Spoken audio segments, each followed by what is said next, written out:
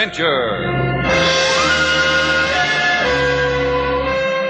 Adventure, intrigue, mystery, romance, starring Humphrey Bogart and Lauren Bacall. Together in the sultry setting of tropical Havana and the mysterious islands of the Caribbean. Bold Venture.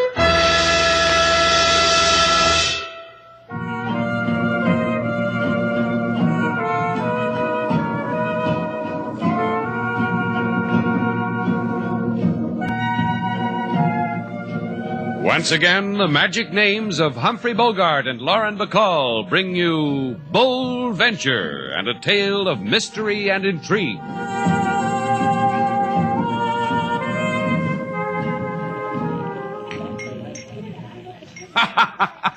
I just told you that hotel joke because of this place. This Shannon's Hotel reminded me. Oh, I got another one for you. Hey, you want to hear it? Sure you do. Now, look. You ask me, why do rumba dancers have such an easy time of it? Go on, ask me. All right. Why do rumba dancers have such an easy time of it? You want to know why rumba dancers have such an easy time of it, Miss Duval? Uh-huh. Well, get this, it'll kill you. Because all they have to do is stand around and twiddle their thumbs. Twiddle their thumbs, you get it? Rumba dancers. It doesn't reach you, huh? How long do you plan to stay with us here at Shannon's Hotel, Mr. Dixon? Play it straight and give me an answer, huh? You're just angry because you don't respond to my bombs. You got a deep hate. You got a deep hate because your boy Shannon has taken a fancy to my partner, Fanny Lane. Like that. The ink is barely dry on the register from her signature. He invites her out to partake of the delicacies of Havana. She accepts with alacrity. That hurts us both. Slate likes to make people feel at home. How long does it take to build up a cozy little thing like that? 3 hours? 4? Well, roll out the carpet. Here comes Lover Boy now. You should have come with us, sailor. Franny's a lot of girl. We had a ball. What did you do for 4 hours? Dribble it? Everywhere comics. Where's my partner, Shannon? Did she make you walk home alone because you got frisky? She's in her room. I took her by way of the balcony. The moon shines brighter there. You don't mind, do you, Dixon? No, not a bit. Maybe Fanny can build it into a laugh for the act. Hey, look, Dixon, all we did was look at the sights. Then she'll want to show me the postcards, because Fanny likes to share things with a partner. Oh, Shannon. Yeah? The next time you'll bring Fanny around the front way, huh? Because she plays better to an audience. You'll do that, huh?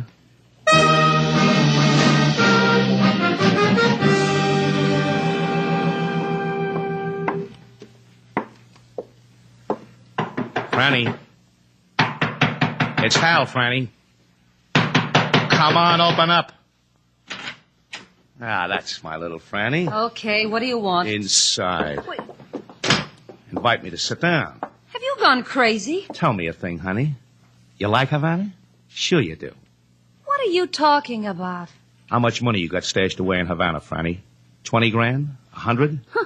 That's the funniest joke you ever told in your life. I'm a funny man. You want to know another thing? I know who you are. Hal. The first time I saw you, I knew about you. 5 years ago when we teamed. For a purpose we teamed.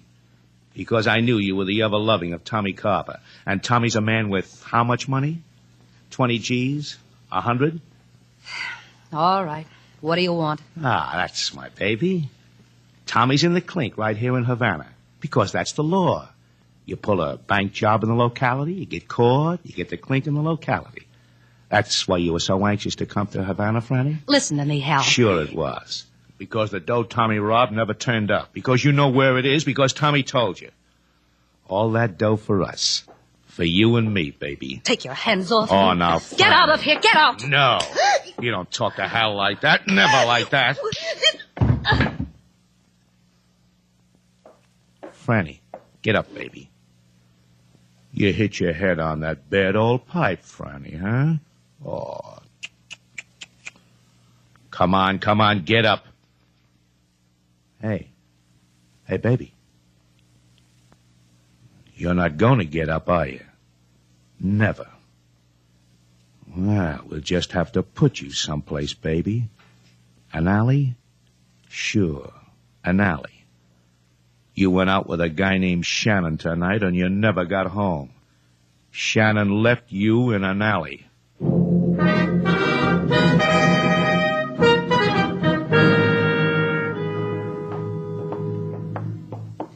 Did you bring the passkey, Shannon, like I told you? Like you asked me. You did ask me, didn't you? Oh, sure. What's eating you, Shannon? You got ugly memories? Did I wake you up out of a bad dream? You should be grateful. It's just that I'm not used to comics on an empty stomach. What makes you so anxious to get into Franny's room? Well, it's like this. I've been knocking on the door, and she doesn't answer. Oh, you must have given her a snazzy time last night, Shannon.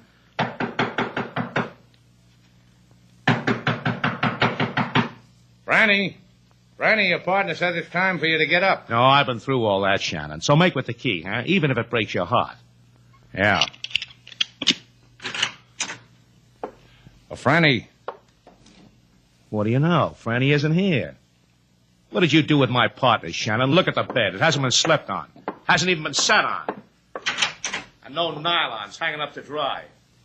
She never came home, Shannon. What did you do with her? Exactly as I would have phrased the question, senor. Huh? What are you doing here, LaSalle? Aha, policeman, Havana type. Well, you two will want to be alone. Thank you for the courtesy, senor. Here's a pass to my show, Chief. I'm a comedian. You'll enjoy me. Gracias. I asked you a question, LaSalle. What do you want here? Maybe what I want, Shannon. Maybe he wants you to bring back my Franny to me. Have fun, fellas. This was Senorita Franny Lane's room, eh? Yeah. What about it? She is murdered, beaten to death.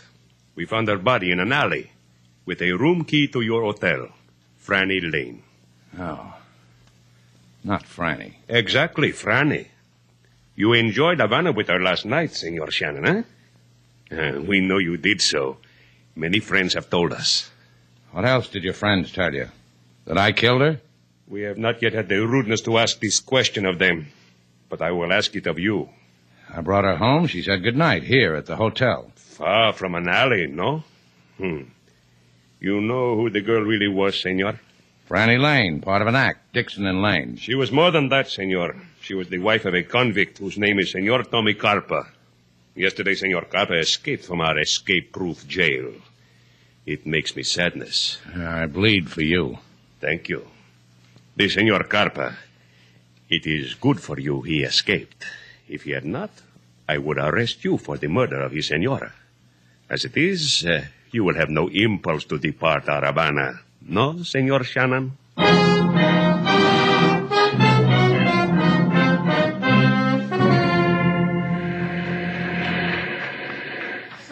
Slate.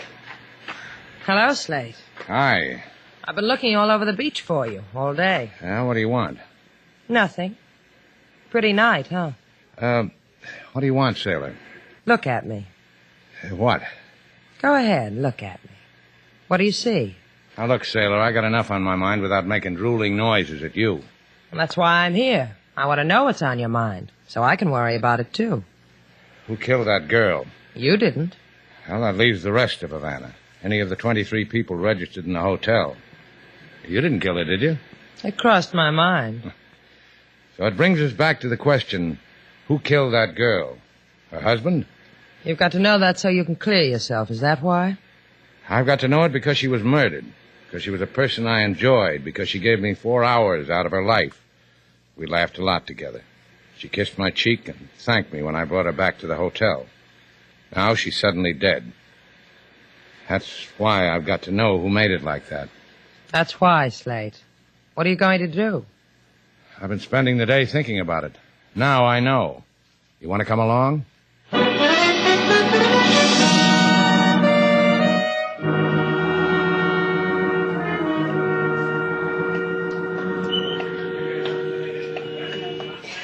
We going to walk around Havana for the rest of the night, Slate?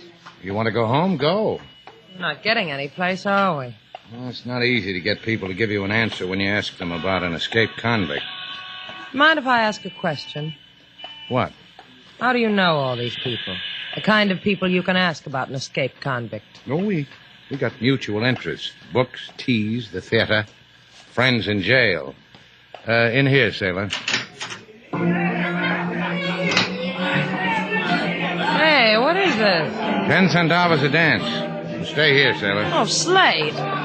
Your friend is leaving, senorita. You dance with me, see? I am pretty. I dance the American Charleston. You're on your own, sailor. Thanks, boy.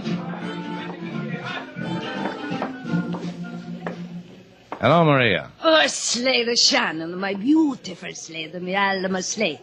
I have been waiting for you. Waiting? See, I knew you would come here to Maria, to her palace of Jolly, of which Maria is the foremost Jolly, eh? Also, people have been whispering in my fat ear that you have been saying, where is Tommy Carpa? So you've just been waiting for me to come to you, huh?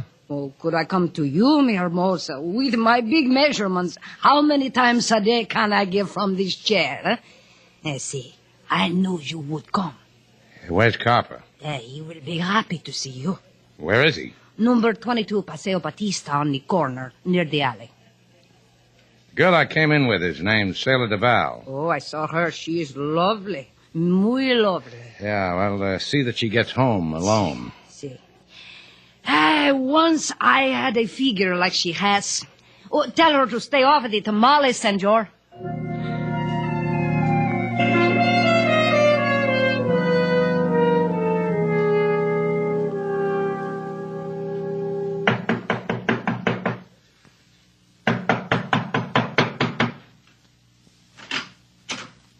You would be Slate Shannon. The word got to you, huh, Carper? Word moves fast in Havana. Doesn't it, though? Come on in. Make yourself cozy, Shannon. The sofa there. And a pillow for your head. Don't refuse me, Shannon. I'm sensitive. I'll be hurt. Yeah, but the gun in your hand will help you get over it, huh? Sure it will. Comfortable? Uh-huh. What have you got in these pillows, Carper? Goose down? I never looked. Another word reached me, Shannon. A word that said you showed my wife a big time. Then you killed her.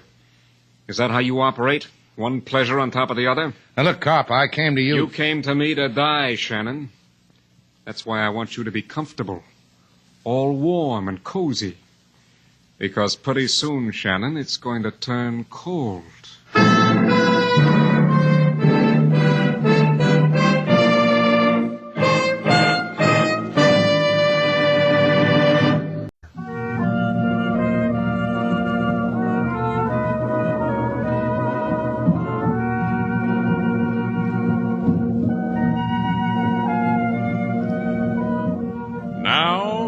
To Bold Venture, our stars Humphrey Bogart and Lauren Bacall, and the second act of our story.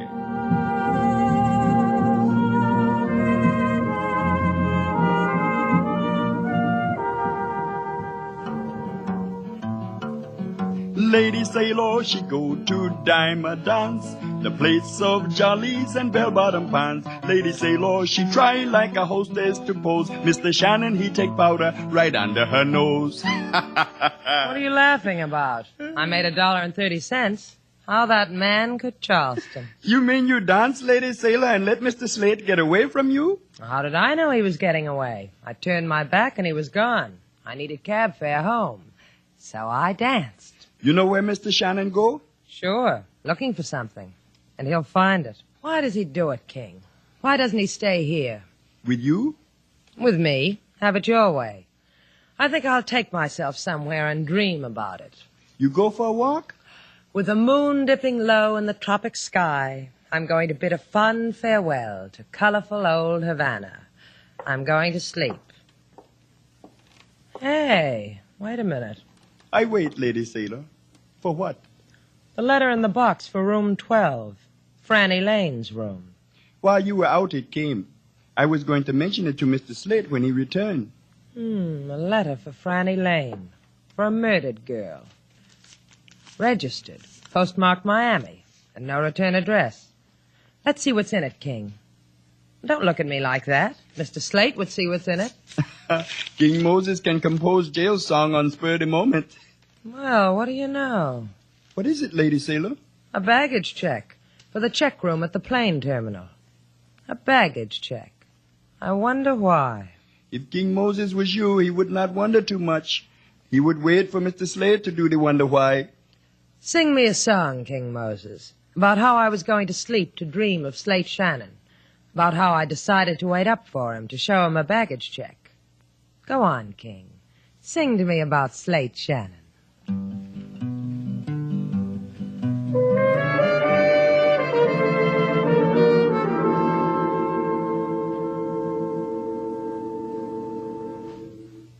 How does a man like you go out, Shannon? With a Betty Bye prayer you remember as a kid? I pause because it interests me what people tell themselves when they're going to die. If you kill me, Copper, you'll never know who murdered your wife. You. Nobody but you. The word is they found her in an alley. That's no place for my wife to die in. An alley. Cops say you got to her, Copper. You or me, they don't care. I found you. Why didn't I just turn you over to them without going through all this? Maria gave me your address. I could have given it to LaSalle. Why didn't I do that, Copper? It's stuffy in here. I go to open a window. I escaped from a jail because I want to breathe. What do I get? A wall. A stinking alley covered with yesterday's garbage. You believe me now? You believe I didn't kill her? Relax, kid. I'll tell you about Copper. Yeah, sure. Go ahead. Do that. 5 years ago, I did good in Havana. I split open a bank for 50 G's. They put me behind a door for that. But they never lay hands on the money. Stick their noses every which place. Can't find my 50 G's. Hey, look. Don't interrupt, kid. Copper is sensitive, remember? I put 50 G's worth of dreams in a cardboard suitcase. Checked it in a place. Send the baggage check to Franny. Told her to come to me when I give her the word. You find the check on her when you killed her, huh, kid? The cop, I told you. Because it won't do you any good. It won't do anybody any good. I'll tell you more about Copper. A piece of my life I spend in the Army. Yeah, I'll tell my friends how I met a man who was in the Army. They were good to me. Put me in the demolition squad. Taught me how to rig a trigger mine. I rigged them all over the place. In doorways. In suitcases. So you see, kid, if I don't kill you, death waits for you anywhere. Like it waits for... See? You see how it is? Copper. Yeah, someone just killed you. That's how it is.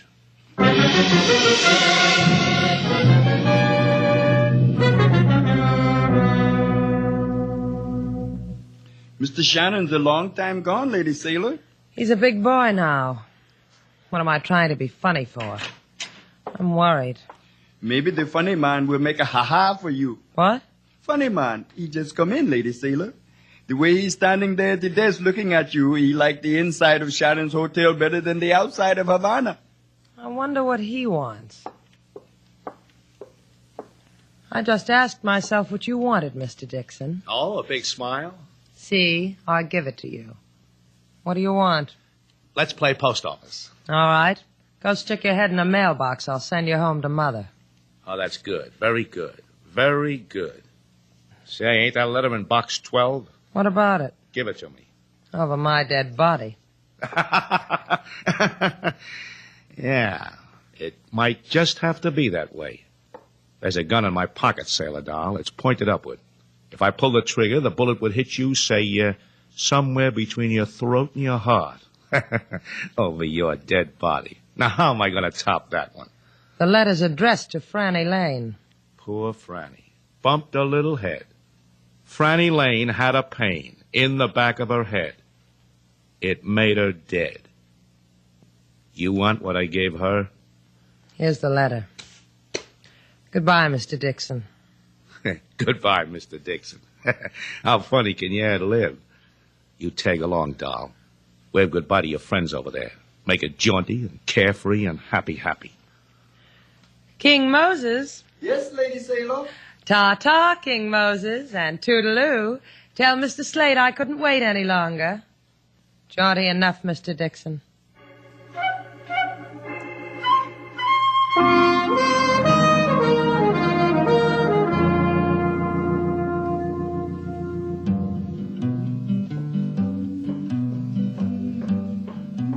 Well, welcome to your home, Mr. Slade. Anyone been asking for me, King? Me, Lady Sailor. Anyone else, like police? So far, it has been a very beautiful night. Full moon with no shadow of police. However, I bring one if you want one. Suddenly everyone's a comic around here. Oh, I had no desire to be funny, Mr. Slade. I thought perhaps you would want a policeman. Now, look at me, King. What could make you think I'd want a thing like that? The letter, maybe. Huh? The registered letter that came from Miss Franny Lane. Oh, where is it? Here, in slot room 12. I knew you would want to peek into it before... It's gone. So it's gone. Who took it? Lady Sailor, maybe. Maybe she could not resist the curiosity of the baggage check she found in Miss Lane's letter when she opened it. Ah, that's what was in it. Only that. A baggage check from the plane terminal. I peeked also. Where's Sailor? In her room? Oh, no. On the arm of the man with the not-too-funny jokes. They went away together someplace. I know not what place. Yeah, but I bet I do, King. Funny man could kill a girl in a place like that. Because he killed before? Uh-huh. How'd you guess?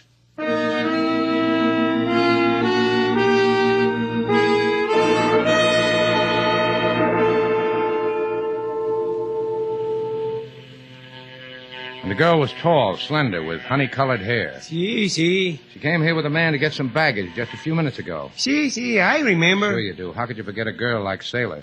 Frankly, senor, the thing I remember about the girl was her baggage check. It was 5 years old. It was for a suitcase. A suitcase? Ah, that's what Copper meant. It's booby-trapped. Please, senor. The name booby I do not like. Hell, where'd they go? Out that door there, where the taxi cabs are. Thanks. Hey, cabby. Senor. You see a tall girl and a man, both Americans, come out of here a few minutes ago. They had a suitcase. See, they just took a cab. Well, where'd they go? I heard them tell Pedro, the driver, senor, to take them to the beach at Punta Verde. Now, well, take me there, cabby, fast.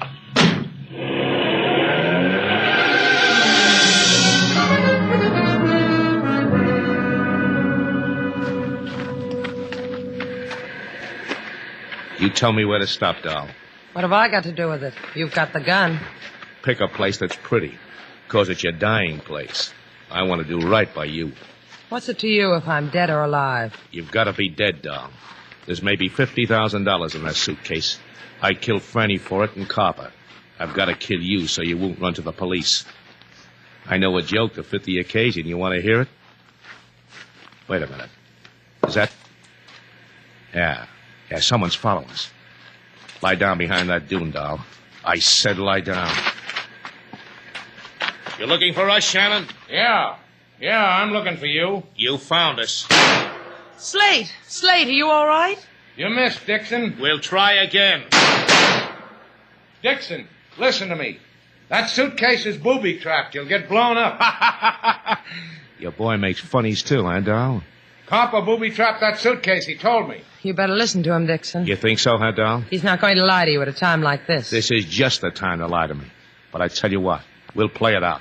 Hey, Shannon. I'm telling you it's booby-trapped, Dixon. Don't open it. Tell you what, I'm going to slide this suitcase down the other side of this dune. You open it, Shannon. You open it or I'll kill this girl of yours here. You got it, Shannon? I got it. Open it. Slate, run. Don't open it. Run. It's open. Strike a match so I can see it's open. All right, look. Yeah. All that money, Shannon. 50 grand. Copper told me that, too. Say goodbye to your girl, Shannon. I'll give you that much. Sure. I'll go tell her things I never told her before. Don't roam away or I'll shoot you in the back. I can see that far. Yeah, thanks. Oh, you pretty money. You pretties lying there so smug in this suitcase. Let me touch you. Oh, you feel nice. Let me lift you out. Let me rub you against my cheek. Let me...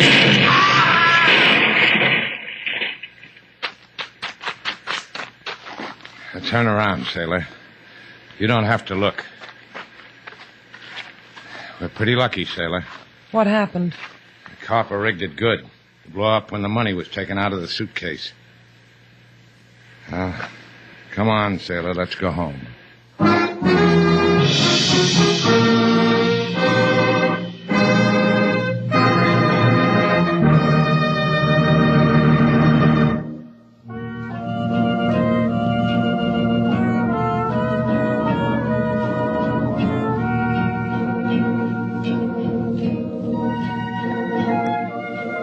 down there, Slate. Doesn't the beach look lovely? Who needs it? I know a deserted hunk of it where there's 4 clumps of palm trees. So? So you can gather yourself a lovely bunch of coconuts. Goodbye, Slate. Come back here. What for? Is that a way to treat a man who saved you from the jaws of death? The very jaws? Then come to the beach. For what? So I can pin a medal on you. Do it here. All right. Well? That's a medal? What do you think? Oh, I think it's a kiss. Maybe I'm wrong. Come here.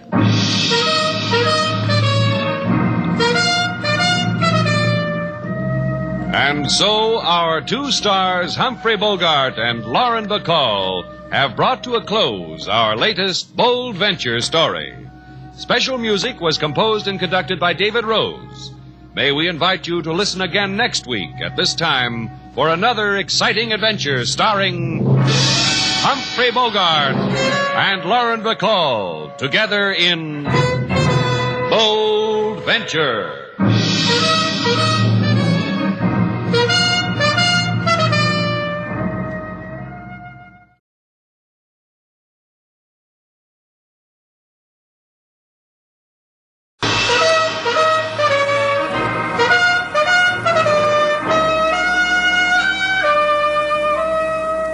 Bold Venture.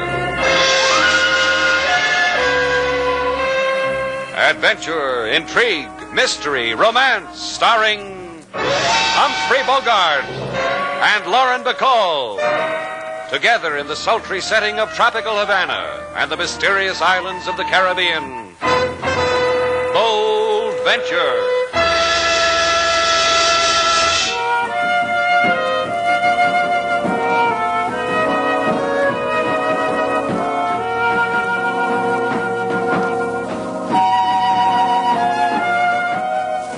Once again, the magic names of Humphrey Bogart and Lauren Bacall bring you Bold Venture and a tale of mystery and intrigue.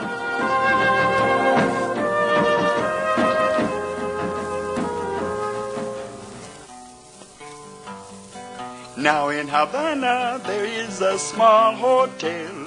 From here to there they come pell-mell. No elevators or curtains of lace. It's known all over as Shannon's Place. You like that, Mr. Slate? Sure do. Do you have another verse, King? Every time, Miss Sailor. Look, we've got work to do. If you don't mind, I'd like to get on with it. Right now, we mind. King's in a singing mood. Go ahead, King. Mr. Shannon, he run the small hotel. He man who like Havana so well. He would rather starve in this city than have $1 million in Cincinnati. Thanks, King. Now it's your turn, Whit. Go ahead. Well, we've been sitting here for 3 hours now talking about it. All I'd like you to do is say yes or no. What'll I say, Sailor? Yes or no? Well, I'd like it. It's a thing I've always wanted to do. If you want my opinion, Mr. Slate. Sure. I've heard stories like this before. Spanish gold. Nothing ever happens. Down in the barrio, secret treasure maps get sold all day long. I know the man who draws them. The man just made a point, Whit. I beg your pardon, and yours, too. Because I'm not making myself clear. Look, I have nothing so tangible as a map. All I have is this knowledge that on the island in Flamingo Cay there is Spanish gold. And this you learned in college. That's right. Now, you people don't have to smile about it. Mr. Cheney and I are serious. That's why he sent me to you. You don't have to smile. I wasn't smiling. Thank you, Mr. Val. Let's see the charts again. Sure, Mr. Shannon. Now, look. See? Your boat could make it easily. Right through the Bahama Channel and along the banks, eh? Here's Flamingo Cay, about 30 small islands. Now, this one. Here's one. Due south of Exmouth Sound. Here's a nickel, Slate. Yeah. Heads we go, tails we don't. Tails. Tails we don't. I said 2 out of 3. Yeah, that's right, you did. Heads. One more. Heads. Heads we go. We'll start in the morning, Whit, about 6. Oh, that's swell. I'll see you then, huh? I don't think I'll be able to sleep. You won't be sorry.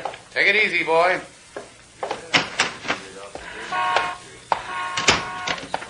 Wet.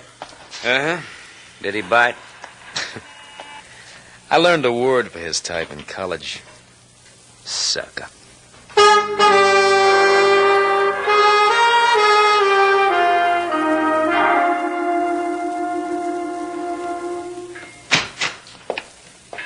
I want to tell you something, Joe, just between you and me. All right.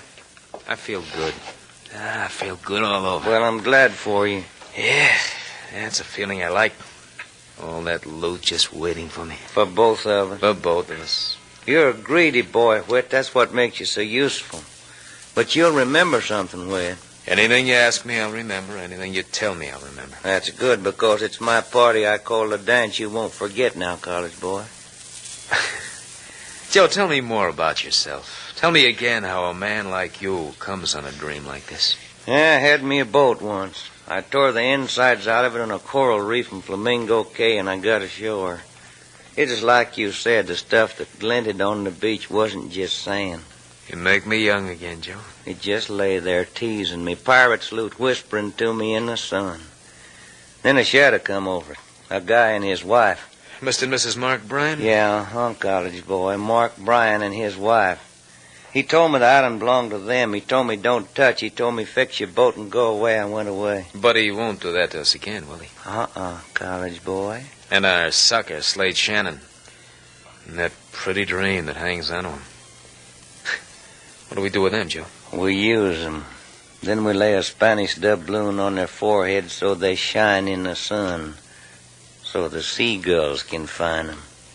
Oh, thank you, Joe. I can sleep now.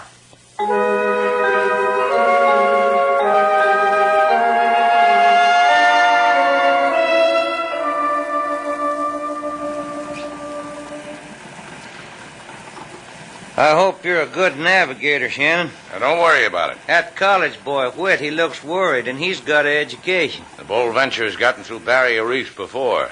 Hey, look, Cheney, why don't you trail your feet in the water, light a cigarette, or spit into the wind, the things people are supposed to do on a boat? Well, you're a good sailor, Shannon. Look at that island. That's pretty, huh? All that loot, and all you have to do is tie up at that pier. It's pretty small. I'll make it. 5 feet here, Slade. Shannon. Yeah? There's not a whole lot of room between the bottom of this boat and that coral. Quarter less 5. Shoaling off, Slade. 4. Easy.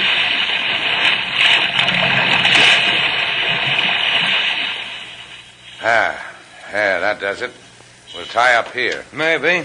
Huh? Look what we got, a committee standing on the beach. He's got a gun, Cheney. What is this? What it is Mark Bryan and Miss Bryan, looking as red-headed as usual. Sailor, come here. What is it, Slade? Make her fast. I'm going calling. Hey, that looks like a shotgun the man's holding. He couldn't miss with it if he tried. Just make her fast, sailor. Hello. Get out of here. Your name Bryan? And you're Mrs. Bryan. My name is Slade Shannon. Hello, Slade Shannon. Get back on your boat and get out of here. I've counted 4 on your boat. We can put you up. We're lousy with bamboo shacks. I weave them in my spare time. You've come for the gold. It's dug up and put away. I didn't say anything about gold. Who are you trying to fool? That man, him, standing on the pier? Don't you think I know him? Joe Cheney. Why don't you just listen for a minute? Listen? You listen. What do you think of... Oh! Bryan. Oh, that crazy college punk. Shot my husband. What do you know? Someone finally called Mark's bluff. Pick him up, Mr. Shannon. As I said, I've got accommodations for everybody.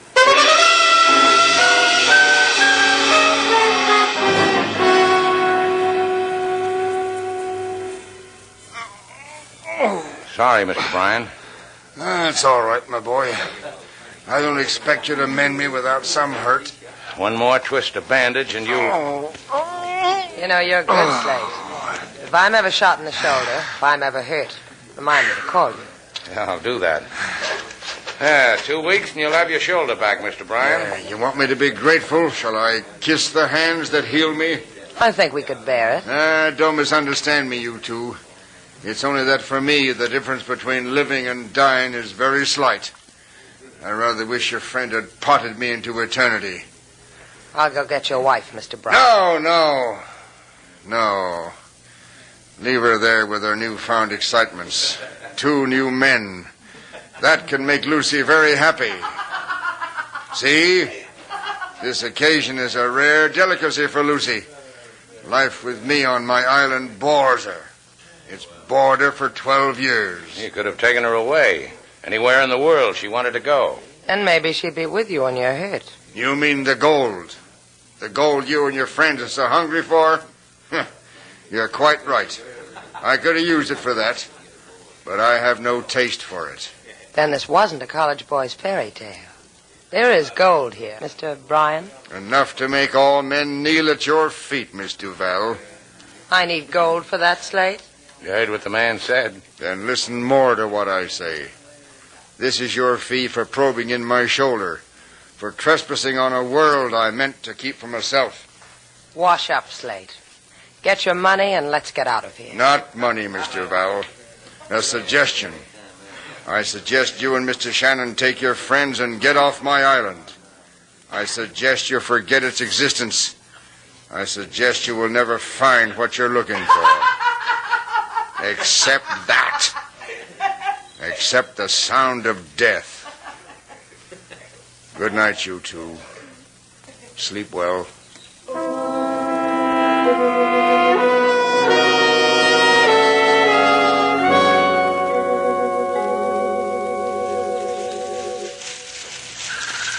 You done good, college boy. You impressed Miss Bryan, I could tell. Redheads and me, Joe, there's an affinity. I tell her the things I'd do for a girl like her if only I had money, so she whispers in my ear where her husband hid the loot. The other side of the island. Take it, she says. It's yours. And now you go to work on Miss Duval, that sailor girl, huh, Will? Hide someplace where you can watch me, Joe. It'll be a revelation to you. I couldn't live without it. You're on your own, college boy. Now, don't louse it. She'll love every minute of it. Goodbye, Joe.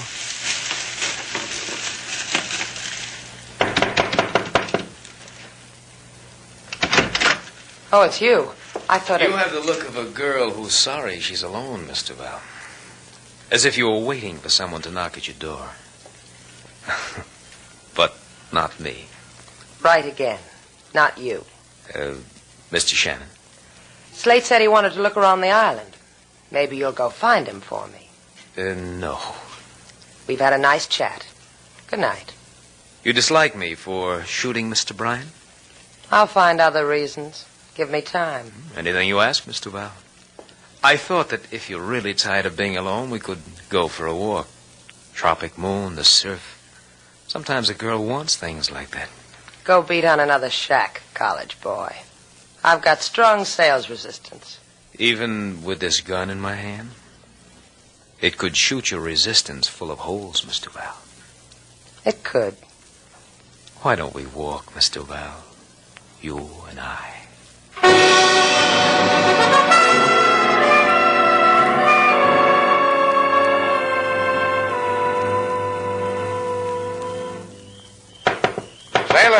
Sailor, get decent and open the door. I thought maybe you'd like to walk. Walk right in. Huh? Walk right in, Shannon. Don't ever argue with a 45. Walk. Good. Turn around, Shannon. What did you do with Sailor? Bite your lip, kid. Bite it hard.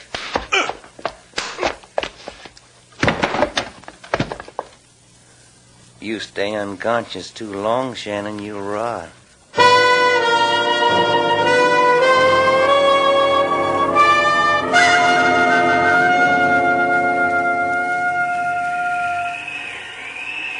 Come on.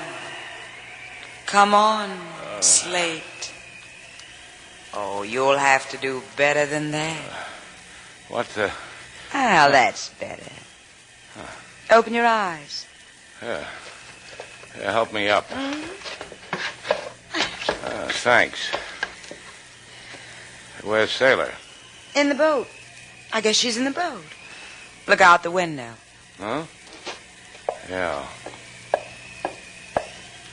Hey, the boat... Gone? That's right. She's in the boat, only the boat's gone.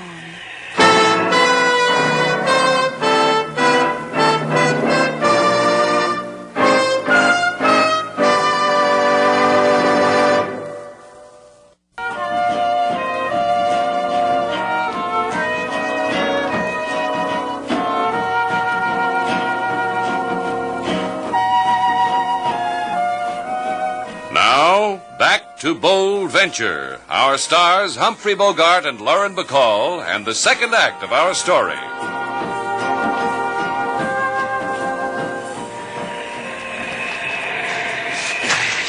She said it would be here. She said all we have to do is dig right here. That redhead crossed me out. Keep your sweat for the digging, college boy. It'll be here. I said dig. Maybe if he digs hard enough, it'll turn out to be his grave. You're real funny, Mr. Val. You run a boat good, and you're real funny. What did you do to Slate? Did I forget to tell you? I hit him on the head with the butt end of this .45. It must have hurt him because he didn't talk back.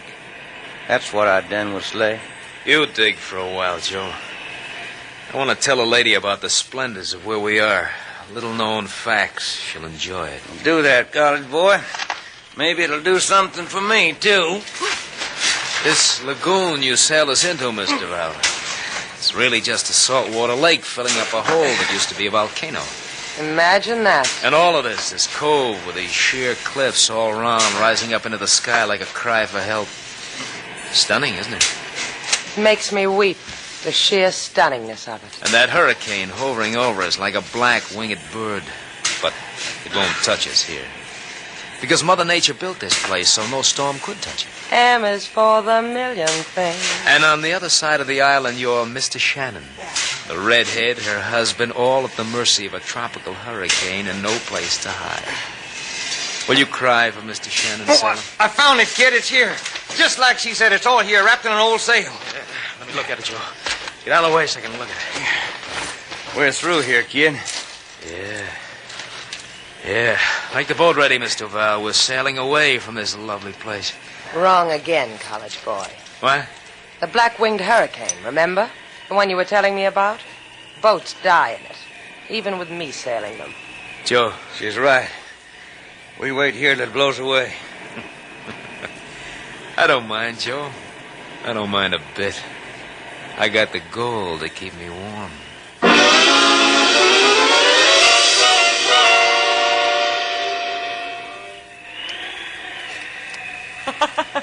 And the whole thing strikes you funny. Well, consider it, Shannon. Look at it the way I do and join me in a big fat laugh. Yeah, I know. It's about your husband. You're getting a reaction from his shoulder wound. Him? Lying in our shack, drinking up all this tropical paradise? Him? Nope. You want to know what makes me laugh? I can see it from here. The moon. I can see it. A fire moon, a hurricane moon. Hey, look, Mrs. Bryan. It's an intimate time. Say, Lucy, I'll answer you. Where did they take Sailor? Lucy. Where did they take her, Lucy? Now we're intimate and you worry about Sailor. So help me. You gonna hit me? Go ahead if you operate that way. Cheney and Witt put her on the boat because she can navigate out of this reef. Tell me where they went. The other side of the island. We could cuddle up, make a song out of that. That's where the loot is, isn't it? It's where I helped Mark bury him. Now I know what's funny. I'll laugh at you and you laugh at me. That's one way of spending a hurricane. Maybe you're not impressed. That hurricane's really coming. Listen to me, Lucy. I didn't figure it, Shannon. Whenever someone whispers in my ear, I tingle all over. I told them where the treasure was, and they ran out on me. We gotta get out of here. None of us is getting out of here. How do we get to the other side of the island? Why? What for? You've got to listen to me, Lucy. The other side of the island. We've got to get there. You know a way, don't you? It's far. We'll get your husband. He can walk. We can't leave him here. It's far. Can't be too far. It's a small island, Lucy. You miss the mood, huh, Shannon? Sure, I'll take you. All you gotta do is hold my hand.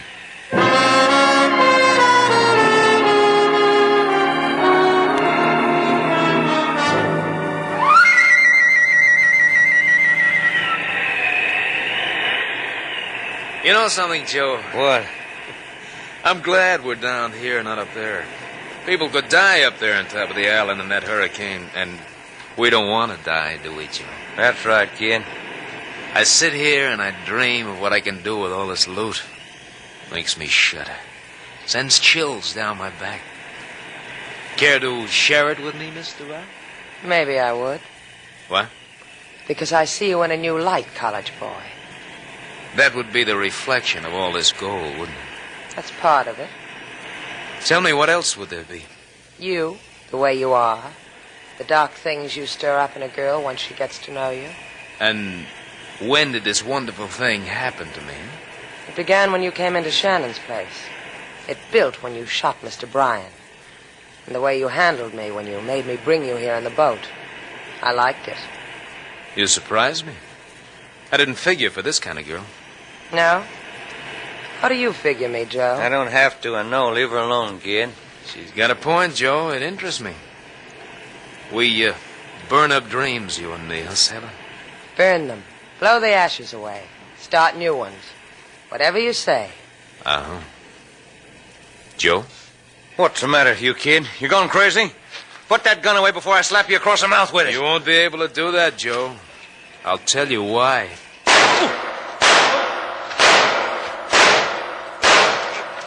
Oh, you filthy... No! That's why, Joe. Brush your cheek against mine, sailor. I'm in love.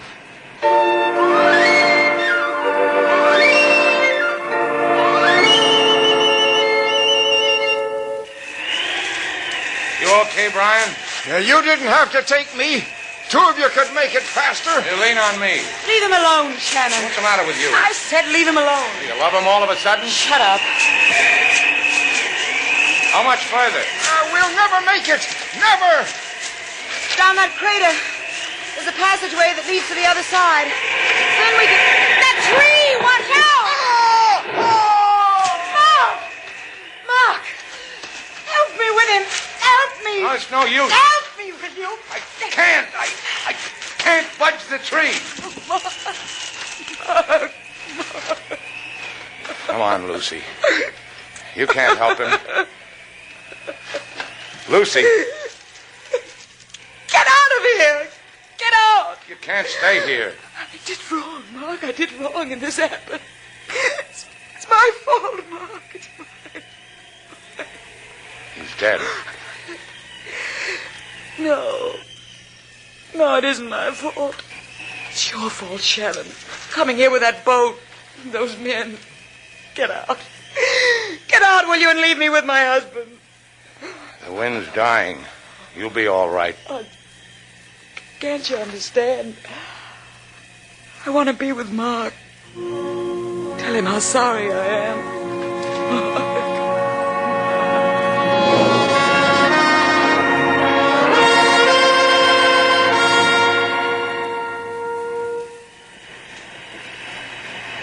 Wind's just about gone, sailor.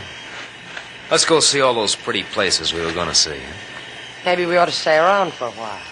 Maybe the hurricane will start up all over again. No, it never does. Let's go. I think we ought to wait. Come on. Give me a hand with this stuff. Wit. Come on, I said. Look at it, baby. How much you think there is there? I wouldn't know. It'll be enough for what we want it for. That's a happy sound. Wait a minute. Well, what do you know? Look what the storm blew in. Slate. Slate Shannon, trying to be quiet as a mouse. You're clumsy, Mr. Shannon. Try it with your hands in the air. You all right, sailor? Yes, she's fine. When I have to tell you something, Mr. Shannon, you're going to have to die. I'm going to have to kill you. Let him be, Wit. Just let him be. I asked you something, sailor. I asked you if you're all right. You didn't tell me.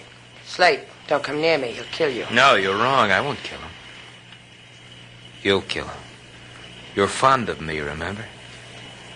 Here, take my gun. Go on, take it. That's right. Now shoot him. You're not a very bright college boy, are you, Wit? Phi Beta Kappa. Don't point the gun at me. Point it at him. Go ahead, shoot him.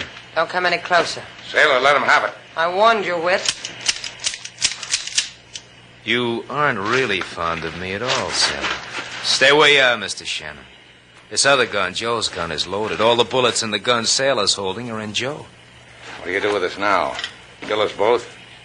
Only you. Slate. You tried, Sailor. Pick up that sailcloth with the coins in it. Pick it up, Shannon.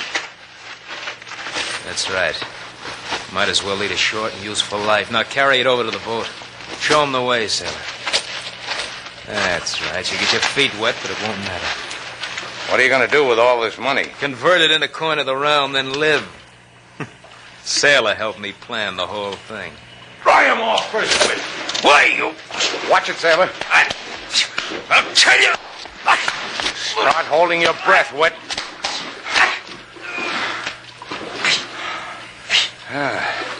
What do you know?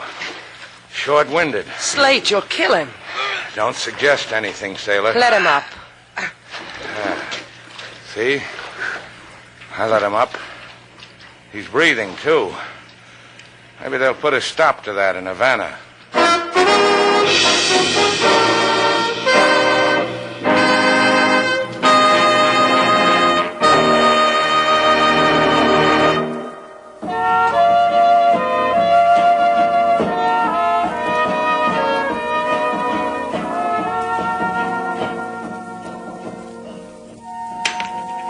There it is, Sailor. It's pretty. Piece of 8. We go on a treasure hunt and we come up with one crummy piece of 8. Mrs. Bryan said you could take all you wanted. Well, this is all I wanted. Flip it. What for? Well, it's night.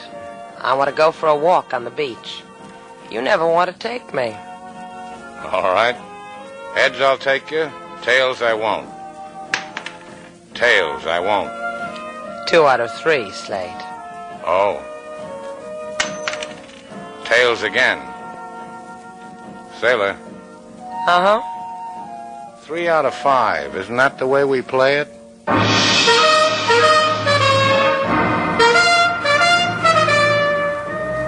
And so our 2 stars, Humphrey Bogart and Lauren Bacall, have brought to a close our latest bold venture story.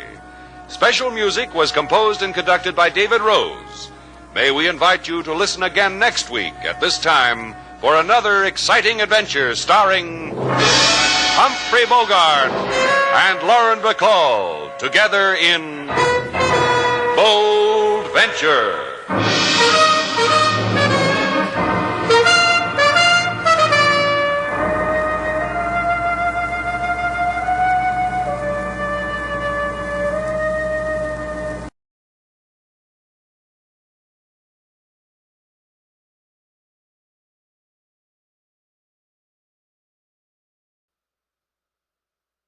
The Jack Benny Program. For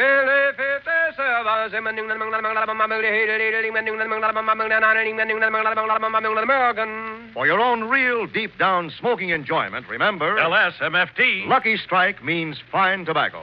And fine tobacco is what counts in a cigarette. Year after year, at auction after auction, independent tobacco experts, auctioneers, buyers, and warehousemen can see the makers of Lucky Strike consistently select and buy that fine, that light, that naturally mild tobacco. Fine, light, naturally mild tobacco. Yes, Lucky Strike means fine tobacco. And in a cigarette, it's the tobacco that counts. So for your own real deep-down smoking enjoyment, smoke that smoke of fine tobacco, Lucky Strike.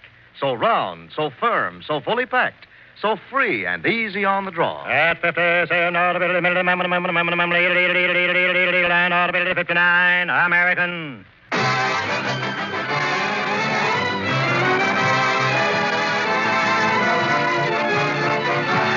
The Lucky Strike program, starring Jack Benny, with Mary Livingston, Phil Harris, Rochester, Dennis Day, and yours truly, Don Wilson.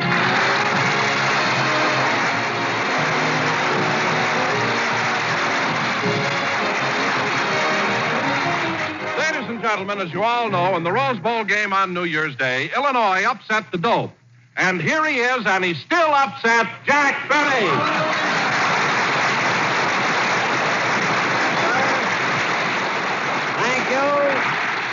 Thank you. Hello again. This is Jack Benny talking. And Don, for your information, I wasn't upset at all. I enjoyed the game very much. Certainly was exciting, wasn't it, Jack? Yes, sir. And what a score. Illinois 45, UCLA 14, and Al Hoysh 103. That was really something, wasn't it? Oh, and what wonderful seats you had, Jack. How did you get such good tickets at the last minute? Well, Don, it wasn't easy. You see, even though I was born in Illinois, I've lived in California for the past 15 years. So in order to get 2 tickets, I called Governor Warren. You called the governor of California? Yes. He couldn't do anything for me, so he called Governor Green of Illinois.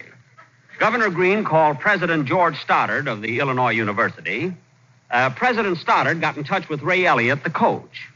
Elliott got in touch with Buddy Young. And fortunately, Buddy Young happens to be a very good friend of Rochester.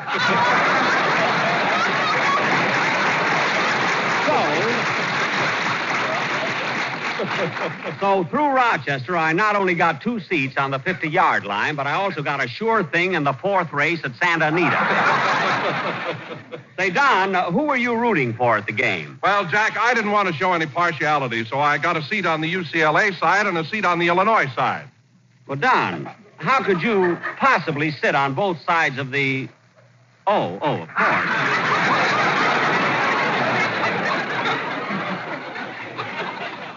And, Don, weren't you disappointed when you weren't picked as the winning float? Huh?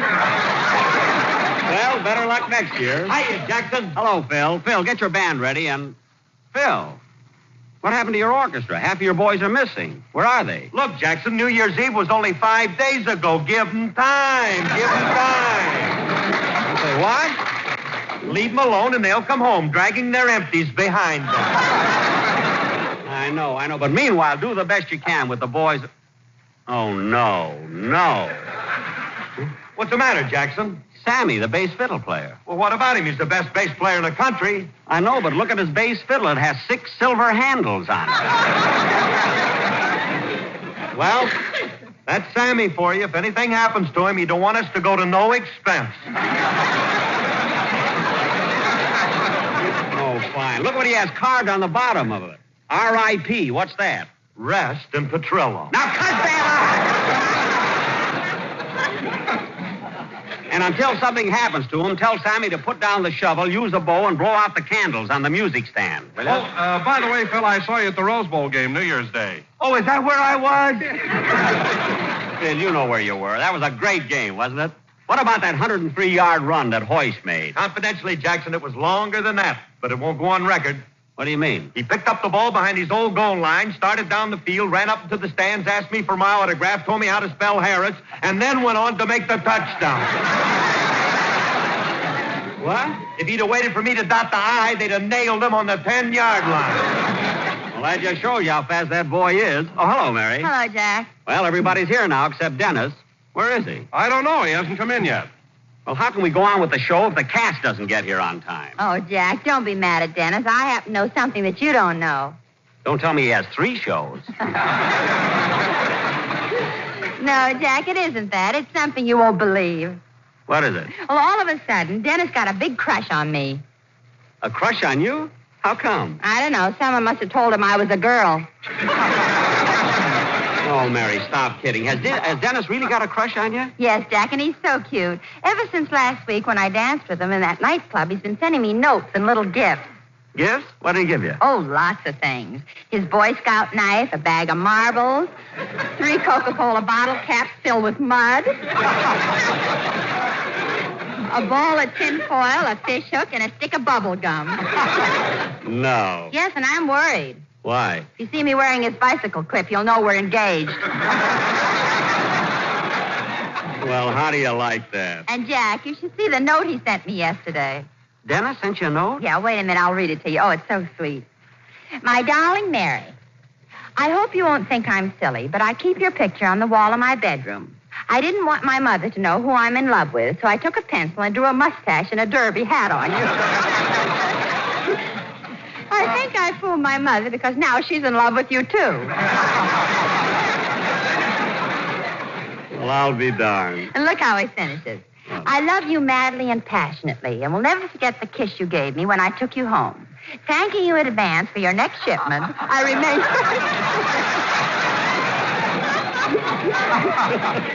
remain yours truly, Dennis Day. Well, that's the cutest letter I've ever heard. Let's see that. Mary, why has Dennis got the stamp pinned on the envelope? Oh, that. He says that ever since he fell in love with me, he won't let anything else touch his lips. Well, gee, he must be hungry by this time, huh? That's certain. Shh. Quiet. Here he comes now. Hello, everybody. Hello, Mr. Benny. Hello, Dennis. Hello, Dennis. Hello, Don. Hiya, kid. Hello, Phil. Hello, Dennis. Dennis, I said hello. Mary, don't make it so obvious.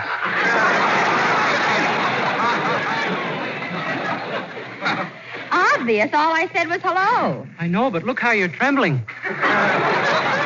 Dennis, you're imagining things. She's not trembling. What are you trying to do? Break us up? No, I'm not trying to break you up. Say, Mary, come here a minute, will you? I want to look at you. All right, Dennis. Gee, gosh. Well, what is it, Dennis? You look so much better without a mustache. Dennis, what about the Derby? No, thanks. I'm not hungry. I didn't mean that. But anyway, kid, I know how you feel. When you're in love, everything is bright and sunny and cheerful. Your heart overflows with goodness.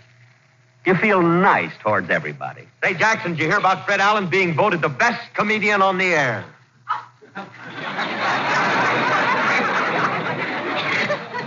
There will be a short pause while Dr. Jekyll becomes Mr. Hyde. Mary, it doesn't bother me at all. Anyway, I read about Fame magazine selecting Allen as the greatest comedian on radio. What a choice. What's the matter with you, Jackson? Every time Fred Allen gets an award, you get mad about it. 2 years ago, you got mad because they put his picture on the cover of Time. Bill, Fred's face was on the cover of Look. It was on the cover of Time. It was on the cover of Look. His face represented Time.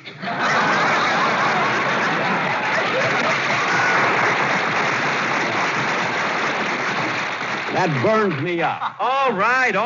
So he's not as pretty as I am. But you've got to admit he's got a great radio show. Some great show. Comes on and jabbers for a few minutes, then he calls, Portland, Portland, Portland, Portland. For the first 4 years, people thought he was a conductor on a Greyhound bus. Come on, Dennis, let's have your song. Okay.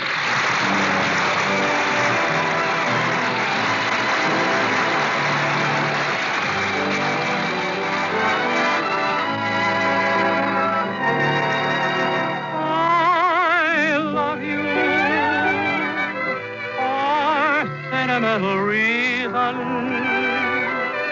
I hope you do believe me.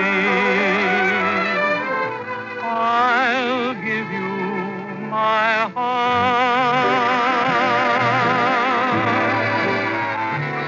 I love you, and you alone were meant for me. Your loving heart to me and say we'll never part. I think of you every morning, dream of you every night. Darling, I'm never lonely whenever you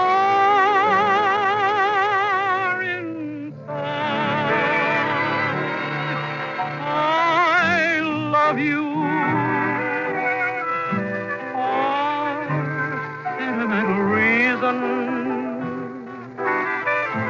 I hope you do believe me. I've given you my heart.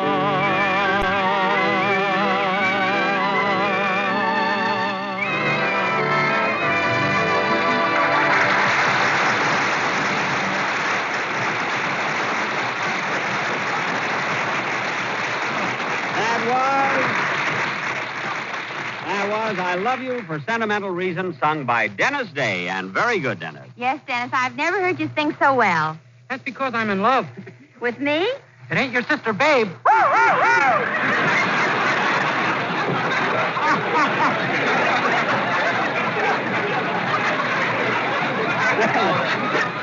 Dennis, behave yourself.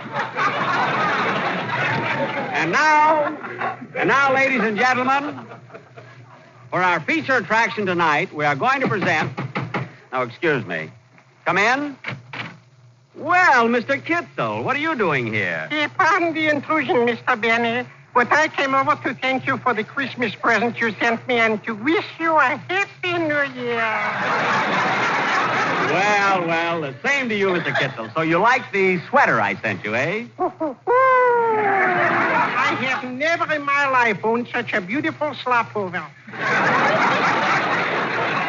No, Mr. Kitzel, you mean slipover. Slopover, me, it's too big. Oh, I'm sorry. Well, why didn't you return it? Well, I like it that way because it makes me look like a hep cat. A hep cat? Hey, Baba-Riba. Yippee-dee-doo, yeah. Hey, Baba-Riba. Hey, Baba-Riba. I know. Do you also know the song about the cement mix master? Yeah. And Mr. Kitzel, I'm glad my present suited you so well. Yes, I liked it so much I started knitting a pair of stockings to match the sweater. You did? Yes. But a funny thing happened. While I was sitting in the rocking chair, my wife came in and saw me knitting. Uh-huh. She got all excited and thought we was going to have another baby.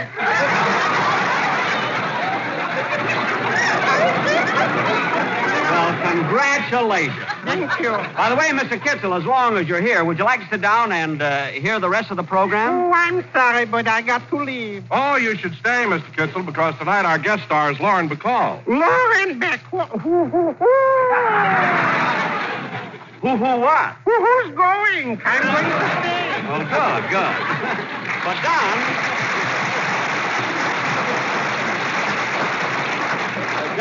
Don, you're mistaken about Lauren Bacall. She won't be here tonight. Oh, why not? Never mind. We haven't got time to discuss it. And now, ladies and gentlemen... Tell him what happened, Jack. Mary, we've got a program to do.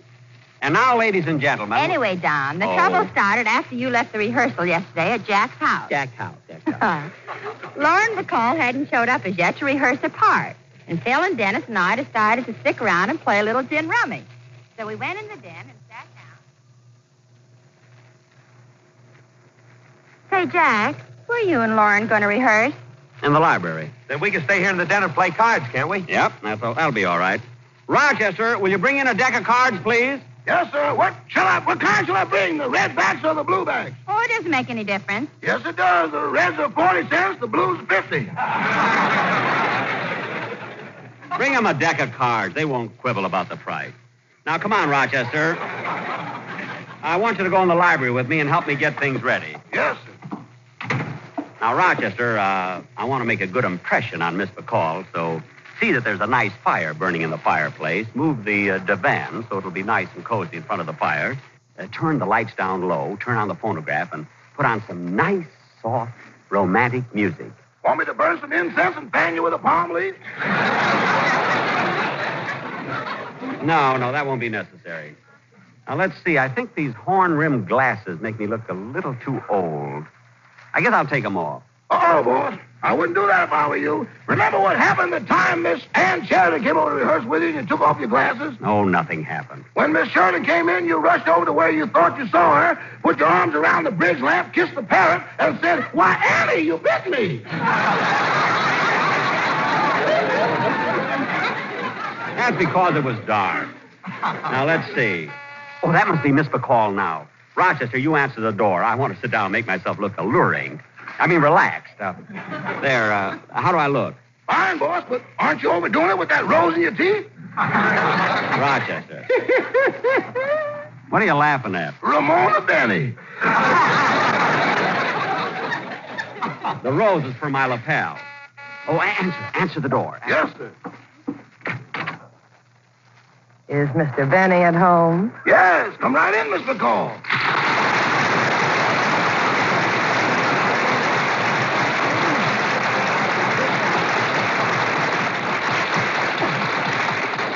Oh, Rochester, who is it? Miss Lauren Bacall. Well, Lauren Bacall. You were expecting maybe Mrs. Nussbaum? Rochester, you can get lost now. Yes. Well, come in, Lauren. This is in Flash, a Dieter. I mean, indeed, a pleasure. Make yourself comfortable. Sit down. No, thanks. I'll just lean here against the door. Gosh, Lauren, seeing you there reminds me of your first picture, The Have and Have Not. You were leaning against the door, just like that.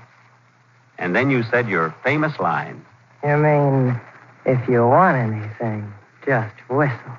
Yes, yes.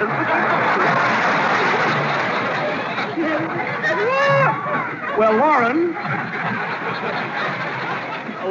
shall we start rehearsing? No hurry, no hurry. You got a cigarette?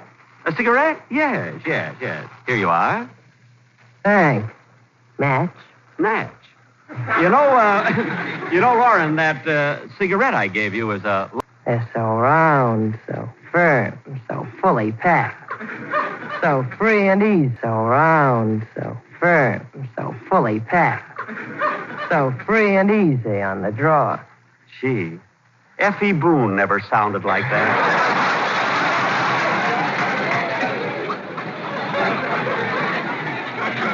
Gosh, Lauren, I can just picture you in a bathing suit holding up that big tobacco leaf. And you know, Lauren, Lucky Strikes are made of that fine, that light, that naturally mild tobacco. Well, what do you know? And I thought Mother told me everything.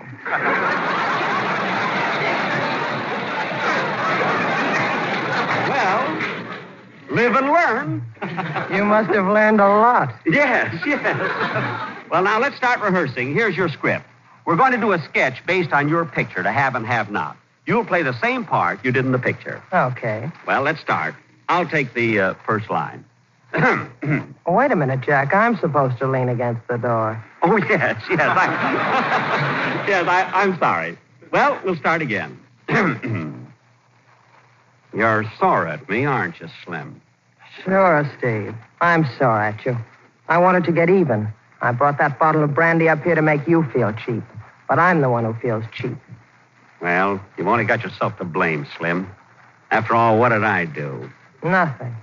What's more, you don't have to do anything. Oh, maybe just whistle. You know how to whistle, don't you, Steve? You just put your lips together and blow. No, Slim. I got a better use for my lips. Come here and let me kiss you. All right, but first take that rose out of your teeth. I'm so sorry. You know, I meant to put that in my lapel, in my lapel. Now let's start the scene over again. You're sore at me, aren't you, Slim? Sure, Steve. I'm sore at you. I wanted to get even. I brought that bottle up here to make. Who brought what bottle up where? Hello, Curly. Well, St. Peter must have left the gate open, and look who fell out. Well, thanks. Oh, leave a lamp burning in the window, Mother. I may be a little late. Well. Ah, yes, there's good news tonight. Yeah! Well, introduce me, Jackson. Introduce me. All right. This is Miss Lauren Bacall. Lauren, this is my colleague, Phil Harris. Well, hoity-toity. I'm a colleague now. Yeah, now go already. Okay. Now, come on, Lauren. Let's take that kissing scene again. We'll take that kissing scene again. Let's start where I... who can that be? I left strict orders not to be disturbed. Mr. Benny, Mr. Humphrey Bogart's at the door. Humphrey Bogart? Oh, Jack, I forgot to tell you. Bogey said he dropped by here and picked me up. You know, he and I are married. I know. Who do you think played the violin at your wedding? Anyway, he can wait outside. We got a scene to rehearse, and we're going to do it. Hello, baby. Hiya, Jack.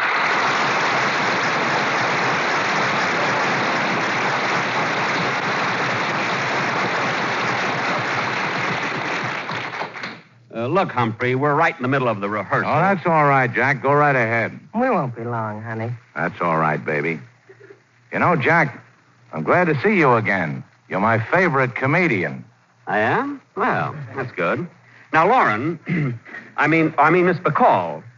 Oh, by the way, what should I call you? Lauren or Miss Bacall? Mrs. Bogart. Now, let's get on with the rehearsal, Mrs. Bogart. Starting with your last speech. Okay. You know how to whistle, don't you, Steve? You just put your lips together and blow. No, Slim. I got a better use for my lips. Come here and let me kiss you. What a comedian. What a comedian.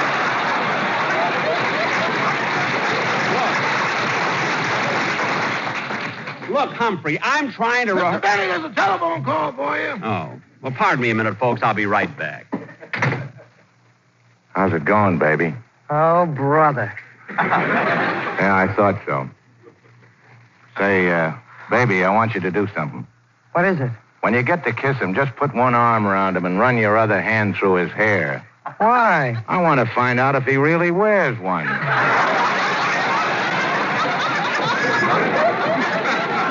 Hey, what does Benny want to be a great lover for, anyway? Well, why shouldn't he? After all, he played a romantic lead in The Horn Blows at Midnight.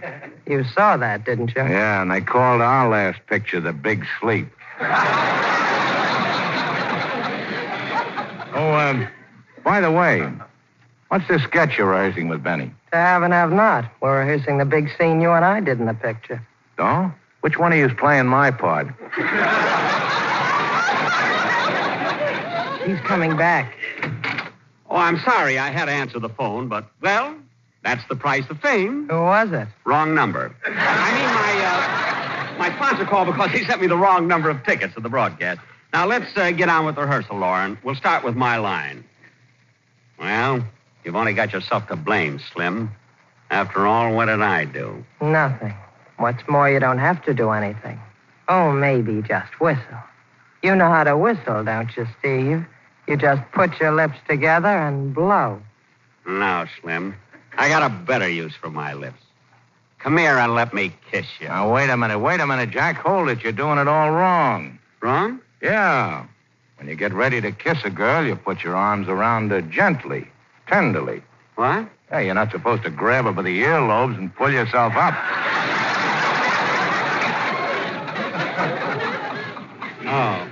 Oh, I see. And now watch me. Come here, baby. Read that line again. Okay.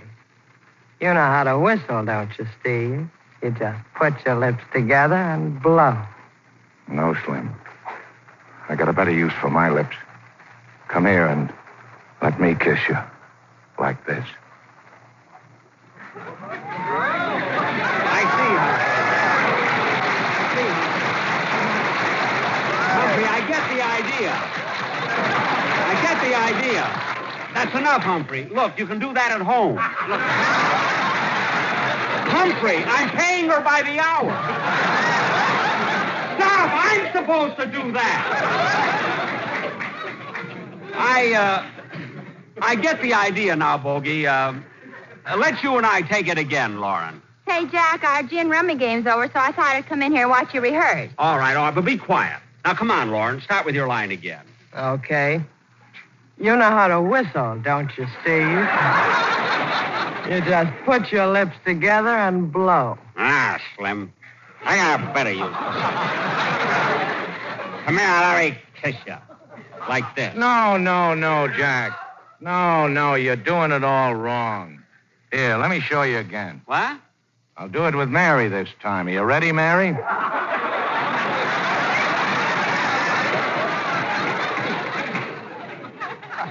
Am I ready? I was puckered up when I walked in here. But look, Mary isn't even... Come on, Mary. You take baby's line. Okay. You know how to whistle, don't you, Steve? You just put your lips together and blow. Oh, no. I've got a better use for my lips. Come here and let me kiss you. Like this.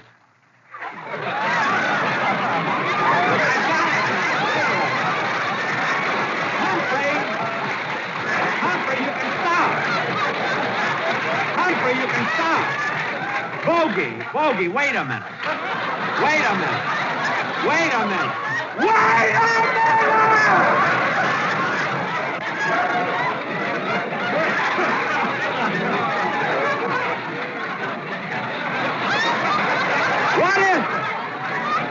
What is this anyway? Stop Step aside, Mary. I want to talk to Mr. Bogart. Yeah, and I want to talk to him, too. Dennis. Say, he's cute. You haven't got a chance, sister. I send all my Coca-Cola tops to Mary. Dennis. Now listen to me, Bogart. I saw you kissing a woman I love, see? And you ain't muscling in on my racket, see? Those lips ain't big enough for the both of us, see? Now get out of here before you get hurt, see? Get out, see? Out, see? Out, see? Out! Dennis. See? Come on, baby, let's get out of here. This guy's tough. Bogart, Lauren, come back. Dennis, I can't believe it. You know what you did? You frightened Humphrey Bogart. Sure. Dennis, what's that you got in your hand? A picture of my mother. Oh, no wonder. God, now Lauren will never be on my program.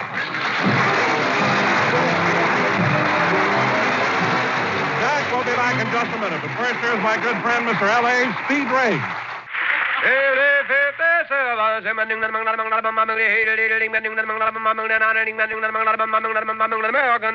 No doubt about it.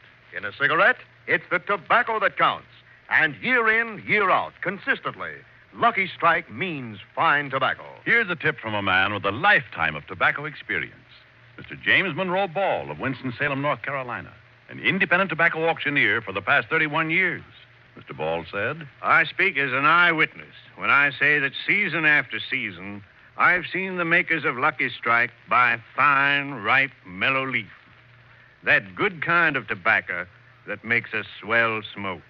I've smoked Lucky's myself for 29 years. Remember, at auction after auction, independent tobacco experts like Mr. Ball can see the makers of Lucky Strike consistently select and buy that fine, that light, that naturally mild tobacco. Fine, light, naturally mild tobacco. Real Lucky Strike tobacco, yes? LSMFT. Lucky Strike means fine tobacco. And this fine Lucky Strike tobacco means real deep-down smoking enjoyment for you. So smoke that smoke of fine tobacco, Lucky Strike. So round, so firm, so fully packed, so free and easy on the draw. Ladies and gentlemen, I want to thank Lauren Bacall and Humphrey Bogart for appearing on my program tonight. They can currently be seen in their Warner Brothers picture, The Big Sleep. Well, I better rush home now. Oh, taxi, taxi. Oh, taxi. Oh, doorman, get me a taxi, will you? Look, Bud, if you want a taxi, just whistle. What? You know how to whistle, don't you? Just put your lips together and blow. Oh, yes, yes. Well, what do you know? It works.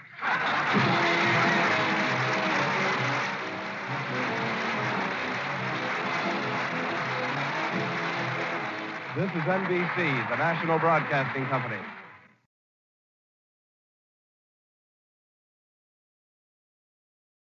The Jack Benny Program, presented by Lucky Strike. American. In a cigarette, it's the tobacco that counts. And LSMFT. Lucky Strike means fine tobacco. Yes, year in, year out. Lucky Strike means fine tobacco. Fine tobacco is what counts in a cigarette. And season after season, at market after market, independent tobacco experts, men who spend their lives buying, selling, and handling tobacco, can see the makers of Lucky Strike consistently select and buy that fine, that light, that naturally mild tobacco. Fine, light, naturally mild tobacco. Real Lucky Strike tobacco. Fine tobacco that means real deep-down smoking enjoyment for you. So smoke that smoke of fine tobacco, Lucky Strike. So round, so firm, so fully packed, so free and easy on the draw.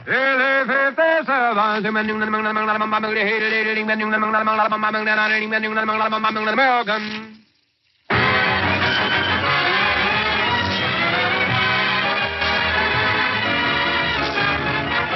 The Lucky Strike program starring Jack Benny with Barry Livingston, Phil Harris, Rochester, Dennis Day, and yours truly, Don Wilson.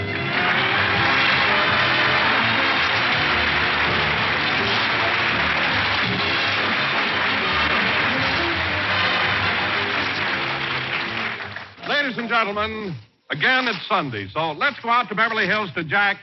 Wait a minute. Every week it's the same thing. Let's go out to Beverly Hills to Jack Benny's house. Why don't we go to somebody else's house for a change? Yes, why not? Let's go out to the home of George Burns and Gracie Allen.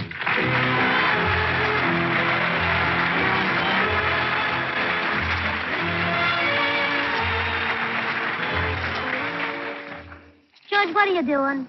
Oh, nothing, Gracie. Just reading a book. Oh. The man she was with tried to stop her, but she pushed him aside and staggered across the floor.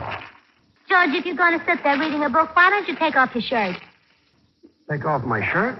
Yeah. It's so thrilling the way your muscles bulge when you turn a page. Gracie, my muscles don't bulge, and let me read. The man she was with tried to stop her, but she George, pushed... is today Sunday? Yes. The man she was with tried to stop I'm her. glad it is because on Sunday Jack Benny's on the air, and I wouldn't miss his program for the world. Well, he's on right now. You want to hear him? Turn on the radio. Jack Benny is wonderful. I think he's even funnier than Gene Herschel.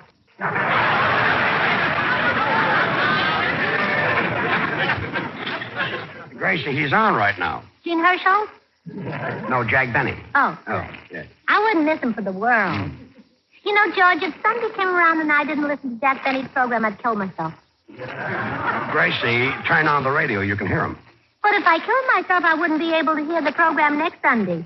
And the program next Sunday would probably be better than the program I killed myself over. So that's why I make it a point never to miss Jack Benny. Okay, I'll turn it on for you. Oh, George, isn't that wonderful? What's wonderful? The way your muscles bulge when you turn the dial. Gracie. Take off your shirt. Gracie, will you please keep quiet so I can get Jack Benny's program?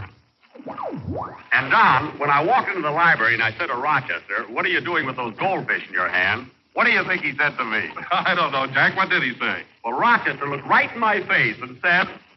Gracie, why did you turn off Jack's program? Well, I wanted to tell you that if you hadn't reminded me that today was Sunday, I would have missed him.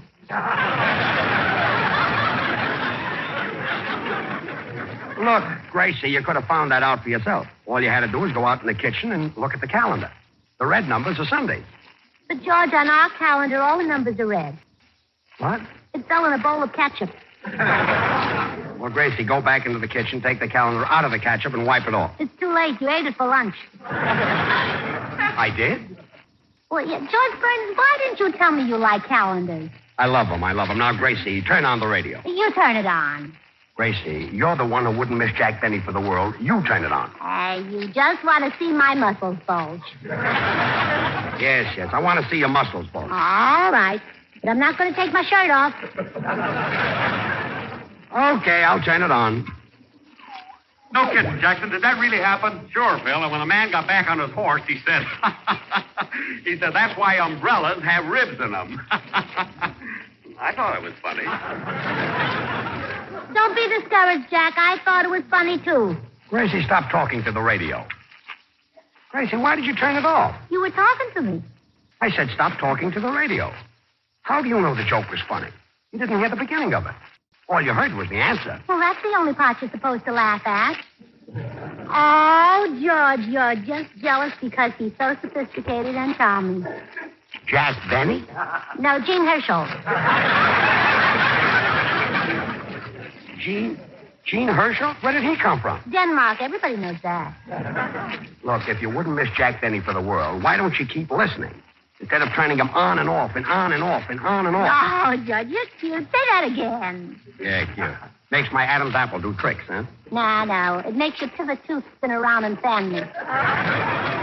Look, Gracie. Be quiet, George. I want to listen to Jack Benny.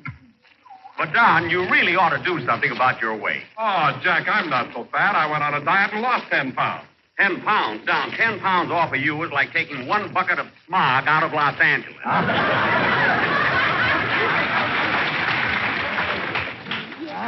Quiet, George. I want to hear the end of the joke.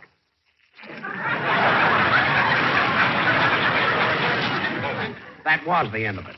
Don, when I first hired you 13 years ago, you were thin. And that's the reason I gave you the can't job. understand you, George. Because I wanted Every a thin time that Benny comes thin down here, you start talking. I'm not joking. You're the one who wanted to hear him, and you keep on There talking. you go again. You know I wouldn't miss him for the world. I think Jack Benny is the funniest comedian on the radio. Gracie, if you don't want to listen, I'm going to shut it off. George Burns. Why did you turn off the radio? Because I want to read my book. I just bought it. It's The Razor's Edge. Well, why buy it? You could read it in any barber shop for nothing. I never thought of that. Tomorrow, I think I'll go down to the vegetable market and read Strange Fruit. Strange Fruit? We have that book right here. In the library? No, it would spoil. It's in the icebox. I know. Gene Hirschfeld wrote it. Know him very well. Now, go in the next room and listen to Jack Benny. You bet I will. And I hope he has better luck than he had last week. What do you mean? Well, last week he was expecting Lauren Bacall to be his guest star, and she didn't show up. Oh, yes, that's right. Gracie, will you please let me read my book? George, there's only one thing to do. If Jack wanted Lauren Bacall in his program and couldn't have her, well, he can have me. I'll go over to his studio right now, and I'll be Lauren Bacall. George, get your hat. But, Gracie... George, get your hat. Gracie, you can't be Lauren Bacall. Is Lauren pretty? Of course she is. Has she got that come and kiss me, big boy look in her eyes? Of course she has. Is she exotic, alluring, and irresistible? Of course she is. George, get your hat.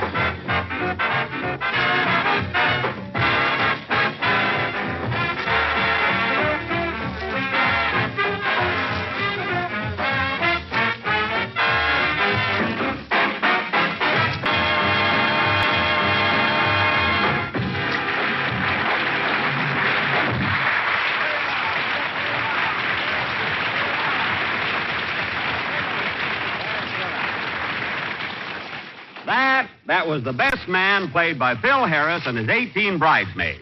And now, Hey, ladies Jackson, and just gentlemen... once when I finish a number, can't you say something nice? Not about the music, just about the boys. You'd have to make that crack about the bridesmaids. Phil, when 18 men come to a broadcast wearing nightgowns, it calls for a comment.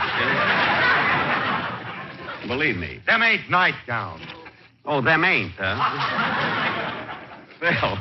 Phil, it's not them ain't. It's they aren't. Wow. Get a load of my little boss. He's gone crepe Suzette. Phil, you don't even know what a crepe Suzette is. It's a Pasadena tortilla. Well, Phil, for once, you're right. Sure, I'm right. Everybody ain't as stupid as you are. Stupid? Well.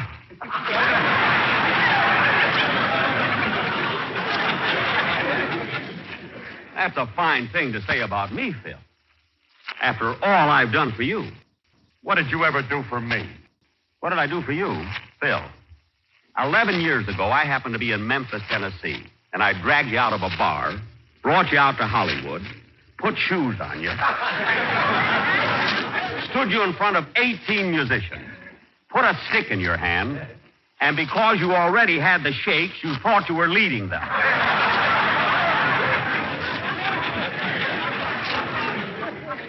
And as a hint for you to wash your hair, somebody put you on a shampoo program.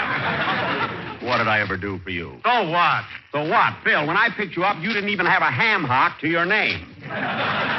That's the what. Look, Jackson, this may surprise you, but I had one of the greatest orchestras in the country before I ever heard of you. You had a great orchestra. I'll say I did. I was the leader, and I had a man at the piano by the name of Turby. What? My first fiddle was a guy by the name of Heifetz. Toscanini made my arrangement. Stokowski played the clarinet, and I had a dame singing the blues by the name of Lily Pong. Well, you really had some great musicians. How come you got rid of them? They couldn't play poker. Phil, Why don't you go down to Grauman's Chinese and put your head in the cement? And keep it there. And now, ladies and gentlemen. Hello, Mr. Benny. Oh, hello, Dennis. Where have you been? Oh, I was over at the drugstore having a drink. I had a tomato ice cream soda. A what? A tomato ice cream soda. A tomato ice cream soda? Uh-huh. It must taste awful. What's in it? 2 scoops of vanilla ice cream, some chocolate syrup, carbonated water, and a cherry. Well, what about the tomato? She waited on me.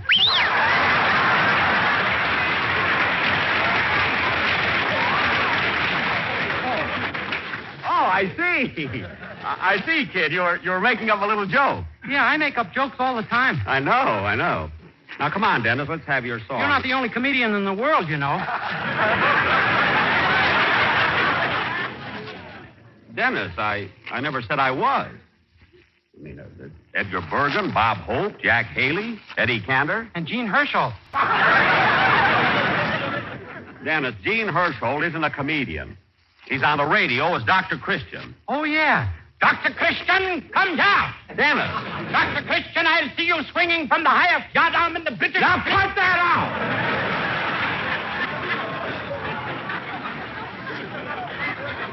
I'm glad you stopped me. I was getting seasick.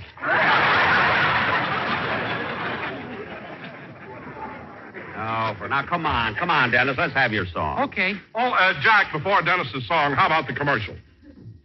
Oh, yes. I'm sorry, Don, the commercial. I have the quartet right here. Don, last week the quartet didn't show up, and we got along very well without them. Oh, now, wait a minute, Jack. You pay the sportsman $500 a week, don't you? Yes. Well, Jack, they took the whole $500 and spent it on this week's arrangement. They spent their whole salary? Gee. Fellas, what do you live on? From the looks on the one on the end, it must be fattening. Well, all right, Don. If they're that sincere about it, I'll listen to it this time. But I'm warning you. Now, Don, I'm warning you. This time it better be good. I'll say it's good. All right, fellas, the Anvil chorus. Wait a minute. Boys.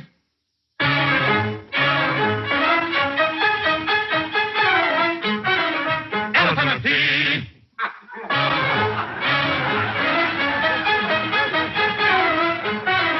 Elephant-T.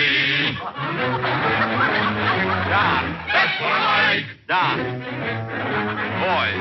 Lucky Strike. Boys. Strike. Boys. Strike. Boys. Strike.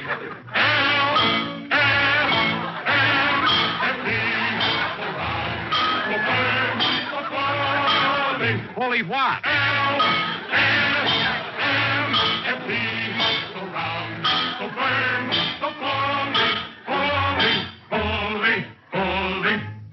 Holy what? La la la la la.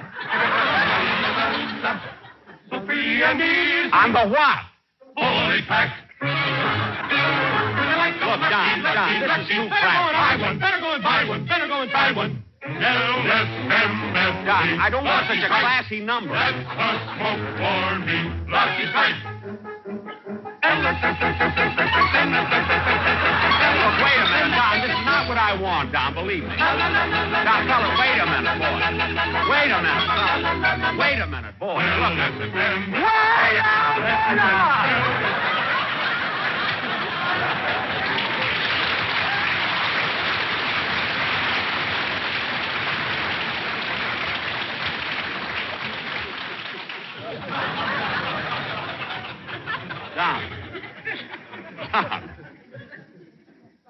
Don. Mr. Wilson. Mount Wilson.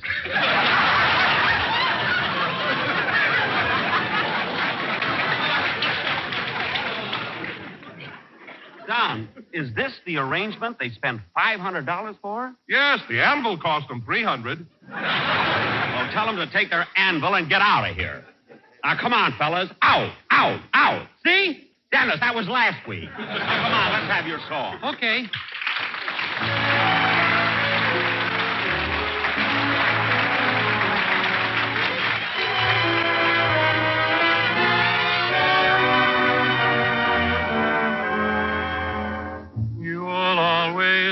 one I love. Every hour, every day, every year. You'll always be the one I love. Through each smile, through each sigh, through each tear. My heart will feel the same old glow. Even though the stars may fade from above,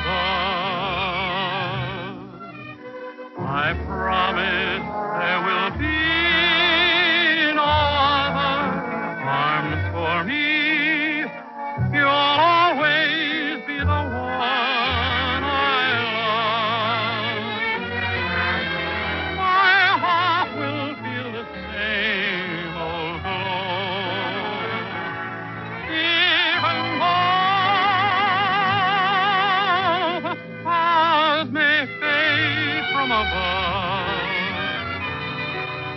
I promise there will be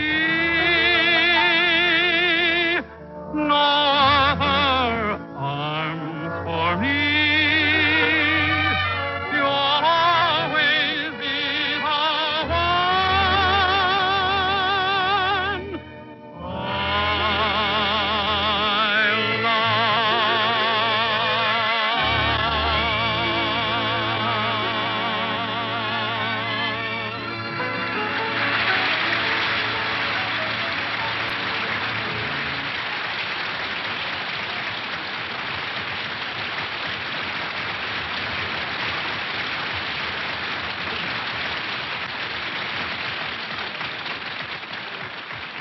one I That was You'll Always Be the One I Love by Ticker Freeman. And sung by Dennis Day. And it was really swell, Dennis. It couldn't have been sung better. And now... What's wrong with Dick Hames?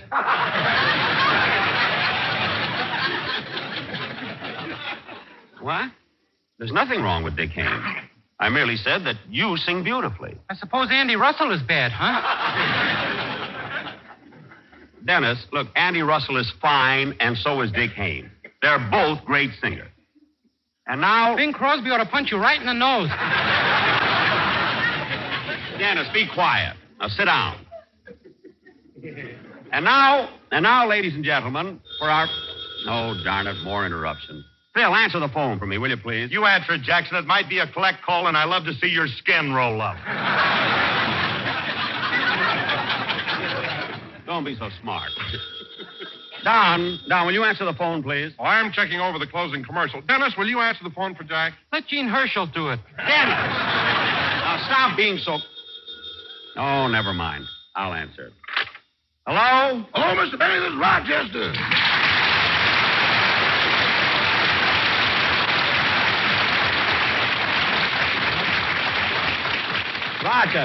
Rochester, what do you want? The dry cleaner is here. Are there any suits you'd like to have cleaned or pressed? Yes. Now, let me see. How about your blue double-breasted one, boys? I'm wearing that.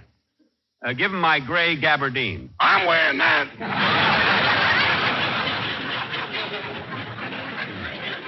Well, look, Rochester, have him press my tan suit. But, boss, you only wore that suit once. That was last week when you were rehearsing with Miss Lauren Bacall. I know. She steamed the crease out of it.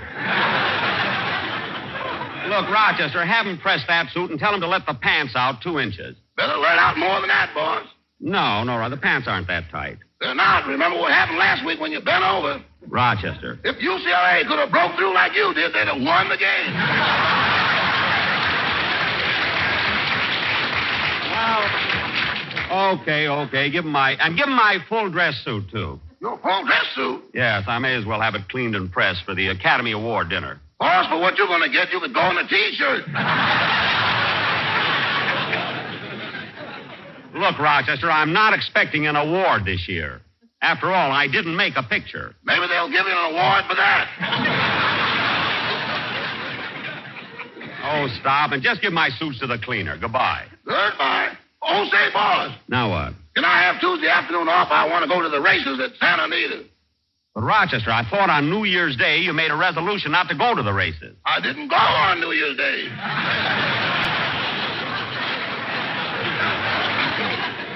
Oh. Anyway, the reason I want to go Tuesday is because I got tips on two wonderful horses, Texas Sandman and Namby Pass. Oh, are they good horses? Well, Texas Sandman is by shifting sands out of Swamp Queen, Uh-huh. and Namby Pass is by bypass out of Sweet Nancy.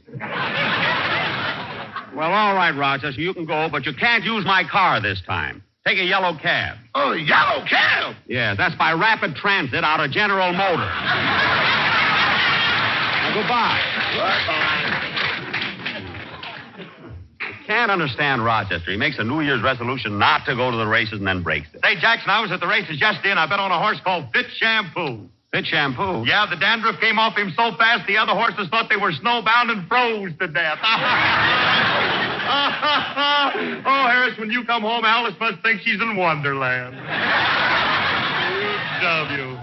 Look, Wanga, Phil. Hey, Mr. Benny. What? I once bet on a horse named Colgate. Dennis, let it go, will you? He came in first, and I got my own show. Oh, Dennis, when you come home, your mother must think she's in a nut house.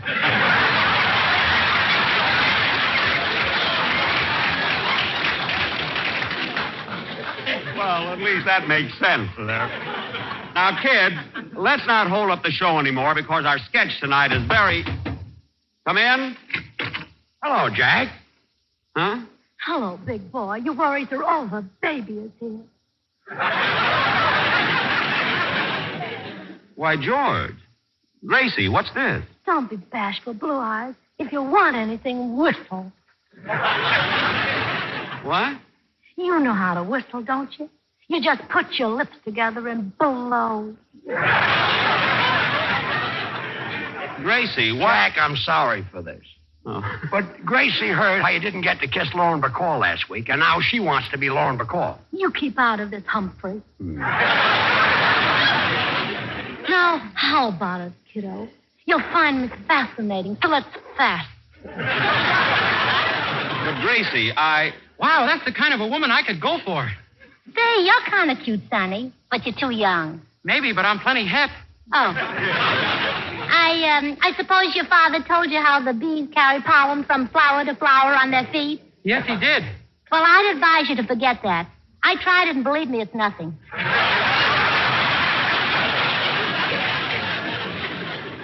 Look, Gracie, I know you meant well in coming over, but I'm trying to do a program. That's right, Gracie. You're embarrassing Jack trying to kiss him. Let's go home. With dry lips? Not on your life. Look, Gracie, if you really want to be kissed, why don't you forget about Jackson and grab yourself a hunk of glamour like me? Take it easy, Curly. Take it easy. There's plenty to go around. For goodness sake, Gracie, do you know what you're saying? No, but I love it. Now, come on, Jackson. Now, Gracie, you're holding up my program. Anyway, I can't kiss you right under George's nose. You can, but you won't like it that way. Oh, Gracie, stop all this nonsense and let's go home. No, George, we can't go now. Lauren Bacall disappointed him, and I'm not going to let him be disappointed again. But Gracie. Kiss me, Jack. Gracie. Gracie, where you go?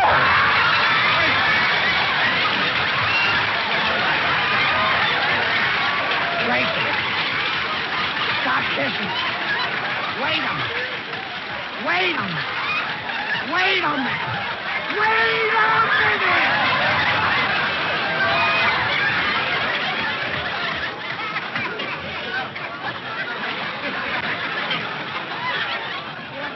Wow, what a kiss. My hair's standing on end. Yeah, it slipped a little to the side, too. What? Gracie, you ruined my whole radio program. Radio program? George, let's hurry home. Why? Well, Jack Benny's on the air, and I wouldn't miss him for the world. Yeah. If we hurry, we can catch the tobacco auctioneer. Good night. Good night, Gracie.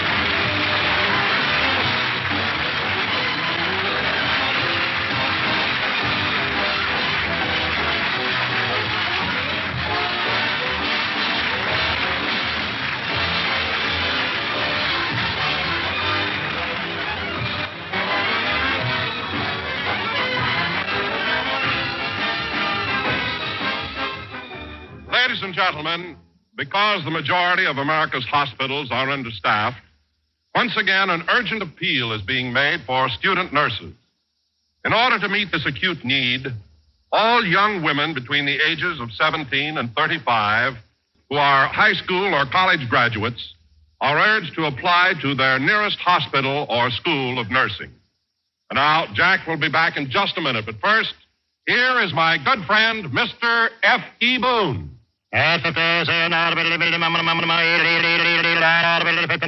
American. Today, tomorrow, always, Lucky Strike means fine tobacco. And in a cigarette, it's the tobacco that counts. Listen to the words of a tobacco expert, a man whose business is tobacco.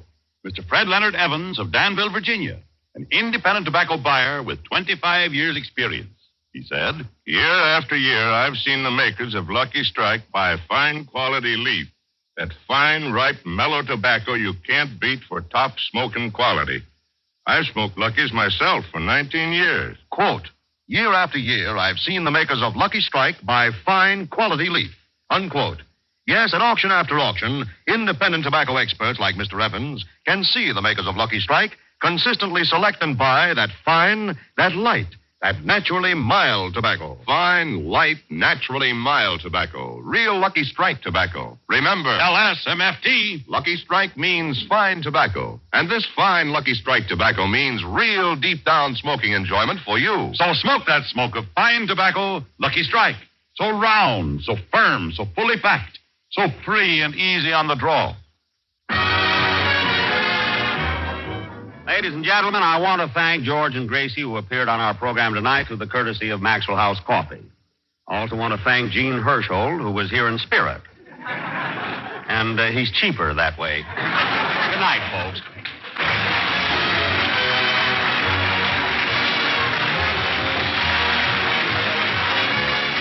This is NBC, the National Broadcasting.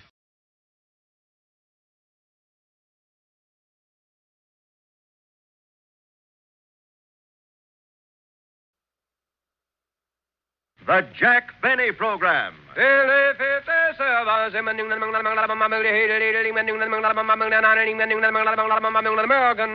your own real deep down smoking enjoyment, remember, LSMFT. Lucky Strike means fine tobacco. And fine tobacco is what counts in a cigarette. Year after year, at auction after auction, independent tobacco experts, auctioneers, buyers, and warehousemen can see the makers of Lucky Strike consistently select and buy that fine, that light, that naturally mild tobacco. Fine, light, naturally mild tobacco. Yes, Lucky Strike means fine tobacco. And in a cigarette, it's the tobacco that counts. So for your own real deep down smoking enjoyment, smoke that smoke of fine tobacco, Lucky Strike. So round, so firm, so fully packed, so free and easy on the draw. At 59, American.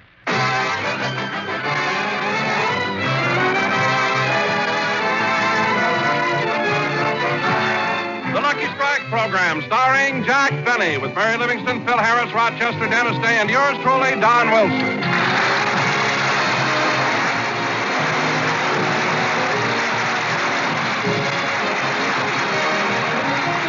Ladies and gentlemen, as you all know, in the Rose Bowl game on New Year's Day, Illinois upset the dope. And here he is, and he's still upset, Jack Benny.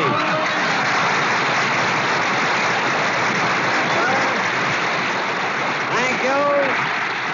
Thank you. Hello again. This is Jack Benny talking. And Don, for your information, I wasn't upset at all. I enjoyed the game very much. Certainly was exciting, wasn't it, Jack? Yes, sir. And what a score. Illinois 45, UCLA 14, and Al Hoysh 103. That was really something, wasn't it? Oh, and what wonderful seats you had, Jack. How did you get such good tickets at the last minute? Well, Don, it wasn't easy. You see, even though I was born in Illinois, I've lived in California for the past 15 years. So in order to get 2 tickets, I called Governor Warren. You called the governor of California? Yes. He couldn't do anything for me, so he called Governor Green of Illinois. Governor Green called President George Stoddard of the Illinois University. President Stoddard got in touch with Ray Elliott, the coach. Elliott got in touch with Buddy Young. And fortunately, Buddy Young happens to be a very good friend of Rochester.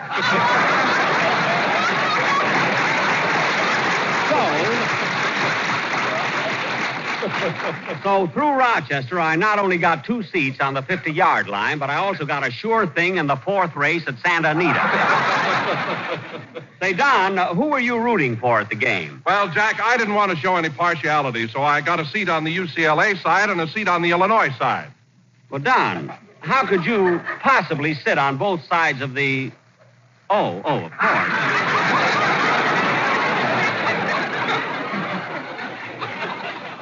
And, Don, weren't you disappointed when you weren't picked as the winning float? Huh?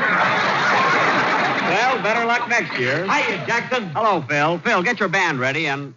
Phil, what happened to your orchestra? Half of your boys are missing. Where are they? Look, Jackson, New Year's Eve was only 5 days ago. Give them time. Give them time. Say what? Leave them alone and they'll come home, dragging their empties behind them. I know. But meanwhile, do the best you can with the boys. Oh, no. What's the matter, Jackson? Sammy, the bass fiddle player. Well, what about him? He's the best bass player in the country. I know, but look at his bass fiddle. It has 6 silver handles on it. Well, that's Sammy for you. If anything happens to him, you don't want us to go to no expense. Oh, fine. Look what he has carved on the bottom of it. R.I.P. What's that? Rest in Petrillo. Now cut that out! And until something happens to him, tell Sammy to put down the shovel, use a bow, and blow out the candles on the music stand. Will you? By the way, Phil, I saw you at the Rose Bowl game New Year's Day. Oh, is that where I was? Phil, you know where you were. That was a great game, wasn't it? What about that 103-yard run that Hoist made? Confidentially, Jackson, it was longer than that, but it won't go on record. What do you mean? He picked up the ball behind his old goal line, started down the field, ran up into the stands, asked me for my autograph, told me how to spell Harris, and then went on to make the touchdown. What? If he'd have waited for me to dot the I, they'd have nailed him on the 10-yard line. Well, that just shows you how fast that boy is. Oh, hello, Mary. Hello, Jack. Well, everybody's here now except Dennis. Where is he? I don't know. He hasn't come in yet. Well, how can we go on with the show if the cast doesn't get here on time? Oh, Jack, don't be mad at Dennis. I happen to know something that you don't know. Don't tell me he has 3 shows. No, Jack, it isn't that. It's something you won't believe. What is it? Well, all of a sudden, Dennis got a big crush on me. A crush on you? How come? I don't know. Someone must have told him I was a girl. Oh, Mary, stop kidding. Has Dennis really got a crush on you? Yes, Jack, and he's so cute. Ever since last week when I danced with him in that nightclub, he's been sending me notes and little gifts. Gifts? What did he give you? Oh, lots of things. His Boy Scout knife, a bag of marbles, 3 Coca-Cola bottle caps filled with mud, a ball of tinfoil, a fish hook, and a stick of bubble gum. No. Yes, and I'm worried. Why? If you see me wearing his bicycle clip, you'll know we're engaged. Well, how do you like that? And, Jack, you should see the note he sent me yesterday. Dennis sent you a note? Yeah, wait a minute. I'll read it to you. Oh, it's so sweet. My darling Mary, I hope you won't think I'm silly, but I keep your picture on the wall of my bedroom. I didn't want my mother to know who I'm in love with, so I took a pencil and drew a mustache and a derby hat on you. I think I fooled my mother because now she's in love with you, too. Well, I'll be darned. And look how he finishes. I love you madly and passionately, and will never forget the kiss you gave me when I took you home. Thanking you in advance for your next shipment, I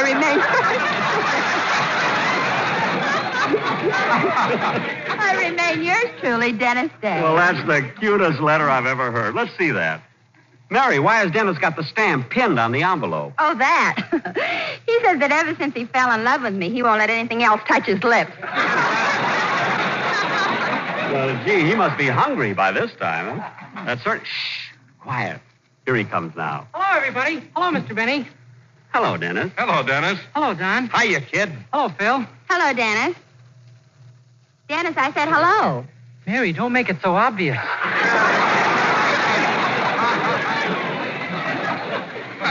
Obvious. All I said was hello. I know, but look how you're trembling.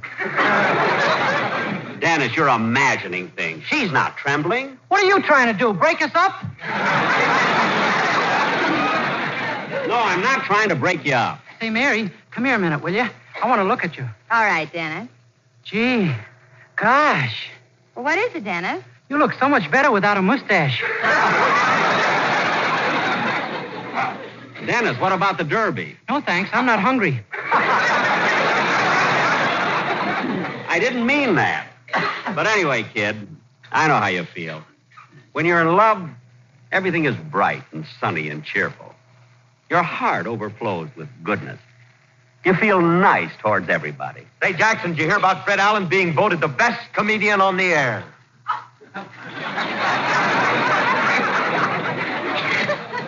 There will be a short pause while Dr. Jekyll becomes Mr. Hyde. Mary, it doesn't bother me at all. Anyway, I read about Fame magazine selecting Allen as the greatest comedian on radio. What a choice. What's the matter with you, Jackson? Every time Fred Allen gets an award, you get mad about it. 2 years ago, you got mad because they put his picture on the cover of Time. Bill, Fred's face was on the cover of Look. It was on the cover of Time. It was on the cover of Look. His face represented Time.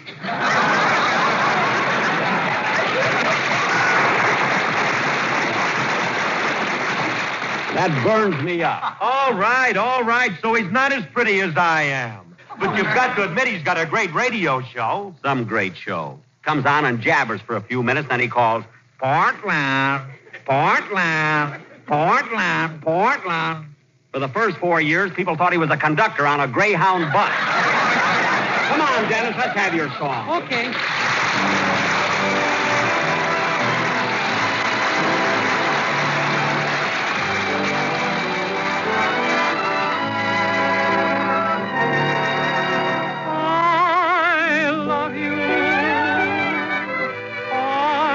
Sentimental reason.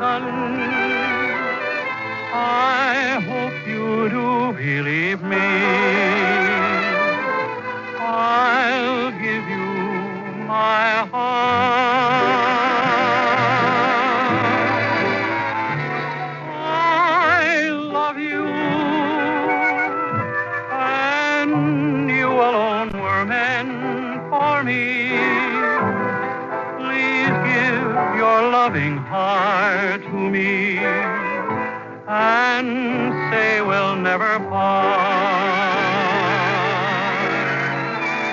I think of you every morning, dream of you every night.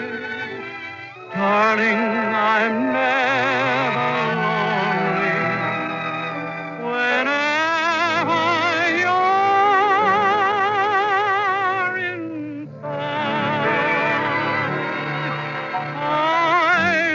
you for sentimental reason. I hope you do believe me. I've given you my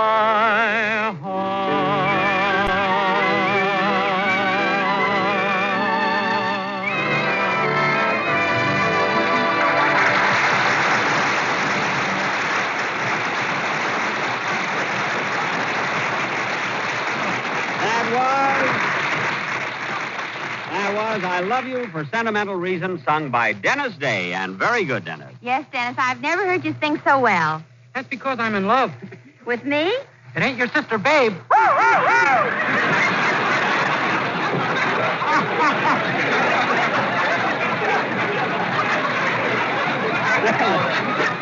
Dennis, behave yourself. And now, ladies and gentlemen, for our feature attraction tonight, we are going to present... Oh, excuse me. Come in. Well, Mr. Kitzel, what are you doing here? Pardon the intrusion, Mr. Benny, but I came over to thank you for the Christmas present you sent me and to wish you a happy New Year. Well, the same to you, Mr. Kitzel. So you like the sweater I sent you, eh? I have never in my life owned such a beautiful slopover. No, Mr. Kitzel, you mean slip-over. Slopover, on me it's too big. Oh, I'm sorry. Well, why didn't you return it? Well, I like it that way because it makes me look like a hep cat. A hep cat? Hey, Baba Riba. Yip-a-did-good, yeah. Hey, Baba Riba. I know. Do you also know the song about the cement mix master? Yeah. And Mr. Kitzel, I'm glad my present suited you so well. Yes, I liked it so much I started knitting a pair of stockings to match the sweater. You did? Yes. But a funny thing happened. While I was sitting in the rocking chair, my wife came in and saw me knitting. Uh-huh. She got all excited and thought we was going to have another baby.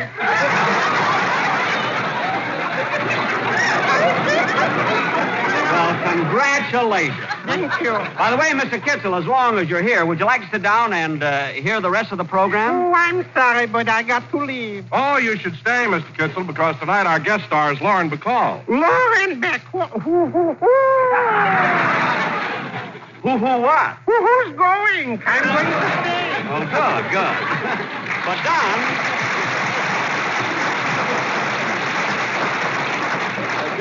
Don, you're mistaken about Lauren Bacall. She won't be here tonight. Oh, why not? Never mind. We haven't got time to discuss it. And now, ladies and gentlemen. Tell him what happened, Jack. Mary, we've got a program to do. And now, ladies and gentlemen. Anyway, Don, the trouble started after you left the rehearsal yesterday at Jack's house. Jack's house. Lauren Bacall hadn't showed up as yet to rehearse her part. And Phil and Dennis and I decided to stick around and play a little gin rummy. So we went in the den and sat down. Say, Jack, where are you and Lauren going to rehearse? In the library. Then we can stay here in the den and play cards, can't we? Yep, that'll be all right.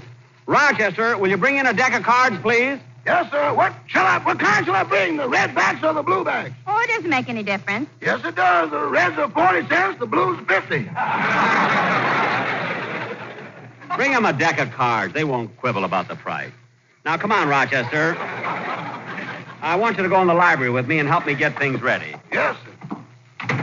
Now, Rochester, I want to make a good impression on Miss Bacall, so see that there's a nice fire burning in the fireplace. Move the divan so it'll be nice and cozy in front of the fire. Turn the lights down low, turn on the phonograph, and put on some nice, soft, romantic music. Want me to burn some incense and fan you with a palm leaf? No, that won't be necessary.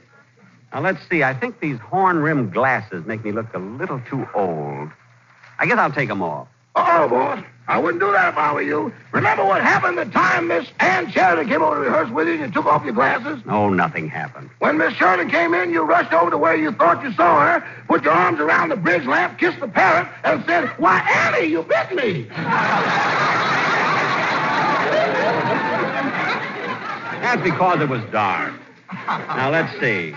Oh, that must be Miss Bacall now. Rochester, you answer the door. I want to sit down and make myself look alluring. Relaxed. How do I look? Fine, boss, but aren't you overdoing it with that rose in your teeth? Rochester. What are you laughing at? Ramona Benny. The rose is for my lapel. Oh, answer the door. Yes, sir. Is Mr. Benny at home? Yes, come right in, Miss Bacall.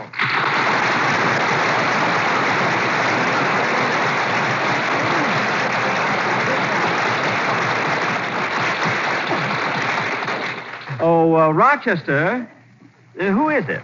Miss Lauren Bacall. Well, Lauren Bacall. You were expecting maybe Mrs. Nussbaum? Rochester, you can get lost now. Yes.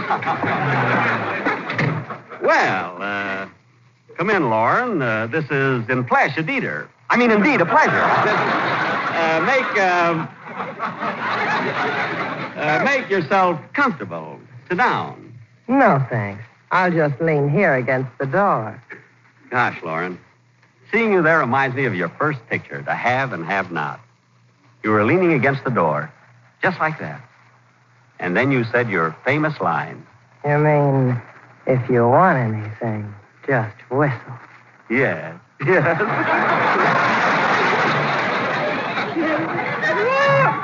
Well,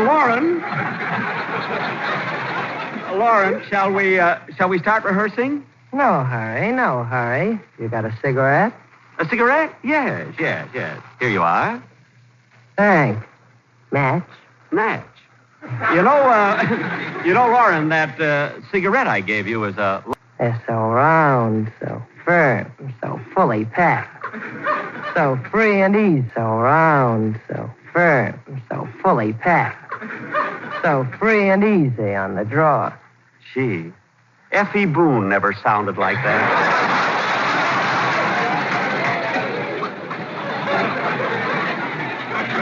Gosh, Lauren, I can just picture you in a bathing suit holding up that big tobacco leaf. And you know, Lauren, Lucky Strikes are made of that fine, that light, that naturally mild tobacco. Well, what do you know? And I thought Mother told me everything.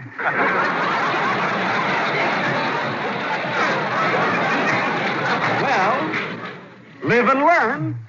You must have learned a lot. Yes. Well, now let's start rehearsing. Here's your script. We're going to do a sketch based on your picture, to have and have not. You'll play the same part you did in the picture. Okay. Well, let's start. I'll take the first line. Wait a minute, Jack. I'm supposed to lean against the door. Oh, yes. I'm sorry. Well, we'll start again. You're sore at me, aren't you, Slim? Sure, Steve. I'm sore at you. I wanted to get even. I brought that bottle of brandy up here to make you feel cheap. But I'm the one who feels cheap. Well, you've only got yourself to blame, Slim. After all, what did I do? Nothing. What's more, you don't have to do anything. Oh, maybe just whistle.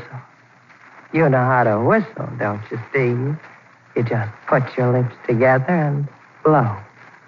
No, Slim. I got a better use for my lips. Come here and let me kiss you.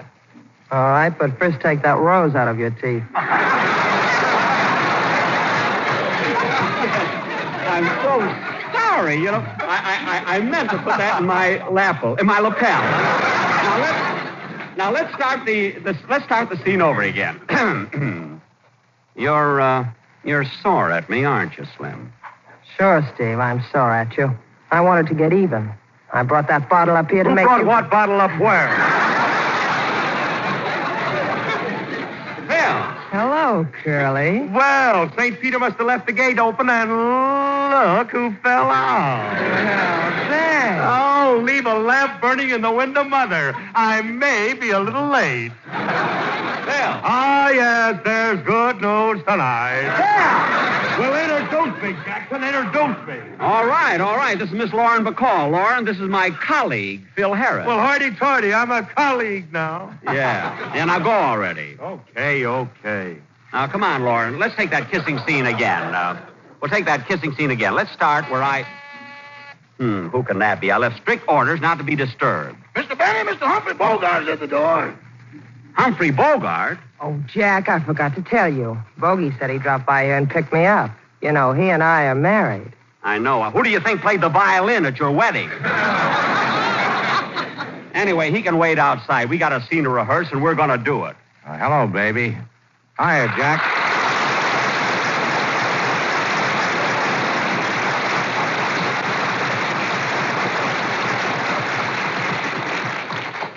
Look, Humphrey, we're right in the middle of the rehearsal. Oh, that's all right, Jack. Go right ahead. We won't be long, honey. That's all right, baby. You know, Jack, I'm glad to see you again. You're my favorite comedian. I am? Well, that's good. Now, Lauren, I mean, Miss Bacall. Oh, by the way, what should I call you? Lauren or Miss Bacall? Mrs. Bogart. Now, let's get on with the rehearsal, Mrs. Bogart. Starting with your last speech. Okay. You know how to whistle, don't you, Steve? You just put your lips together and blow. No, Slim. I got a better use for my lips. Come here and let me kiss you. What a comedian.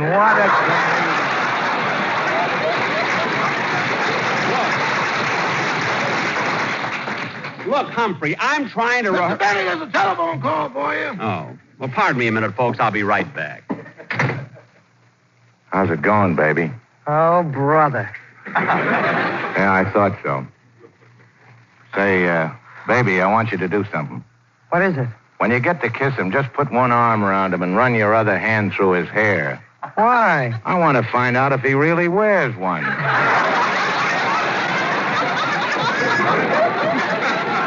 Hey, What does Benny want to be a great lover for, anyway? Well, why shouldn't he? After all, he played a romantic lead in The Horn Blows at Midnight. You saw that, didn't you? Yeah, and they called our last picture The Big Sleep.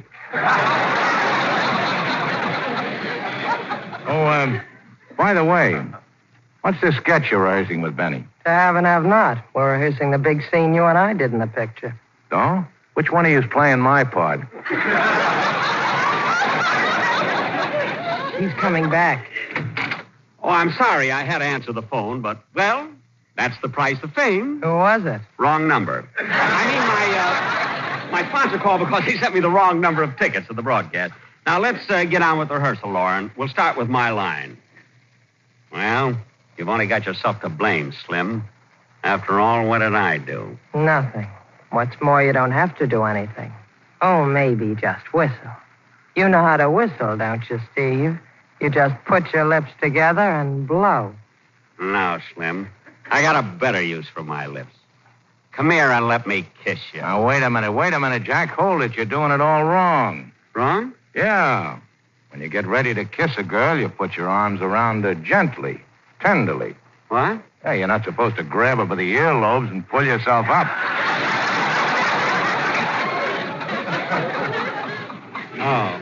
Oh, I see. And now watch me. Come here, baby. Read that line again. Okay. You know how to whistle, don't you, Steve? You just put your lips together and blow. No, Slim. I got a better use for my lips. Come here and let me kiss you. Like this. I see. Humphrey, I get the idea. That's enough, Humphrey. Look, you can do that at home. Look. Humphrey, I'm paying her by the hour. Stop! I'm supposed to do that. I get the idea now, Bogey. Let you and I take it again, Lauren. Hey, Jack, our gin rummy game's over, so I thought I'd come in here and watch you rehearse. All right, but be quiet. Now, come on, Lauren. Start with your line again. Okay. You know how to whistle, don't you, Steve? You just put your lips together and blow. Ah, Slim. I got a better use.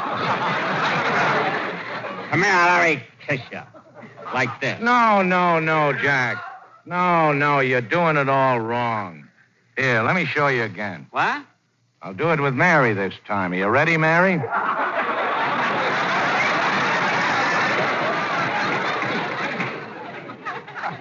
Am I ready? I was puckered up when I walked in here. But look, Mary isn't even... Come on, Mary. You take baby's line. Okay. You know how to whistle, don't you, Steve? You just put your lips together and blow. Oh, no. I've got a better use for my lips. Come here and let me kiss you. Like this.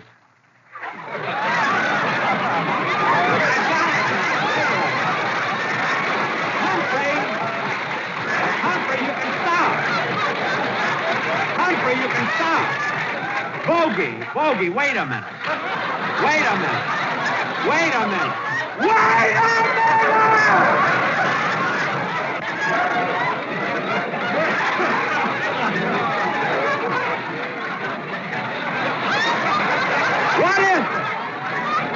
What is this anyway? Step aside, Mary. I want to talk to Mr. Bogart. Yeah, and I want to talk to him, too. Dennis.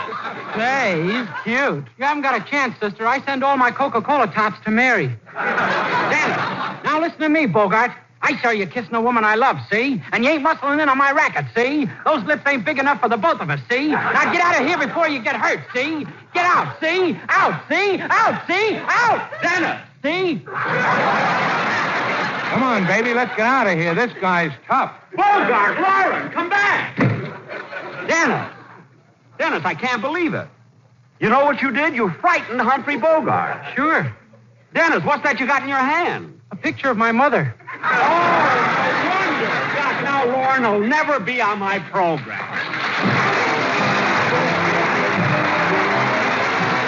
Jack We'll be back in just a minute. But first, here's my good friend, Mr. L.A. Speed Riggs.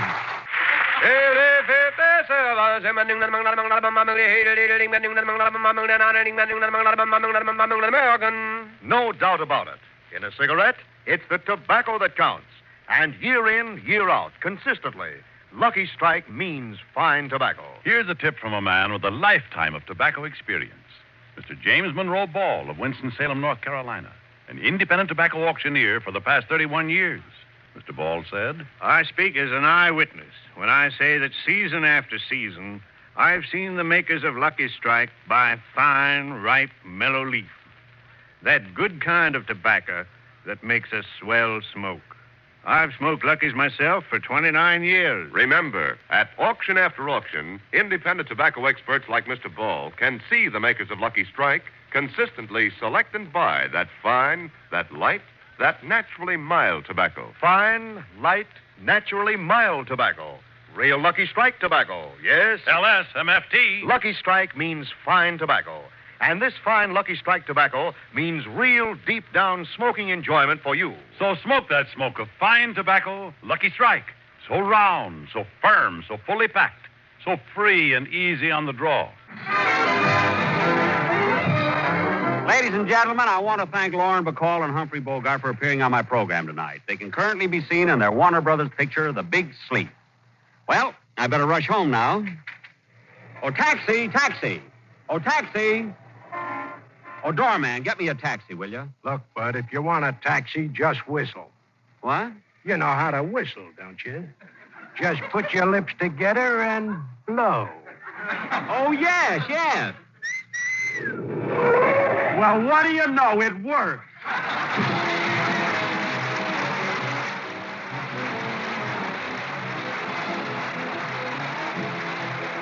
This is NBC, the National Broadcasting Company.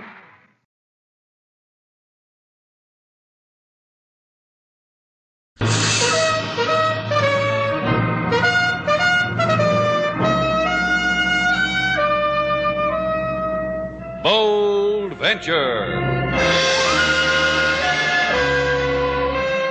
Adventure, intrigue, mystery, romance, starring Humphrey Bogart and Lauren Bacall.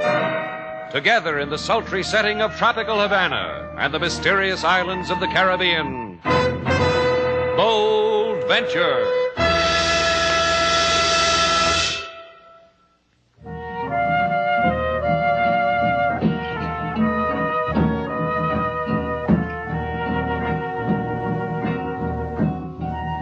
Once again, the magic names of Humphrey Bogart and Lauren Bacall bring you Bold Venture and a tale of mystery and intrigue.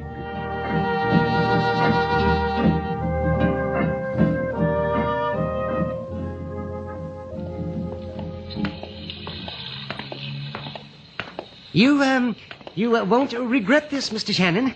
You'll see you won't. Mr. Shannon hardly ever regrets anything, do you, Slate? That's because I lead such a clean life. See what a lucky man you are, Mr. Bullock. Where else could you have found a 100% fellow like Slate here to take you all the way to Key West in his own boat? I know. Oh, how well I know. Oh, that reminds me.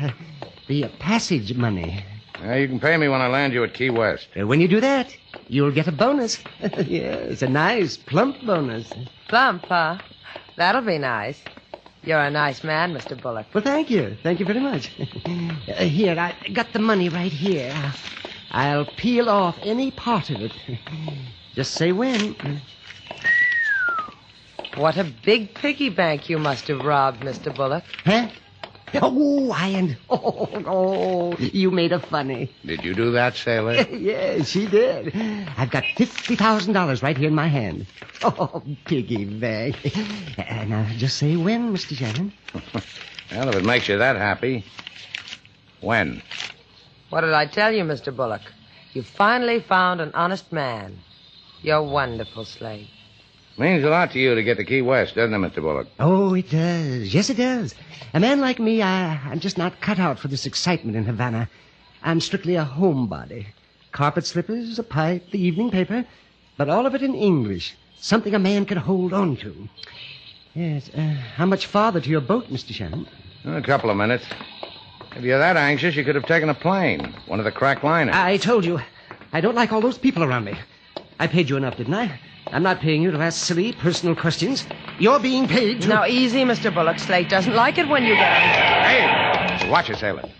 Hey, what's with you guys? You know better than to drive in Havana with your headlights off? You could have... Keep the mouth polite, friend. All we want is to ask a friendly direction. Mr. Shannon, look out. They're the men who... The men who... What do you know? It can still talk. All right, move it, my chick. Johnny'll be proud, won't he, my chick? Huh? Yeah, he'll be proud.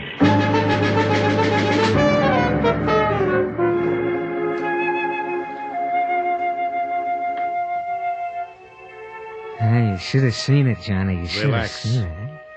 But, Johnny, you think... I said shut up.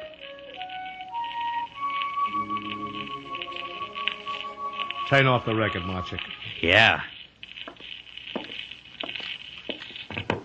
Man doesn't need anything but music like that. Sure, Johnny. Sure, Johnny.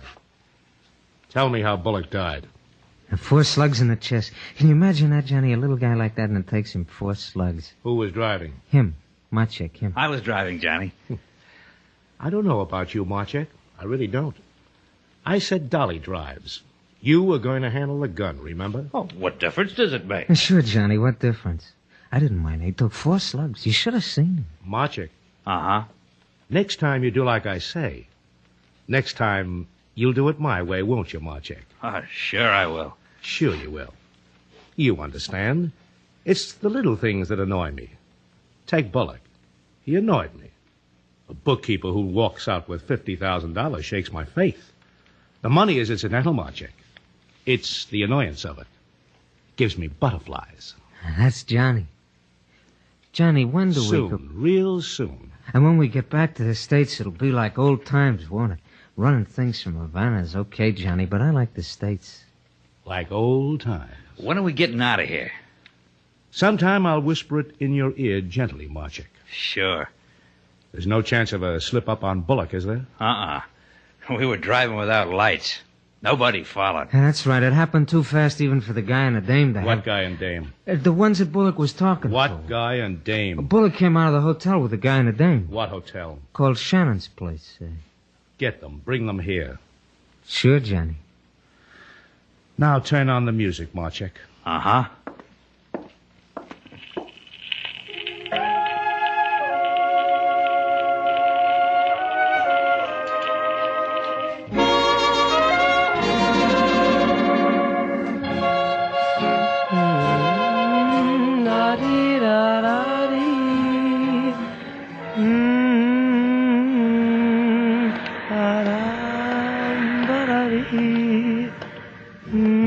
Inside said you were outside. Said you were on the patio. Did he tell you to keep walking? I said you know where Slate Shannon is. Shannon is doing clever things to his boat. You'll find him down at the dock. Your name's Duval, huh? Who are you? You got in trouble a little while ago, didn't you? You walked with a man and he dropped dead from bullets.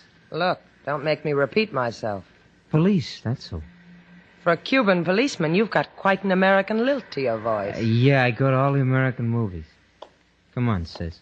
What are you talking about? Talking about come on, with me, the police. I'm arresting you for suspicion. Suspicion of what? Show me a badge. Come on, sis. I get experience dragging people, too. Take your hands off me.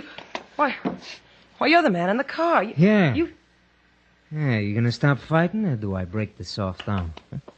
Sailor! Slate, hurry. You did wrong, sis.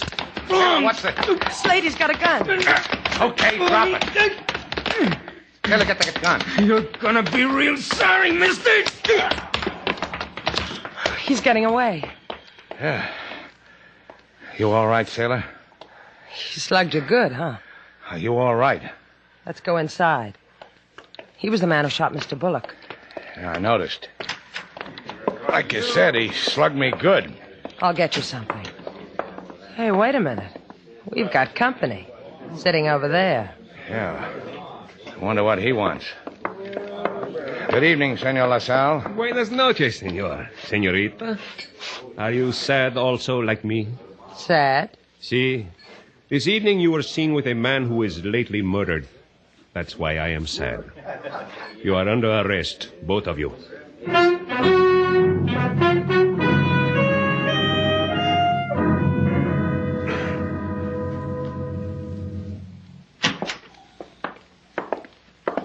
Make yourselves comfortable, senorita. Senor, we have a saying in Havana, my jail is your jail. Hasn't changed a bit, has it, Slate? Still cozy. Yeah, our home away from home. Same leg broken on same chair. Same cigar burns on same desk. Same picture of LaSalle Jr. No, it's not the same. Junior's a big boy now. How Junior has shot up. Thank you. Don't mention it. How is Junior? Remarkable. He is now in attendance at Yale. Bula bula for him. Oh, you are too kind. Well, how long do we crook our pinkies at each other, LaSalle? I gave you the hoodlum's gun. All you have to do is trace it. That gets you Bullock's murderer. That gets us out of this coffee clutch. You and us. This we shall do, senor, the tracing of the gun. However, there's also a matter of questions. I've already chosen my category. How about you, Slate? And what's the question? We told you he shot Bullock down in cold blood. We were taking a walk. Bullock didn't get to finish it, that's all. This murderer of which you speak, you know him? You can describe him? He was American. He carried an American gun. He's got a cold right cross. What else is there to know about a man in the dark? I could think of something. The license number of the car. You jotted it down? I knew we forgot something, sailor. Next time I'll bring my ballpoint. Yeah, do that. Which brings us to the 64 peso question. Junior has written me of such. What business had Senor Bullock with you? He hired me. He hired my boat. Take him to Key West. He was a simple little man. Still, he had almost $50,000 on him. Perhaps you will tell me why. Sure. Simple little men put their pennies in Christmas savings. You'd be surprised how it adds up. It could have been a good fee to take him to Key West. $50,000. Perhaps this hoodlum you speak of, perhaps he had fear you would not share with him, eh? Hey, look, I told you what happened. Buenas noches, Senor LaSalle. Everybody. Well, will you be glad I'm here, Shannon? You and the lady. Will you be glad? What is it you want, Senor Armand? A favor, Senor. Just release Shannon and Duval. Because I ask you. Because I've got a writ that says you have to. Give it to me. It is in order. You are released. But walk careful in Havana, eh, senor? Senorita? Just like you say. Give my regards to Junior, huh? Let's get out of here. Yeah. Well, I told you. The chief and me, we're just like that. I do favors for him, him for me. And you for who else? Your benefactor. Lovely man. He arranged it all. He's dying to meet you two. Let's not keep him waiting, huh? He sounds like a doll. Shall we go, Slate? Not you, just me and Buster here. Now, look. I said go home, sailor. You'll take me to my benefactor, huh, Buster? I don't want to share him with anybody.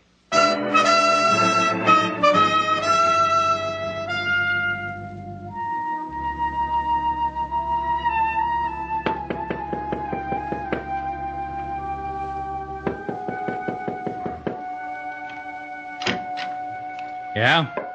I brought Shannon. Oh, you're the lawyer. Hey, Johnny. Yes, who is it? The lawyer with the guy. Tell the lawyer to go home. You heard him. Come on in, Shannon. Right in here. Here he is, Johnny. Hello, Shannon. Are you staring at me because you recognize me? Hey, I've seen you. Your pictures. You're Johnny Rice. That's right. How many states do you want it in, Johnny? The original 13, and 7 more besides. You like music, Shannon? Sometimes. Try now. Listen. Pretty? Sure, it's pretty. You're going out to it, Shannon. Only because you know I'm in Havana. Whoever told you I knew that? Marchik. Uh-huh. Kill him. Johnny, I said... Yeah. Listen to me.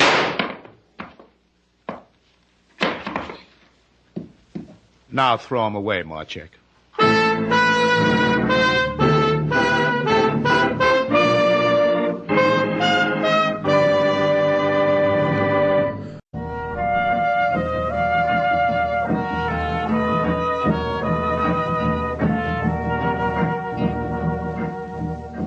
Now, back to Bold Venture. Our stars, Humphrey Bogart and Lauren Bacall, and the second act of our story.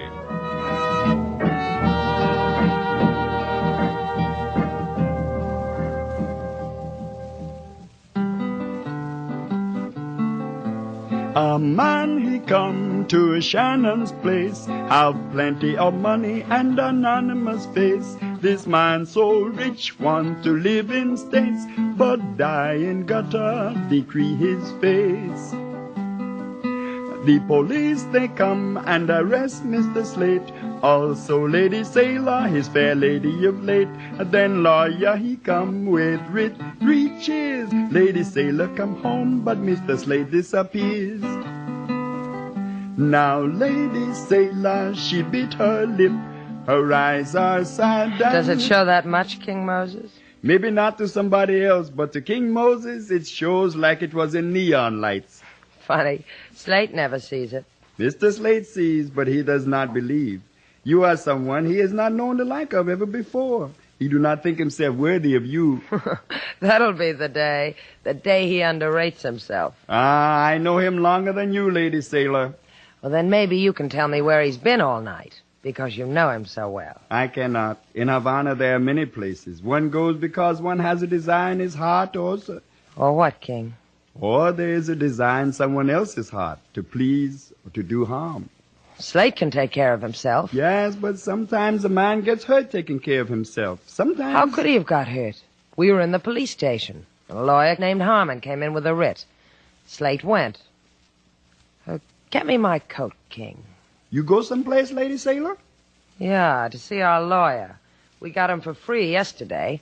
Maybe he'll tell me where he took Slate for free.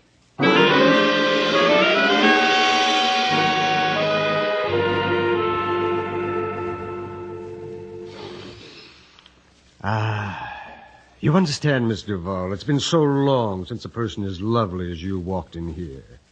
Mostly until you... dregs. Unfortunate people with burdens. Mr. Harmon, where did you take Slate Shannon? Really now? Look, Mr. Harmon, I could go away and come back. Only then this office would be cluttered with half the police in Havana. Let me explain something to you, Miss Duval. I am a lawyer. I was hired to get you and Mr. Shannon out of jail. I succeeded quite well, don't you think? Where did you take Slate? Here I was only half successful. I was supposed to deliver both of you. Where? You must realize I'm not going to say where or to whom or why. And may I make a suggestion?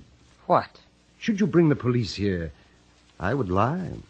I would lie and say I dropped Slate Shannon in the middle of downtown Havana, in the street. I would lie and you would become a fool. Beautiful, but nonetheless a fool. Goodbye, Miss Duval.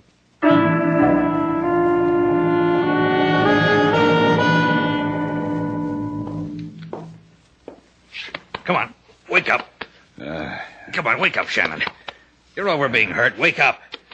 Hey, I know you. The man told you to kill me. I'm sorry. I had to make it look good. How's your shoulder? You had to do that, huh? You're wrong, Marchek. I'm not over being hurt. There was a doctor here. He took the bullet out. Fixed you up. That sling. Here's some pills. He said you'll live. Did he check with Johnny Rice? Is it okay with Johnny Rice if I live? Johnny thinks you're dead. He wouldn't have it any other way. Oh, then you double-crossed Johnny. Uh-huh. That makes me owe you something. Like my life, minus a pound of shoulder. You don't owe me a thing. Don't kid me, Marchek. You don't do things like that to Johnny Rice. Not for nothing. You don't cross him, bring me here into this hole, get me a doctor, not for nothing. What's your fee? It'll surprise you. You want to bet? Tell me your fee, then I'll go home, because I've got a home. I work for the Treasury. I get it. You don't like to kill with guns. You're going to kill me with jokes. See? My credentials. Look at him. Go on, look at him. You win. Surprises me. It always does. Every time. Yeah, I know. I saw the movie. We've wanted Johnny Rice a long time. We don't want to lose him in red tape. You're going to help us get him. Am I? He's going to make a run for the States tonight. We'll arrest him there. I'll recommend your boat. Thanks. You're Miss Duval. Can she handle a bold venture? Leave her out of it or I don't play. All right. I'll go find somebody else. Hey, come back, Jack Armstrong. Sailor can handle a boat. Tell her to get it ready. Tell her to be on board about 6 o'clock. Sometime after dark, 3 men will meet her. Me, Dolly, and Johnny Rice. She'll take us to Key West. And you'll take Dolly and Rice all by yourself? You're a bigger hero than appears on the surface, Marchek. Don't pout, Shannon. You're going too. You'll hide below deck with a gun. I'll call out when I need you. Because I need you.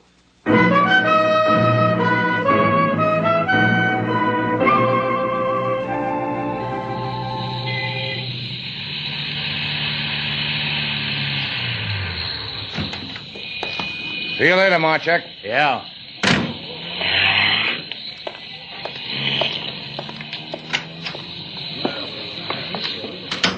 Mr. Slate! Mr. Slate! Hey, where's Sailor King? What happened to you, Mr. Slate? I'll tell you later. Where is she? In her room. Melting away for you, Mr. Slate.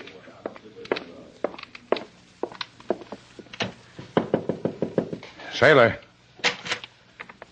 Slate, where have you been? Why didn't you... Now, watch it. Your tears are getting my bandage wet.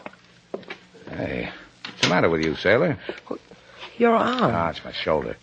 Used to have a bullet in it. Slate. Cut it out, will you? Man spends a hard night getting shot. He likes to come home and see a girl with her hair combed and lipstick on, looking nice. Look in the mirror. I'm sorry. Forget it. We're going to Key West. What are you talking about? You're hurt. We're going to Key West as soon as it gets dark. You'll be on the Bold Venture. 3 men will meet you there. One named Johnny Rice and Marchek and Dolly. I'll be below deck. I'll have a gun.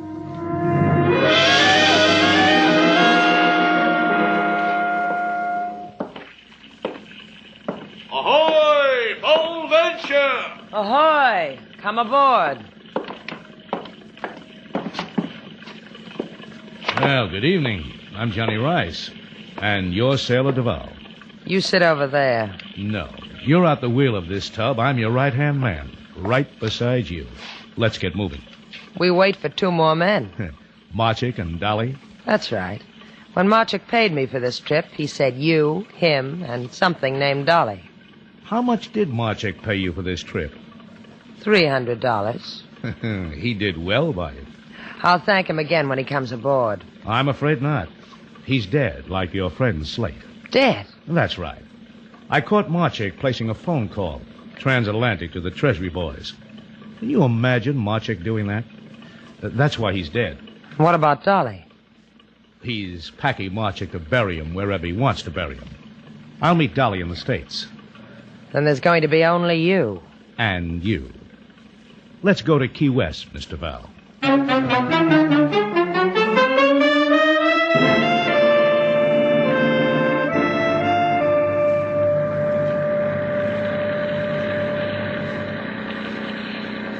Ah, beautiful night, isn't it? I haven't looked. Do you mind if I get some coffee? Where do you get your coffee? Below on the galley. And who runs the boat while you're doing that? You. Just hold the wheel. Steady as she goes. All right. I've never run a boat before, but go ahead. And bring me some, too. Hurry back. I'm beginning to miss you already.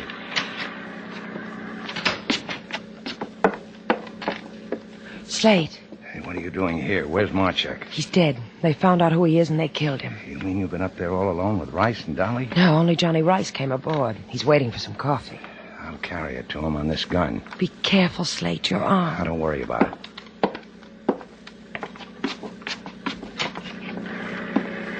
Yeah, you were quick with the coffee, Mr. Val. No coffee, Johnny. We're all out. Huh? Well, what do you know? Marchek didn't kill you. I should have figured that. You enjoy handling a boat, Johnny? Yeah. I'm happy like this. Shoulder's bleeding, huh? Drop the gun. Drop it. Thanks, Shannon. Now I'm going to have to spend the voyage with a gun in my hand, huh, Shannon? Did you hear what I told your boyfriend, Miss Duval? Slate, you're hurt. I'll take the hurt away from him in a little while.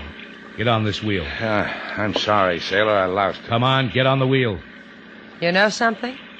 I forgot how to run a boat. If I took the wheel, this boat would go around in circles till we ran out of gas. I can blink an eyelash, Mr. Val, then shoot you dead. Slate can run the boat. It's a big coincidence. I forgot, too. What's on your mind, Slate? Throw my gun overboard and I'll see you get ashore. Where I want to go? Key West. You got my word for it. All right.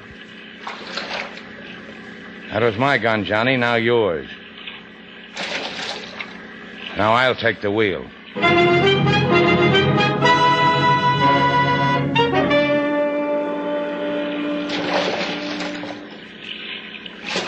How much water, sailor? About 7 feet. It won't be long now. I can see the lights from the coast.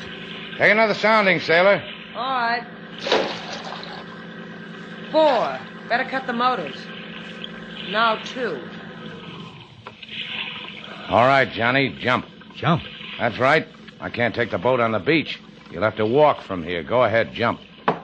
All right. So long, Johnny. I'll find you, Slate. I'll find you now. Hey. What's the matter, Johnny? This beach. This water on the other side of it. Where am I? So long, Johnny. How did I do, sailor? I don't know what you did. I told him I'd put him ashore on my part of the bargain. That sandbar is a mile from Key West, but it's part of Key West. The tide'll be in a half hour. You'll drown. Get on the ship-to-shore phone, sailor. Get the Coast Guard. Give them Johnny's position. If they hurry, they'll get him alive.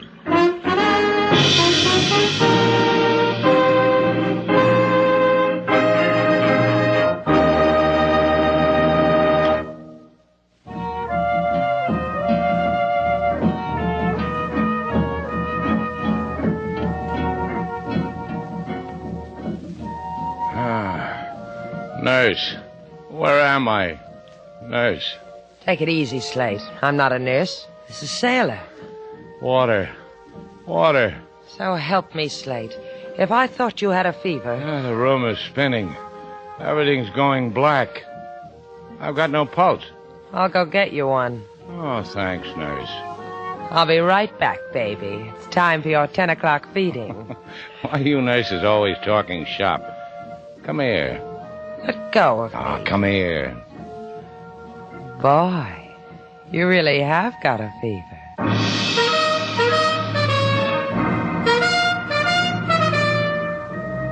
And so our 2 stars, Humphrey Bogart and Lauren Bacall, have brought to a close our latest bold venture story. Special music was composed and conducted by David Rose.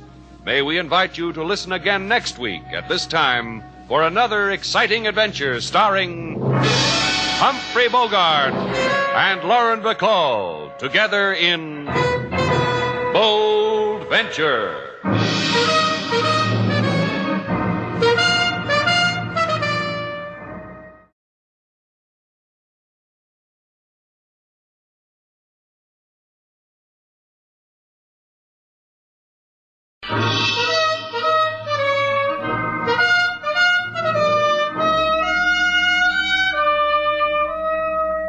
Bold Venture.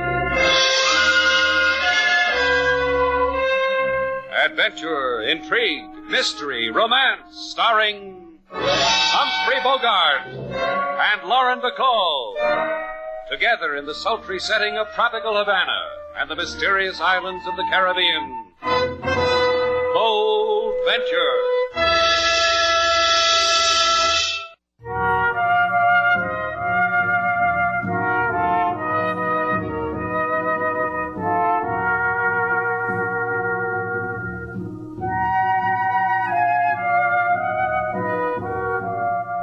Once again, the magic names of Humphrey Bogart and Lauren Bacall bring you Bold Venture and a tale of mystery and intrigue.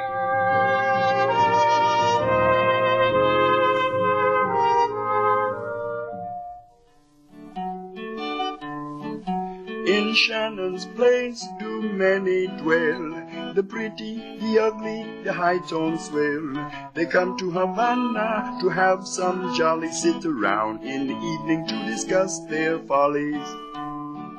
Right now this small hotel is graced by charming lady with handsome face and husband who get younger by the hour, thinking how he wife is pretty like a flower.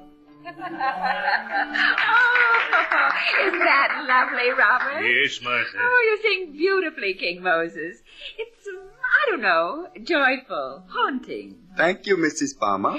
You must be tired, Mrs. Palmer. All the sightseeing you've done today, you and your husband. Oh, Robert and I couldn't go to sleep now. We'll just go over there and sit in those handsome wicker chairs, discuss our follies, and watch. Watch the lights of Havana, the color.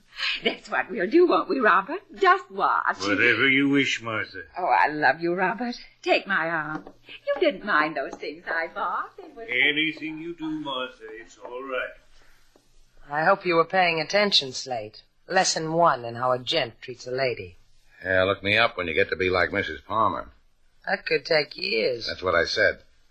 You know something about those two? What? I'll bet when they check out, we won't find one towel missing. Yeah, not even the one I put in their rooms. The one you swiped from the Hotel Muncie. Well, don't look at me like that, Slate. I just did it to make them feel at home.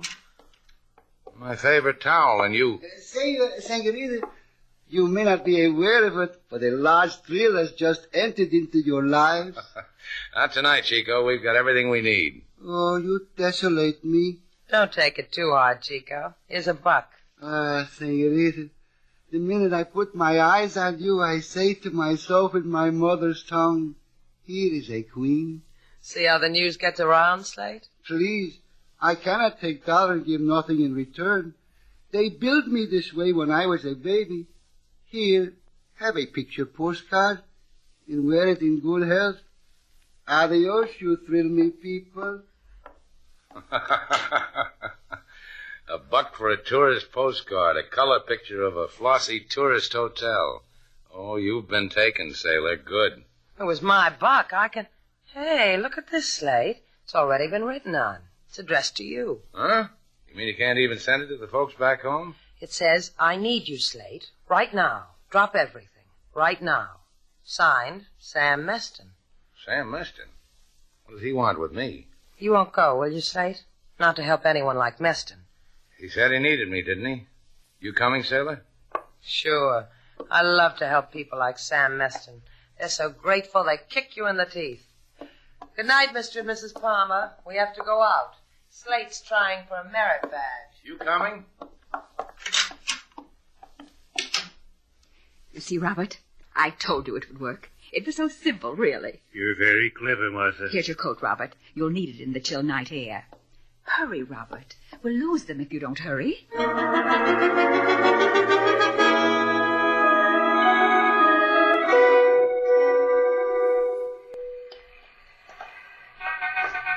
Be careful, dear. There's a puddle of water. I see it. Well, walk around it.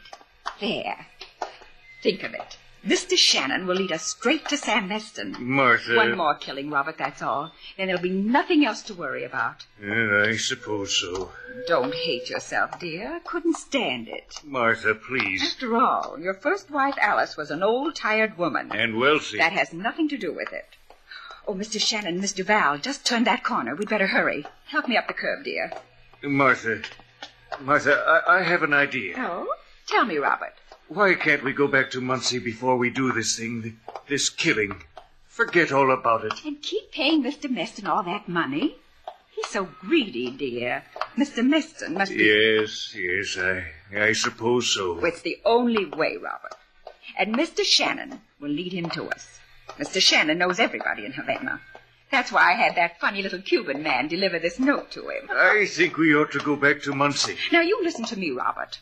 We killed your wife. Mr. Meston was hired by the insurance company to investigate her death. He found the gun I used, and he's held on to it. Blackmail. It has to stop. Yes, whatever you say, Martha. Of course. And, Robert... Yes? Isn't Havana a beautiful city?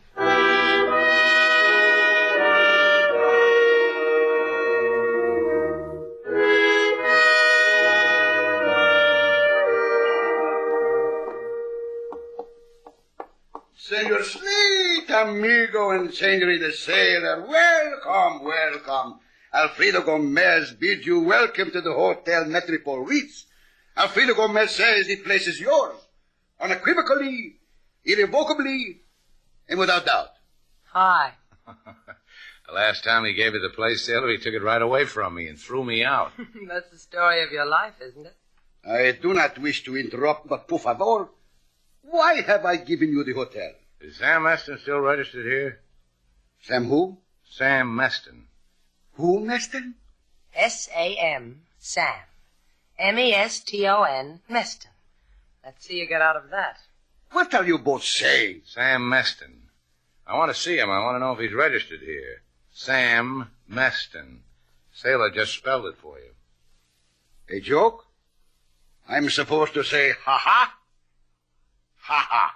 Alfredo, what's the matter with you? You know Sam as well as you know me and Sailor. Please. The moment in time has come when I must take back my hotel. I am busy. They're having a convention here. The Daughters of the Hacienda Rifle and Pistol Club. Pardon me for the rest of the week. Okay, Alfredo, if that's the way you want it. Come on, Sailor. I don't understand what's going on here, Slate. Something scaring, Alfredo.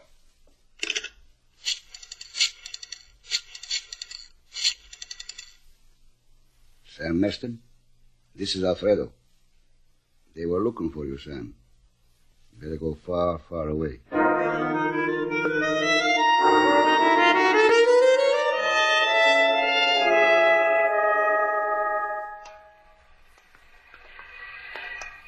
Mind if I coin a phrase, Slate? Go ahead, stun me with it. All right. Phrase. My feet are killing me. Why don't you go back to Shannon's place and wait for me? I'm going to be brave.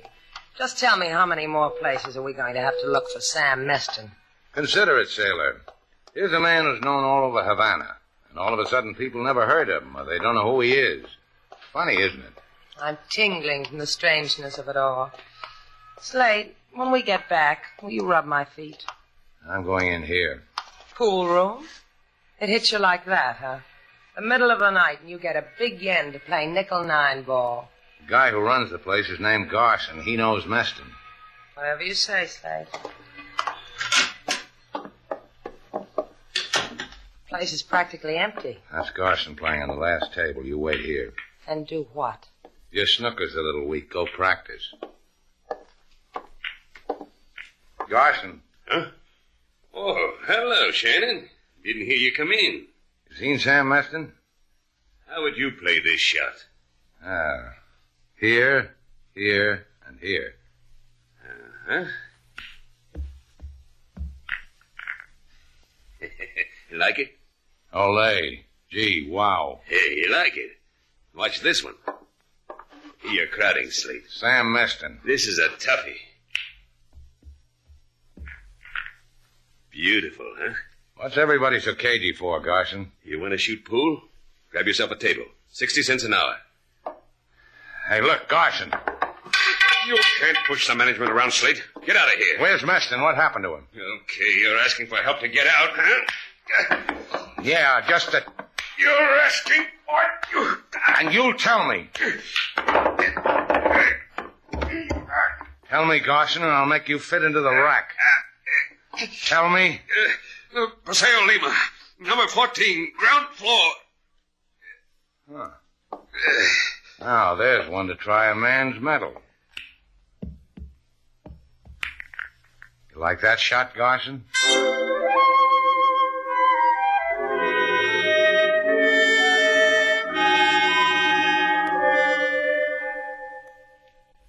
I have told you to. Sam is not here. I have not seen him since he went to the Estados Unidos many days ago. Look, Lola, maybe I didn't make it clear. Sam bought a guy to give me a postcard. It said he needed me. That's why I'm here, to help him. My husband, he needs no one. Maybe he doesn't at that, Slate. Look at the way Lola's dressed. From Paris, isn't it, Lola? Sailor's right, Lola. Sam must be doing good. Your clothes, that necklace, the new furniture. You notice it, Sailor? I've been rubbing my hands on it. Dusty. Now, if I had furniture like this, I'd Get out of here. I do not know what strange joke you are trying to play, but you have undoubtedly had your amusement. Now get out. Go home.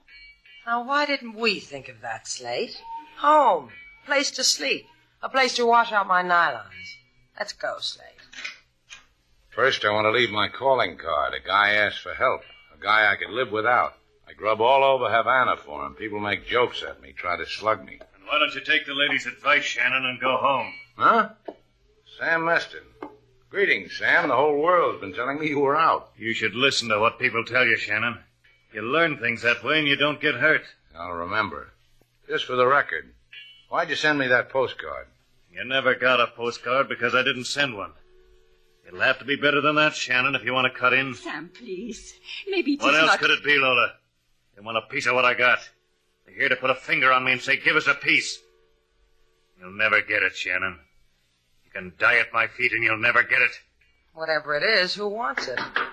Hey, what is this, a rest stop? It is the back door, Sam. I will go. Entertain our guest, Lola. I'll get it myself. What do you want? Hey. Sam, who was it? You wanted it, Shannon. Take it. The gun in the drawer. Take it. You get rich on it. Maybe you'll die on it. Like me.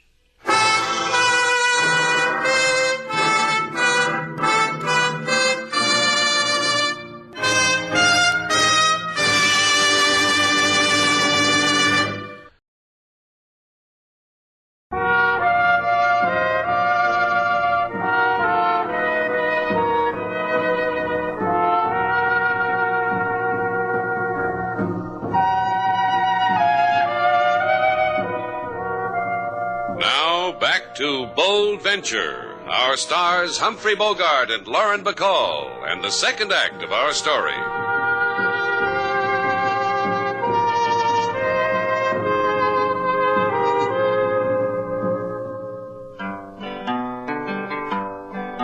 Mr. Shannon, he look all over town, up and down street, then turn around.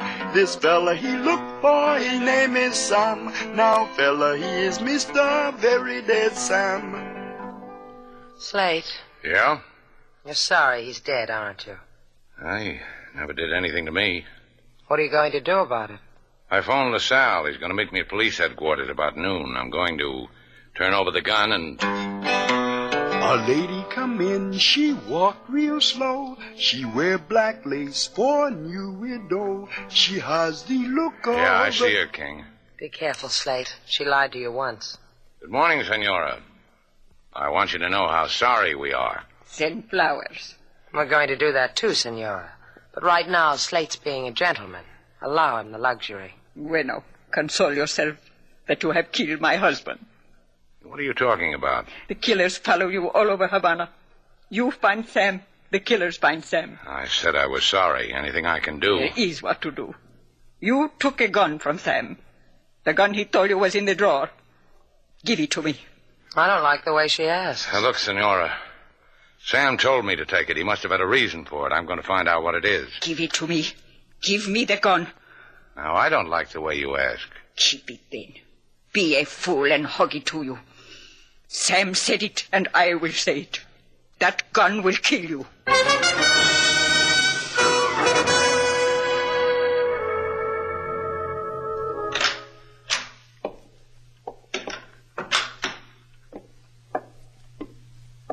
Robert, are you asleep? No, Martha. You were restless all night. Once I thought you were sobbing. But you were only talking in your sleep, wasn't that it? We're done, aren't we, Martha? Done with killing? We can go home now? No, Robert, we can't. Well, you killed him, killed Meston. That ends it, doesn't it? But they have the gun, Robert. Mr. Shannon and Mr. Val. I was downstairs and I heard them talking about it. We'll have to get it somehow. Well, how will you do that? Oh, I have it all planned here in my head. You're not to give it a moment's thought. And no more killing. Swear it. Don't ask me that, because I can't. I'll tell you later what we must do. Kiss me, Robert. And do try to get some sleep.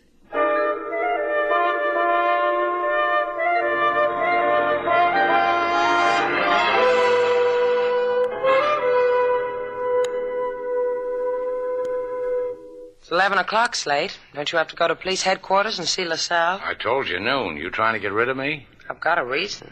You don't want me to watch you bathe your feet in Epsom salts, huh? In bicarbonate. We're out of Epsom. Well, how come? You're supposed to take care of kitchen supplies. We're out of ketchup, too. Come in. Oh, if I'm disturbing you, just tell me to go. Not at all, Mrs. Palmer. I'm going to see the sights of Havana. Have fun and don't... Don't take any wooden nickels? I know. We've got that one in Muncie, too.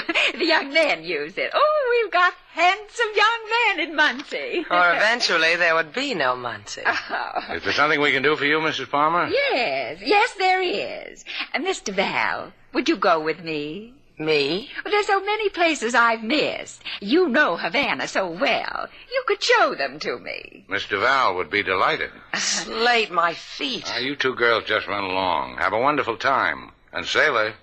What do you want? Don't take any wooden nickels.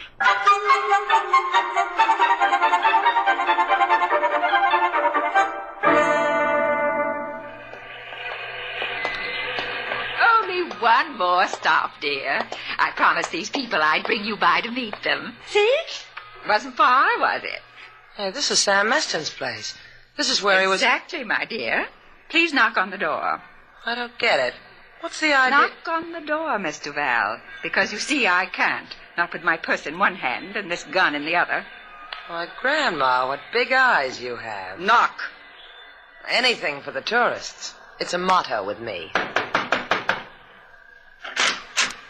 Come in, Mr. Val.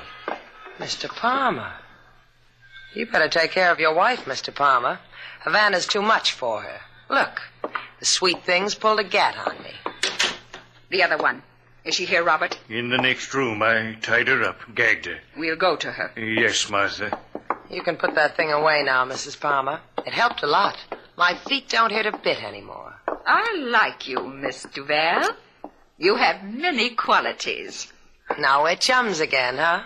Pals, friends, buddies. Here she is, Martha. Lola. That's your name, isn't it? Lola, you understand what is about to happen to you, don't you? Pray, my dear. I give you that. See if she's dead, Robert. Yes, Martha. She's dead. Now, you, too, will understand me, Mr. Val. Sam Meston willed you and Mr. Shannon a gun. I want it, so Robert and I can live happily. You've got a gun. How many do you need to be happy? How many people dead? You will call Mr. Shannon on the phone. Tell him to bring the gun, nothing else. Tell him, if he doesn't, I'll kill you.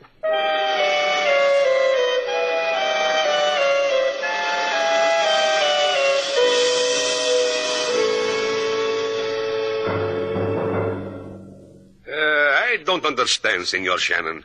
Why do you want me to return to you this gun you took from Sam Meston? What good is the gun to you? I'll tell you what good it is. Word gets around fast in Havana. And the current word is that I've got the gun. Someone's going to try to take it away from me. And you want to be the cuckoo? The pigeon. It is a matter of opinion. Another thing, you told me you had a file on Sam Meston. See? Senor Meston, ever since he has been in Havana, had no means of support that were visible to the naked eye, which made us lift an eyebrow. Last year, we investigated him. What did you find out? He was a private investigator for the Acme Insurance Company of your country. His last known assignment was for a murder case in a town with an impossible name like Muncie, Indiana. Muncie, Indiana. Muncie. It is still impossible. But a murder case. The state of Indiana versus Robert Palmer. Robert Palmer? Please, you are taking the words out of my mouth. What about Mrs. Palmer? Mrs. Palmer was murdered. Well, what do you know? Por favor. What about the gun, LaSalle? You going to give it to me? Lend it to you. If you please, sign here. And leave a deposit. No, senor, not money. Your word.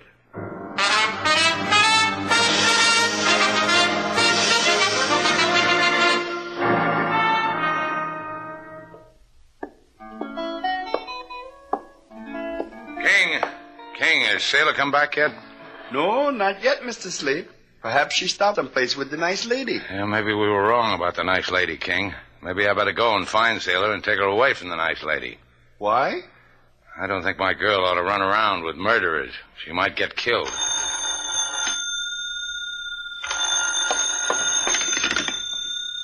Shannon's place. Slate Shannon's... For once, don't talk back, Slate. That gun. Bring it to Sam Meston's. And no cops. Just you with a gun. Sailor. If you expect to find me alive, that is. That's what Mrs. Palmer says. And you know Mrs. Palmer. She's...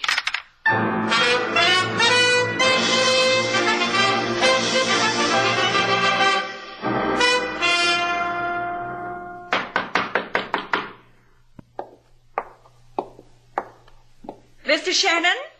Yes, Mr. Shannon, open the door. I have a gun at Miss Duval's head, Mr. Shannon. So you'd better come in with your hands up. Are your hands up? They're up. Good. Open the door, Robert. Have they hurt you, Sailor? She killed Mrs. Meston right in front of me. That hurt. My dear, there was no other way. Was there, Robert? Let's do what we have to do, Martha. Take the gun away from him. You have the gun with you, Mr. Shannon? It's in my pocket. Robert, get it. I've got it. Is it loaded? It's empty, Martha. That's the gun you killed your first wife with, isn't it, Mr. Palmer? I didn't kill her. The dear little lady must have knocked her off, Slate. This gun is the thing that kept Sam Meston in the chips. He found the evidence that would hang you, and he kept it. Tell me something, Mr. Palmer. Do you love the present Mrs. Palmer? Martha, we have what we need. Let's go. Miss Duval asked you a question, Robert. Miss Duval asked you the question because we'd both like to know. How does it feel to love a woman who kills so easily?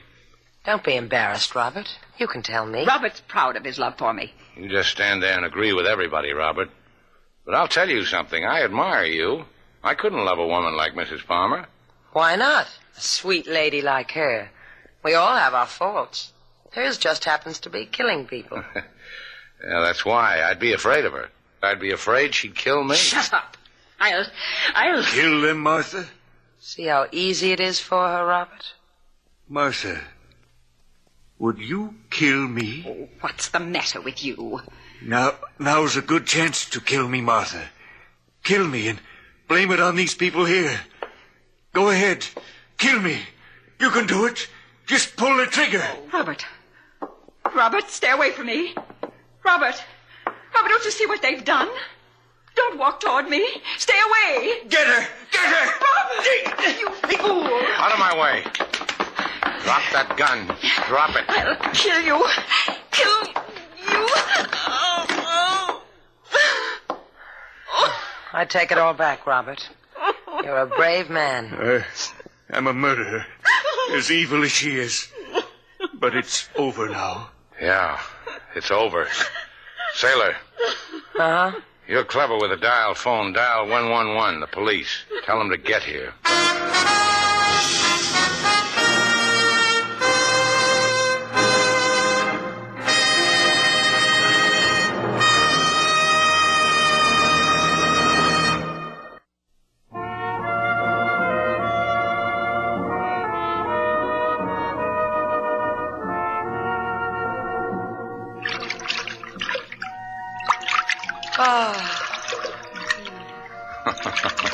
Finally made it, huh, Sailor? Oh, there's nothing like a foot bath.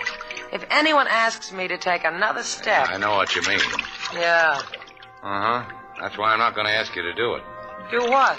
There's a dance tonight at the Plaza Royale. I've got 2 passes. Well, I guess I'll have to stagger. Hey, wait. Oh, don't worry about it. I'll probably meet somebody. Slate, you're not going without me. I can dance. Look. 1, 2, 3, kick. 1, 2, 3, kick. 1, 2. You'll be a sensation. Let's go dancing, Sailor.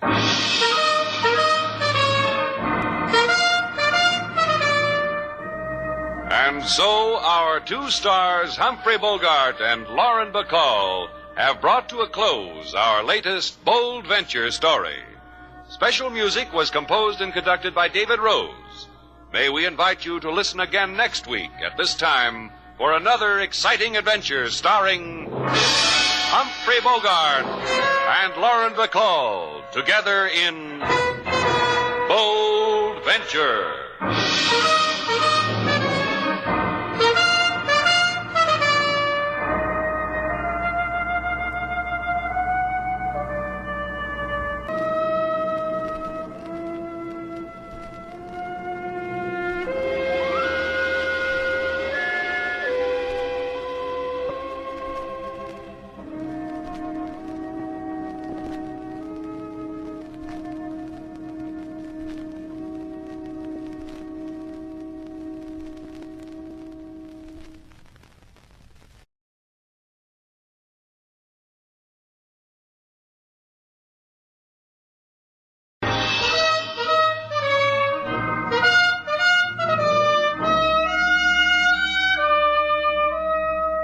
Bold Venture.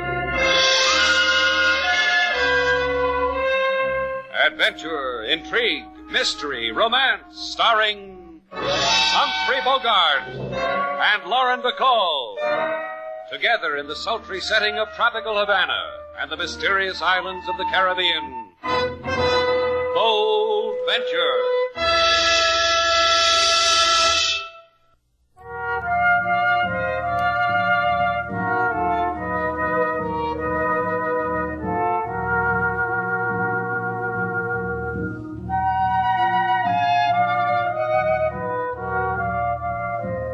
We bring you the magic names of Humphrey Bogart and Lauren Bacall in Bold Venture and a tale of mystery and intrigue.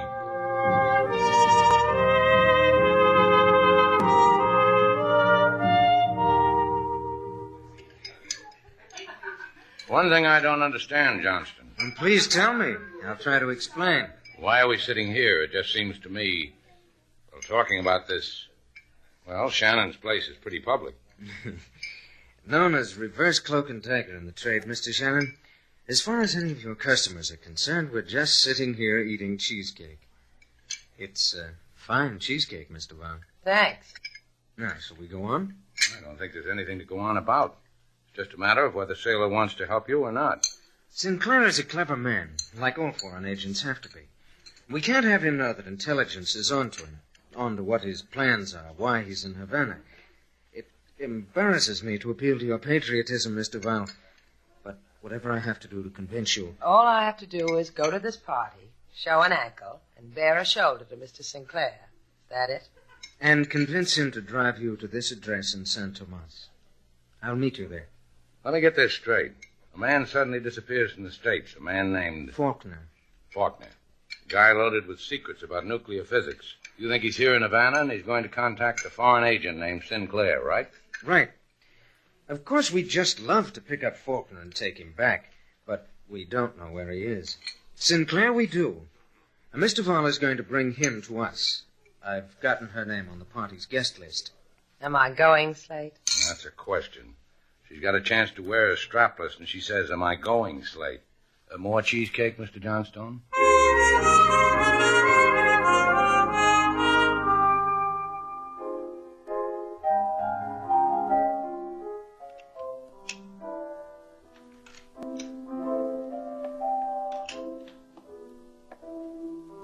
I persuaded them, Faulkner. Did you hear me? I told you... Why don't you stop playing that piano and listen to me? Thank you.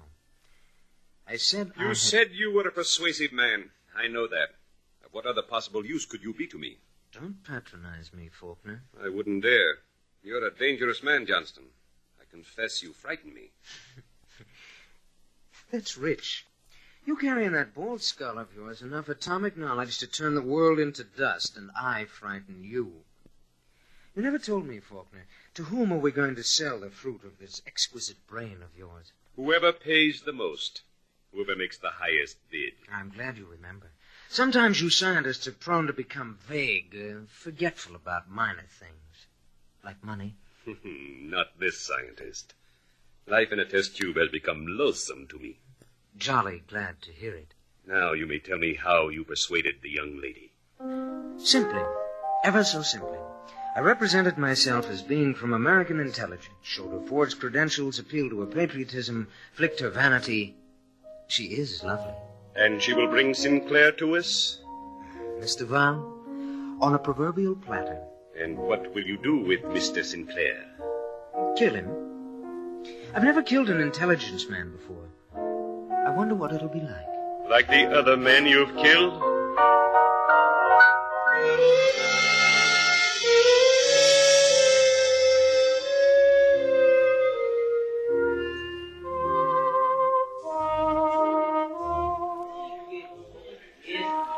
I know you. Oh, I do know you. You do? Yes. Oh, yes, indeed. You're that girl with a fanciful name. You're Sailor Duval. I've seen you. Oh, I'm so glad you've come to my party. What would you like first, some food or a man? We have assorted quantities of both. Well, a man would be nice. Where's the guest of honor? Louis Sinclair? Oh, well, I do suppose it's only polite. Louis, come here, darling. I have someone here just frothing at the mouth to meet you. Well, I would be delighted. Louis, this is Sailor Duval. If you need any help, Louis, scream. Hello, Miss Duval. Hi. Well, now. Well, what? Tell you the truth, ma'am, I don't know. I'm guest honor at this party, and folks come up and talk to me, and I've been saying, well, now, well. It's been getting me by. You don't like parties, huh? Well, now.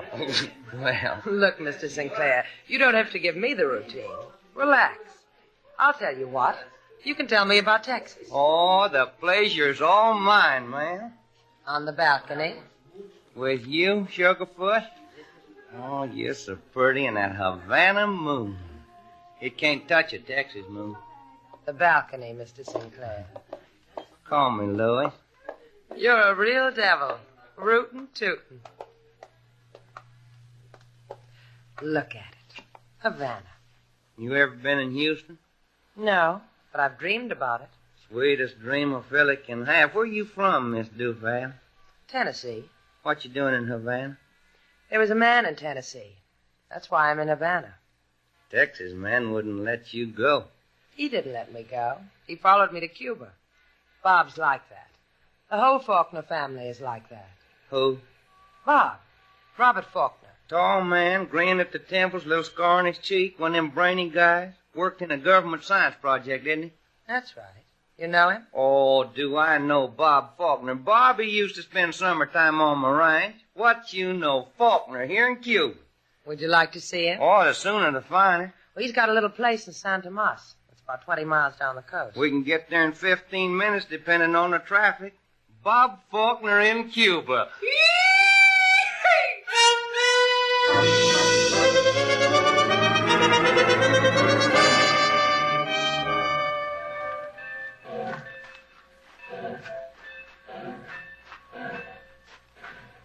You know what I'm going to do about you, Miss Duval? Well, I'm going to write to the boys back home about you, Miss Duval. They won't never believe I met up with a gal like you, even if I take a paralyzed oath on a cistern full of hymn books. Why, when I tell them how you... Oh, isn't this the address you showed me on a slip of paper, Miss Duval? Uh-huh. Your arm, Louis? Oh, the boys just won't never believe it, that's all. I'll knock on the door. Yes, sweet.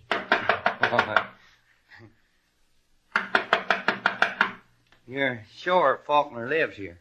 If he doesn't, I'll let you beat me at Lotto. Oh, Miss Duval. I see you've accomplished your mission. You have brought us our quarry. The corn pone is all yours, Mr. Johnstone.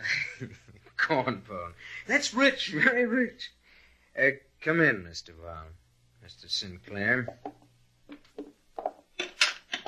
Where's Faulkner? You want him, don't you, Mr. Sinclair? You've been stepping on his shadow ever since he ran away from Tennessee, and now you think you found him. Your errand girl told me he'd be here. Get him. Hey, Louis, you're shedding your hayseed. You know, I like you better this way. You're a lovely woman, Miss Duval. That is, you would be lovely if all this weren't so sick-making. Hey, he can't talk to me like that, can he? Can he, Mr. Johnstone? No, of course not. No, you... Don't try, Mr. Sinclair. Oh. Just give in to it. Now, our Mr. Sinclair will never talk that way to another woman. You killed him. Cold blood. Mr. Sinclair was a tedious man. He wanted to rest my Mr. Faulkner so desperately. Oh, yes, because Sinclair really was from intelligence. True blue. And I brought him to you. We have many rooms here, Mr. Val. Choose one suitable for weeping over him. He died a hero's death.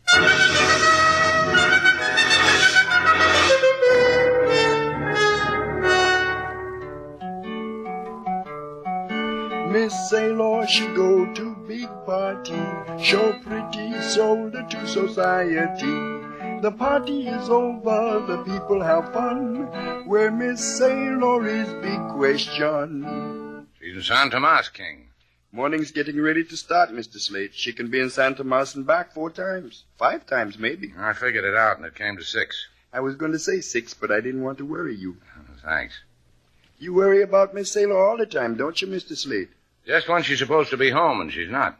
Maybe I ought to go get her. What time is it, King? 5, a few minutes before. The coast train leaves at 1:15. I think you ought to get Miss Sailor, Mr. Slate. Now, don't worry about it. I'll bring her back to you.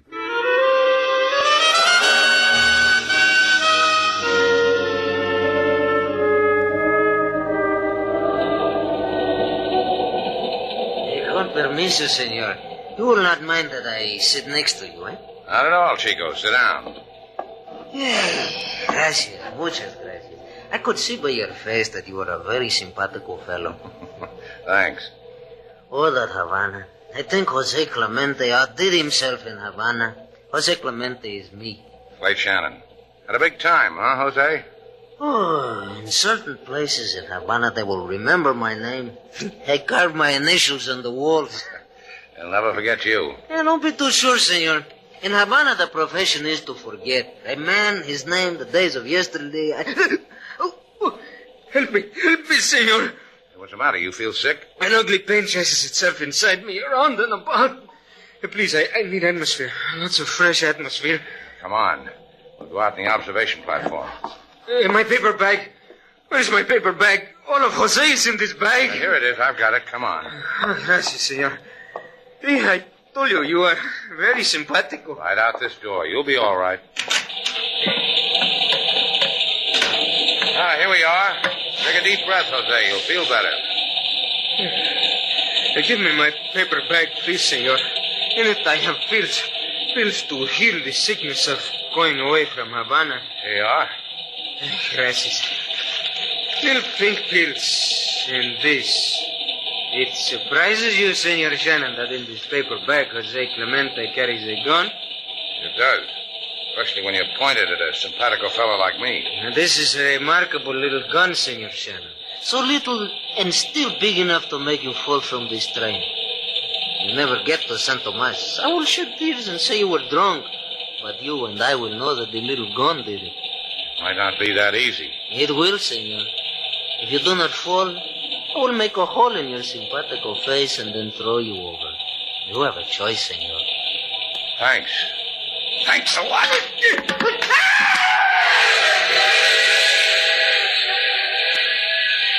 Now, why didn't you want me to get to San Tomas, Jose? But you can't tell me, can you?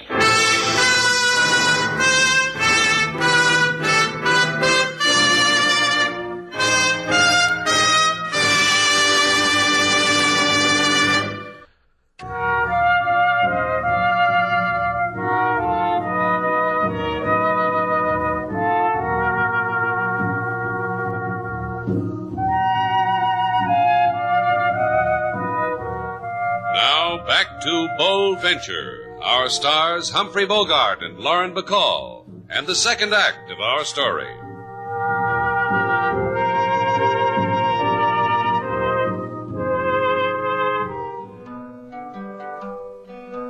Mr. Slate, he go to San Tomas to look for Lady Sailor by train first class. On train he meet a little man with gun who try to keep him from his destination.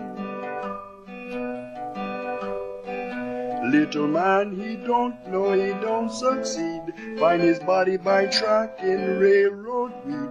Little man... All right, King, I got the message. I thought to take your mind off your troubles, Mr. Slate. You're kidding. What troubles have I got? A little punk tries to throw me off a train. We get into a fight, and he falls off. Cops ask me why I did a thing like that. I tell them why. For 3 hours, I tell them why. They don't believe me. What troubles, huh? The big trouble of not finding Lady Sailor where you thought her to be. Yeah. You came up with one. These others, the police, the little man, they do not make so much hurt as the absence of Lady Sailor, do they, Mr. Slate? You won't sing me a song about it, huh, King? Well, if it's not your wish, Mr. Slate. Thanks. You promised to bring her back to us. Yeah, I did, didn't I? I don't get it, King. I go to that address in Santa Moss, there's no one there, just an alley cat and some hysterical chickens. I couldn't even find them a rooster. You told the police of the man from intelligence, the man Mr. Johnston? Mm-hmm. They never heard of him. But such a man would register with the police. It's always done. Pay attention, King. I told you I'd find her. All I have to do is start from the beginning. Remember how Sailor went to a party? Yes, Mr. Slate. Well, this time I brought her home. She might turn into a pumpkin.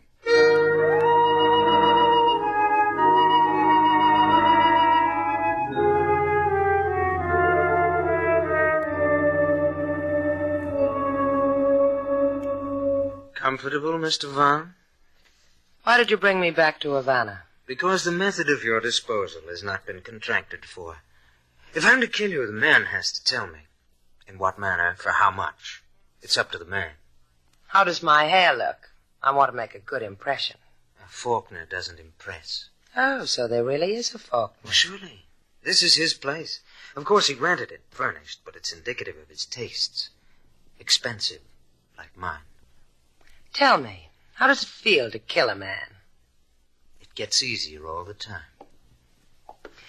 But here, let's talk of more pleasant things. Consider, shall we, these goblets? Crystal. Exquisite. Here, hold one up to the light. No? Or, then this candlestick on the table. Hand-wrought silver. Don't you shiver when you see something so beautiful? Never did. Mr. Johnstone. Yes. How much did you say you got for killing Sinclair? 2,000. You want to shiver? Pardon? Wait a minute. Here, take a look at this locket. Beautiful. Just beautiful. Here, I'll take it off so you can see.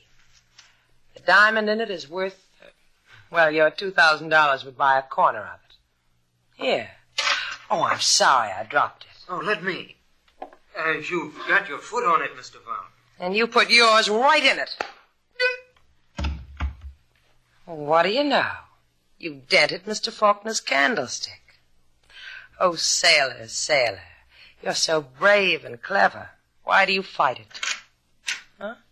There's humor in this.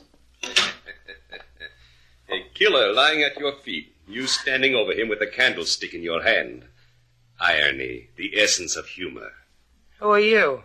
My name is Faulkner, and yours is Duval. It's fortunate. I've had better things happen to me.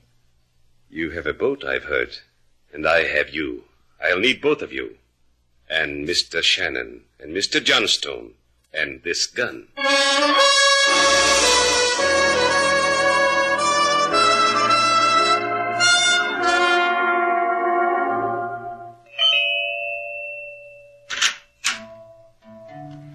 Whatever you're selling, go away. I'm Slate Shannon, Miss Grant. May I come in? Oh, the exciting, the notorious Mr. Shannon. That'd be delightful. Come in, Slade. Ricky, darling, this is Slade Shannon. Oh, don't be frightened, darling. I'm here. That's right. You just sit here at my feet and play your native songs and let me run my fingers through your curly, black hair. Hiya, Ricky. And likewise, I'm sure. What is it you want of me, Slade? My presence at your little dive to lend it chic? Your presence does that in the dive? Isn't he divine, Ricky? Now tell me, what is it you really want? A charity contribution? I'm looking for Miss Duval, Sailor Duval. Oh, then it is a charity contribution. Why do you come to me looking for another woman? You're gauche, Slade. That means crude. Uh-huh. Where is she? I haven't the slightest idea. The last I saw of her, she was on a balcony with Louis Sinclair. Louis yelled, "Yippee!" And they were off together into the somewhere. Into what somewhere? Wherever girls and boys have fun yelling yippee at each other. How would I know? But you know where Sinclair lives. Mm-hmm.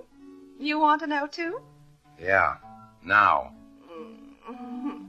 Tease me for it.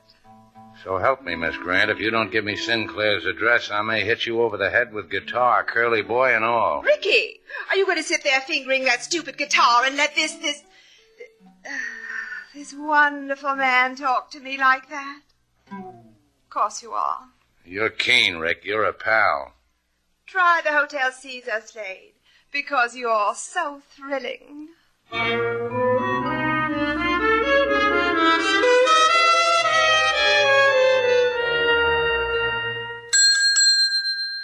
how about some service around here?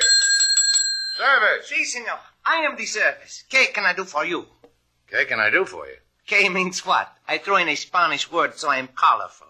This way the tourists don't mind no bath with the room. Do you have a Senor Sinclair with a room? Sinclair. Aha, aha. Well, stop being so colorful. Just tell me where I can find Sinclair. Por favor. 1 second. I shall return. 1 little minute. Yeah, hurry back. Senor, senor. Someone came for Sinclair? See, very dangerous looking man. I see him. I say to myself, aha. Then when he asks for Sinclair, I say... Gracias. Oh, Senor Slade. Hey, what is this? I ask a man for Sinclair and I get $1 million to the law. How come I get you, LaSalle? I ask you the same question likewise. And so? Look, Sailor went to a party. She was supposed to meet a man named Sinclair. She hasn't been home. If she married him, I want to shake her hand and wish her things. If she married him, she should be crying. What? For she would be a widow. Sinclair is dead? Murdered. Shot. He was found beneath the pier at San Tomas. Where's Sailor? I do not know, amigo. But one thing we do know. Senor Sinclair was not as he appeared. He was a member of the intelligence of your country. Sinclair was? I thought... Thought what? I don't have to think about it. Sailor's in trouble. I've got to find her. Senor Slate. Arrest me later, LaSalle. I've got to find Sailor. Good luck, amigo. There's a gun on your back, Shannon. Well, Johnston. I know. You want a dime for a cup of coffee. But you don't want to die in the gutter. Get into that car.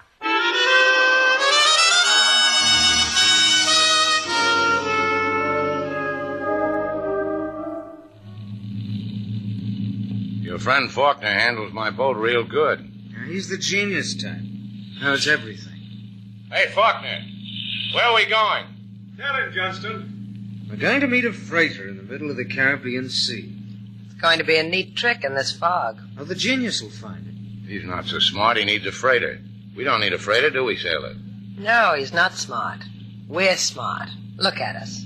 I've been looking at you, Mr. Val. It took a blow with a candlestick to make me do it. It's a pity you're not going on that freighter. Where's it going? To a place of refuge. A place where they're going to pay us a lot of money for picking Faulkner's brains. They pay good for traders, huh? Well, you'd be surprised. Johnstone got $2,000 for killing Sinclair. Didn't you, Mr. Johnstone? Yes, I've got a quirk. I like money. You know what I think, Johnstone? What? I think for a man of your talents, that's a paltry sum. Real paltry, huh, Sailor? Awfully paltry. What would you consider a fair price for killing a man? That depends now.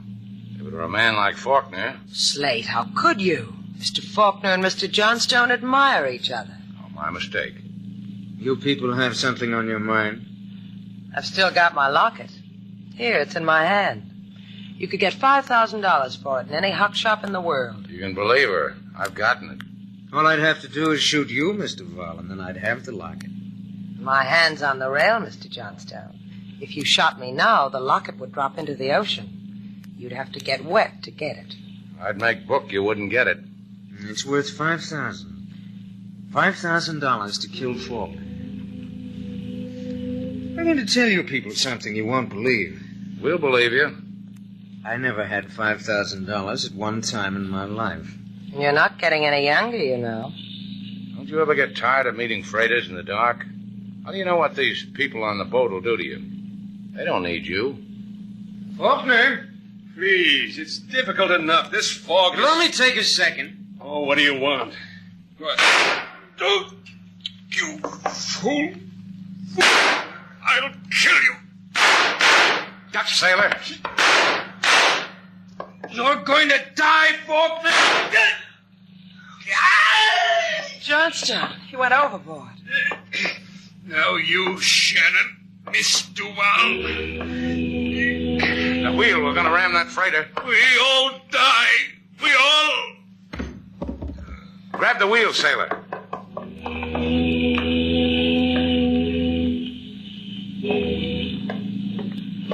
You did good, sailor.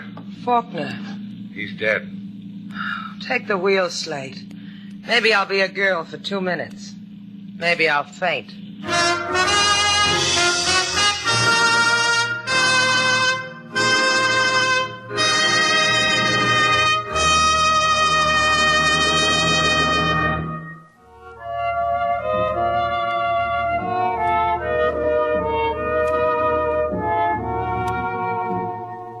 Sailor, What do you want?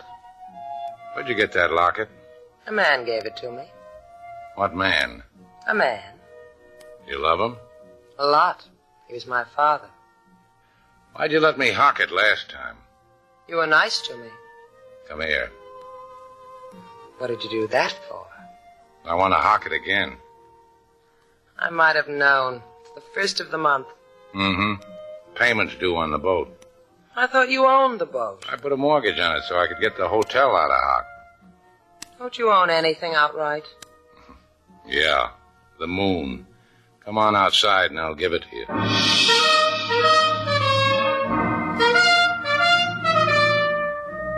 And so our two stars, Humphrey Bogart and Lauren Bacall, have brought to a close our latest bold venture story.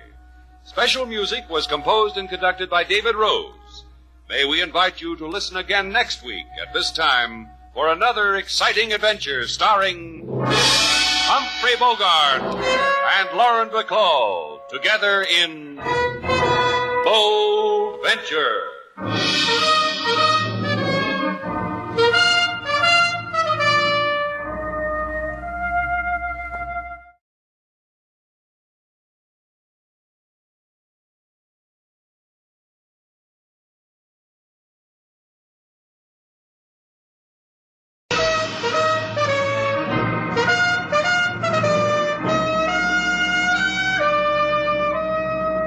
Bold Venture. Adventure, intrigue, mystery, romance, starring Humphrey Bogart and Lauren Bacall.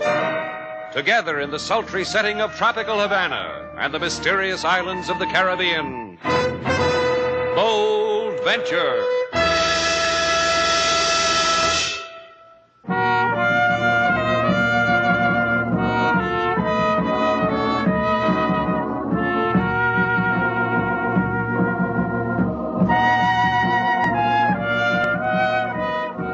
Once again, the magic names of Humphrey Bogart and Lauren Bacall bring you Bold Venture and a tale of mystery and intrigue.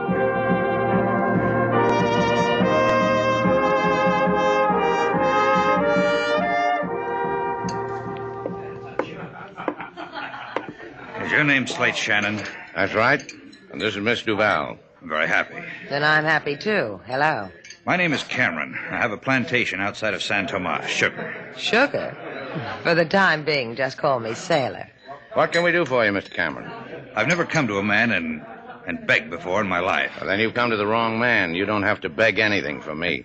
It's about a girl. A young girl. Wild, impetuous, and spoiled. No thanks. Mr. Shannon already has one. Sailor, why don't you go and put a new point in our desk pen? Where am I going to get a new point? Post office is closed. Please. It's about my daughter. It's about Kathy. Kathy and the Blue Moon. Oh, yes. There's a gambling ship in the bay called the Blue Moon. Look, if you're a man in trouble, I'll listen to you. If all you want to do is hire someone to spank your daughter for gambling, get yourself somebody else. Because nobody else can do what I want you to do. You haven't told Slate yet what it is. Maybe he won't. Do you mind if I make my own decision, Sailor? Go ahead, Mr. Cameron. Kathy's involved with a man named Norton. Oh, yes, I've heard of him. He owns the Blue Moon. How did your daughter get mixed up with a guy like that? I don't know. All I know is that since she's met him, she's Well, she's changed. She's a stranger to me. She's on that boat all the time. I have an easy solution. Why don't you just tell Mr. Norton to buy your daughter from the boat? I've tried that. He laughed in my face. He told me... Hold it a minute. Sailor, there's a guy over there at the cigar counter. Take care of him. Now, go ahead, Sailor. I'll remember every word Mr. Cameron says and tell you later. All right, Cameron? Well, Norton knows something about Kathy I don't. I know my daughter. It's more than just a lust for gambling. Please, will you help me, Shannon? Go there, talk to Kathy. Convince her that she need never go back to that ship again. Please, I'll give you anything. Put your wallet back. Your daughter's in trouble with Norton. I'll try to straighten her out. You don't understand, Shannon. I'm a rich man. When I bring Kathy back, you'll give me a box of lump sugar?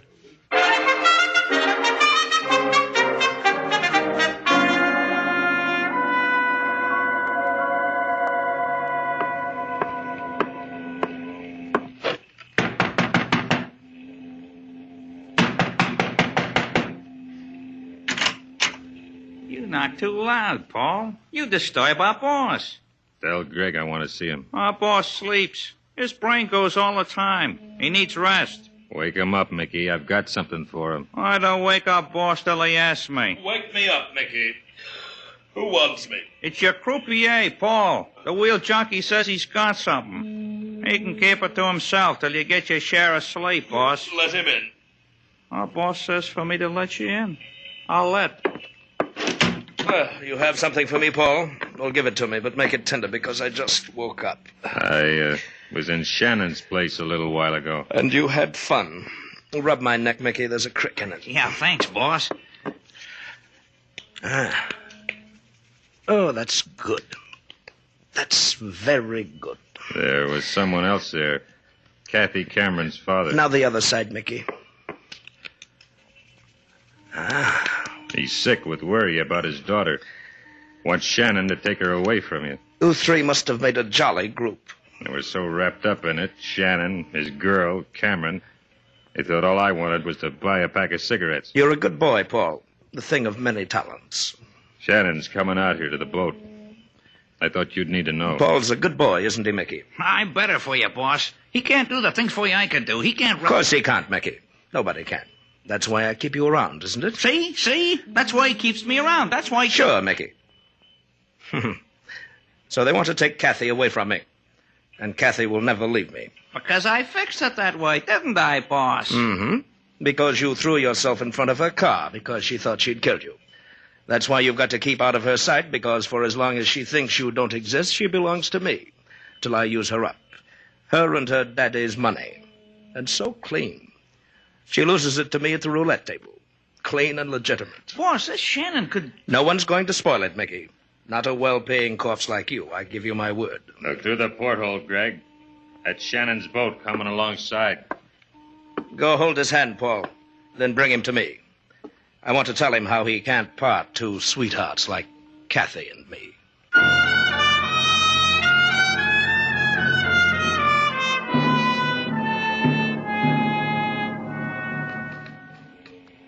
You do me and my gambling ship great honor, Miss Duval, Mr. Shannon.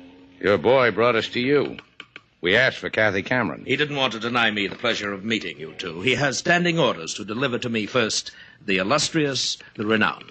You see, Slate? I keep telling you that's what we are. You never believe me.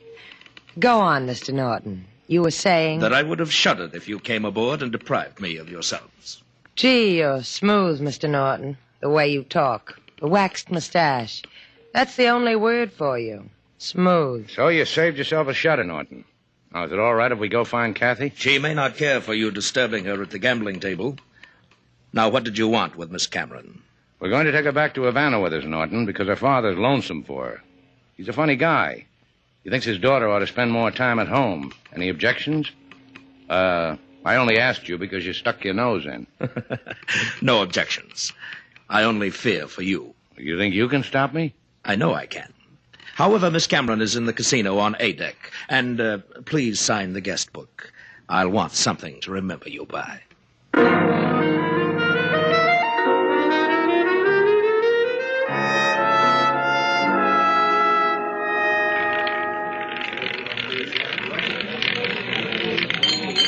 Now, Number 12 on the black. Black pays, 12 pays.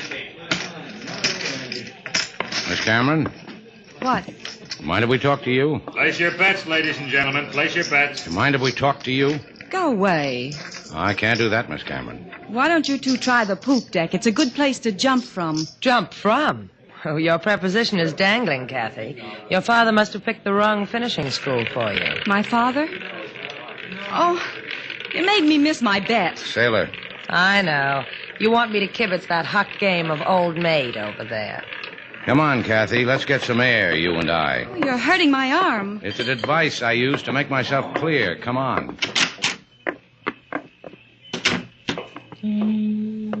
I made a suggestion to you before concerning the poop deck. Or if that doesn't suit you, why don't you try it from this rail? Now, you're just a kid, Kathy. You've got to grow up a little more before that kind of talk becomes you. Oh, you think I'm a kid? 19, 20? Kids that old and women over 40 use lipstick the way you do. Another suggestion. A girl 19 is better for you. Want to know why? I'll put my arms around you and show you. Hey, take it easy. And hold you.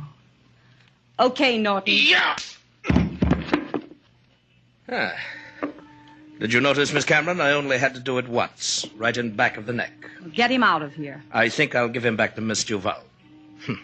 Don't you think I'm considerate?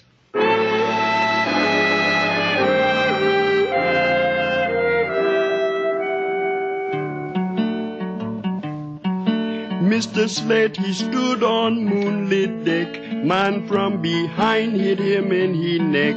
Lady Sailor, she bring from ship Blue Moon her winnings to date, Mr. Slate in a swoon. Because they tried to do one very good deed, bring daughter back to father who cried his need. He waved at them a face full of woe. Mr. Slate, he said, don't cry, I go. You see, Slate, you didn't make such a hobby of helping people, this never would have happened to you. Yeah, that's just what a fellow needs at a time like this, Sailor, a kind word. Now you are hurt, Mr. Slate, because you love a good deed too much? Yeah, I live for the moment when I can bring a wandering girl back to her daddy. Let Norton have her. I don't think I could go through this again. You go through with it. Your neck is my neck. I read that once in a poem. I'm going back to the Blue Moon, Sailor. Mend me real nice because I got some things to do there. I want to look good. If you go back, they'll kill you. Those were Norton's parting words to me. He said, tell him not to come back. Next time, I'll give him to you in pieces. You're a complicated man, Slate. I could never put you back together again. Give me another whiff of your smelling salts, Sailor. That ringing noise is back in my skull. You're a ham bone. That's the telephone. Shannon's place, Sailor Duval. Mr. Shannon, please. Oh, It's for you, Slate, the man who grows sugar. He's in a tizzy. Anyway, he makes sounds like a tizzy. I'll let you know. Slate Shannon speaking. Forget it, Mr. Shannon. Forget ever I've called on you. I don't need you any longer. Where are you, Mr. Cameron? I'm at home. But you're not to come here. You're not to... Get me a clean shirt, Sailor. I've got to see a man who doesn't need me.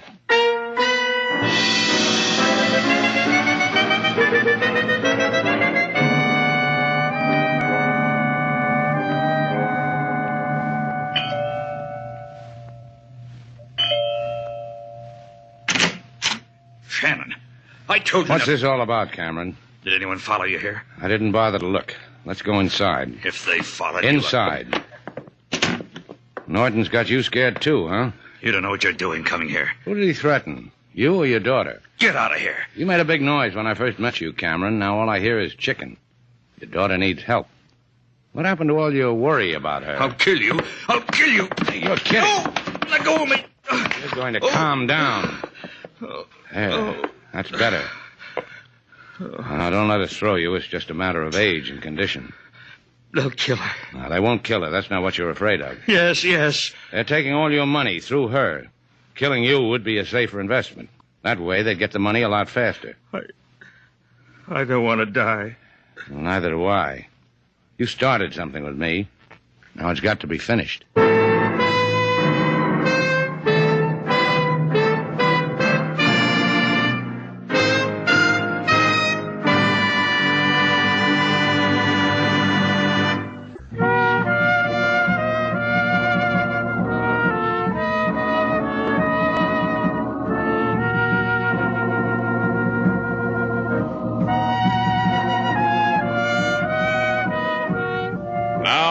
back to Bold Venture. Our stars, Humphrey Bogart and Lauren Bacall, and the second act of our story.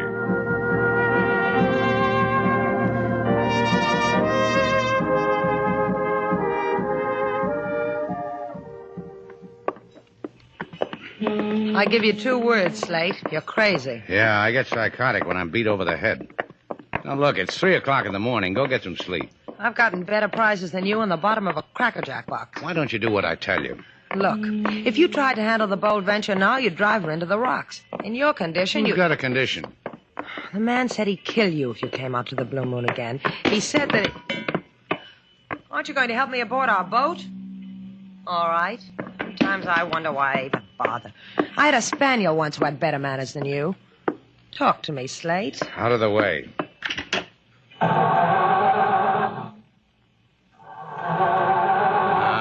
Come on.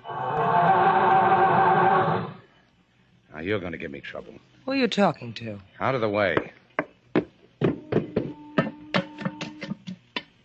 Taylor, What do you want? come here. Look at the motor. Wires all over the place. Someone's come aboard.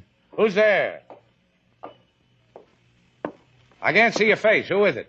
But you can see my gun, can't you? Who are you? How about you, Miss Duvall? Can you see it? Move it a little to the left. Thanks. My, it's pretty in the moonlight. If you get that boat fixed, take it north. If you take it south, you might get too close to the Blue Moon. Then everything will blow up in your face. I've been pushed around long enough. I've got about... And next time, I'll put the bullet into your head, Shannon, instead of into the woodwork of your boat. Want to try? No? See, you can be sensible. Good night, mechanics.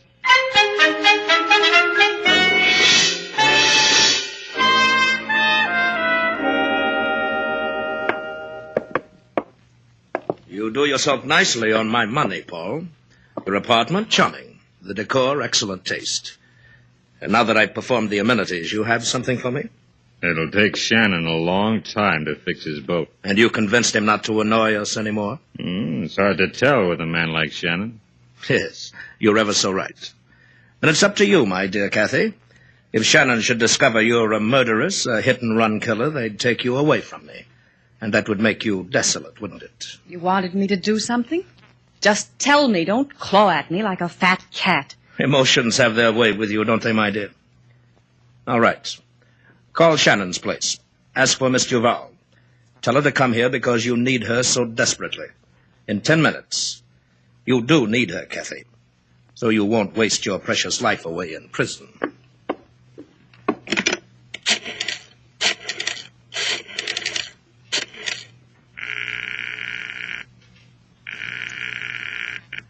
Shannon's place, Sailor Duval speaking. This is Kathy, Miss Duval. Kathy Cameron. Is Mr. Shannon there? No, he's sitting up with a sick boat. He's hypnotic. Good. Listen, you must come here alone. 16 Paseo Gomez, apartment 12. In 10 minutes, if it matters to you whether I live. Well, that's the other side of town. How do I get there this time of night? There are no cabs. What do I do? Wave a wand over a pumpkin? Oh, you must. Please, find a way. Well, maybe King Moses will lend me his jalopy. What's wrong, Kathy? Why do you want... In 10 minutes, Mr. Val. The way you wanted it, Craig? Your choice of words was exquisite, my dear. And it is a matter of whether you live.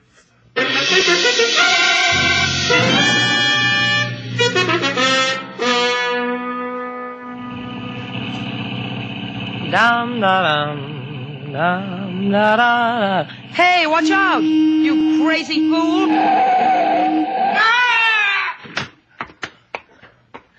Look, I didn't see you. Oh, you're hurt, aren't you?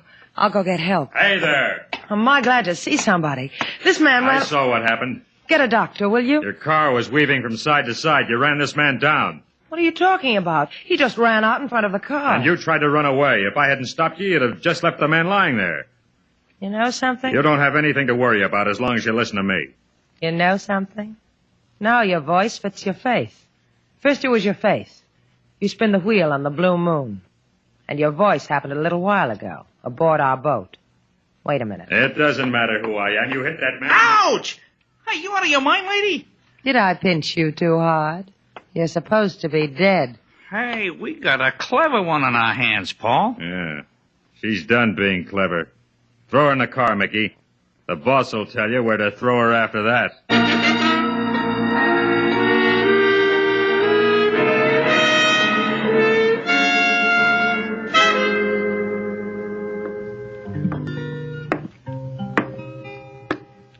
Welcome, Mr. Slate. I got coffee perking for you in the kitchen. Thanks, King. You didn't have to wait up for me. What I have and have not to do, Mr. Slate, is my own affair. I go bring your coffee. Oh, no coffee. Stay here, King. Sing to me. Right now, I need sleep. I do not think sleep will come to you, Mr. Slate. You just sit there and watch it. It will not come because Miss Salo is not here. She wants to roam Havana this time, and I'd let her. I got other things on my mind. 2 hours ago, there came a phone call. Miss Salo scribble address on pad, borrow my auto. Here is the address. I think you better go look for her, Mr. Slate. Because you're afraid she'll abscond with that heap. Take $20 out of the register, King. That'll take care of it. Because the call came from Miss Kathy Cameron. Huh? I told you sleep would not come, Mr. Slate.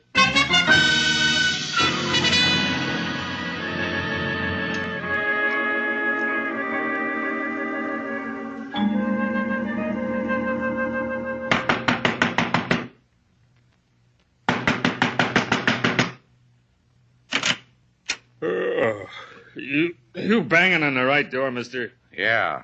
Banging on the right head. Oh! Now we'll drag you inside. Come on, up on your feet. Get with it, Buster. Start talking. What's the matter with you? Up. This is where we were 10 seconds ago. Start talking. Not gonna get you anyplace, Shannon. You know my name. That's for taking the liberty. What did you do with Sailor? Blue Moon. She's there. How come she's there? You're going to answer me, Buster, because you happen to be fresh off the Blue Moon. You're the guy who spins the roulette wheel. Tried to frame her. Didn't work. How? Make like hit and run. Blackmail. Little guy, Mickey, used to make a living at it. Run in front of the car, make out he's hurt. People get scared. Pay off. Sailor was too smart. Didn't bite. Same gambit you pulled on Kathy Cameron, huh? Get out of it, Shannon. You know, for a guy who spins a roulette wheel all day, how come you keep one in your apartment? Hobby. Uh-huh. Hobby. And you'll enjoy this. I read where a croupier in Monte Carlo practiced and practiced. He got good.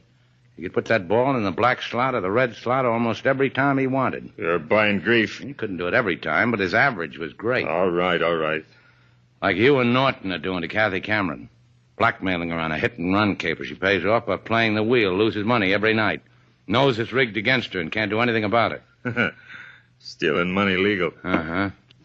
Because I woke you from a deep sleep. Oh! I give it back to you.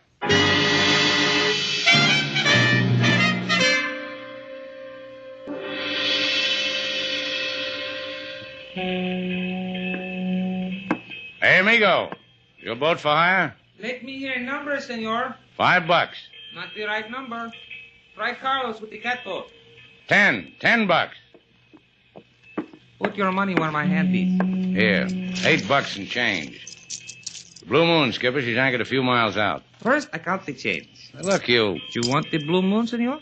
Then let me count the change. 97, 98, 99. Oh, here is the other penny. You almost didn't make it, senor.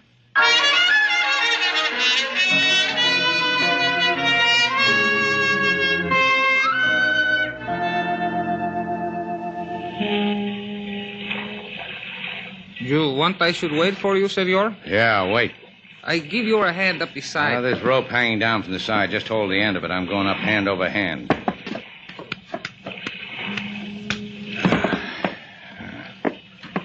And now, pick a cabin, Shannon, and see how your luck is. Sailor. Sailor.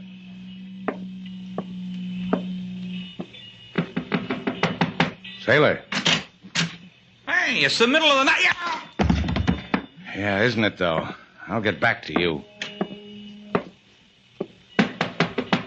Sailor, Is that you, Slade? let me in. I can't. The door's locked. You got a hairpin? What's the matter? Night wind playing hard with your hairdo? Slip it under the door.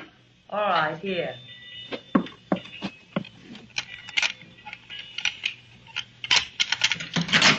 Where did you learn how to pick a lock? A friend of mine taught me.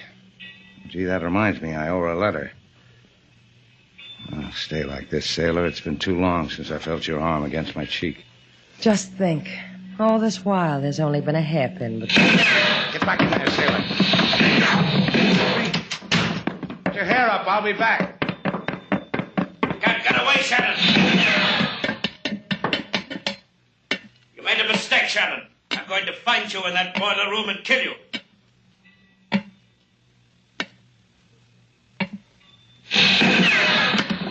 I see you, Shannon.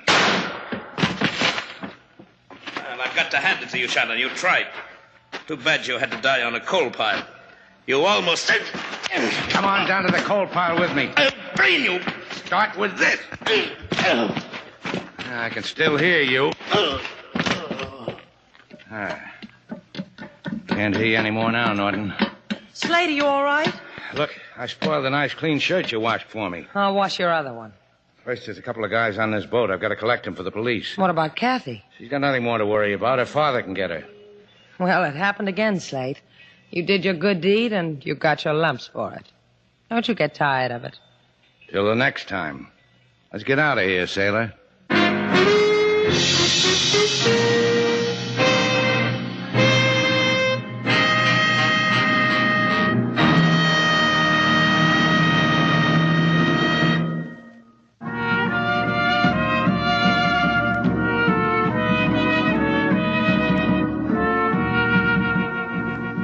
There.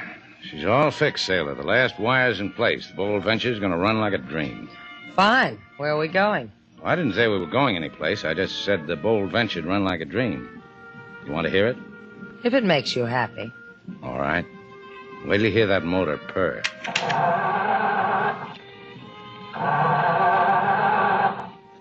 What kind of a dream does that sound like? I had it running a minute ago. Let me try.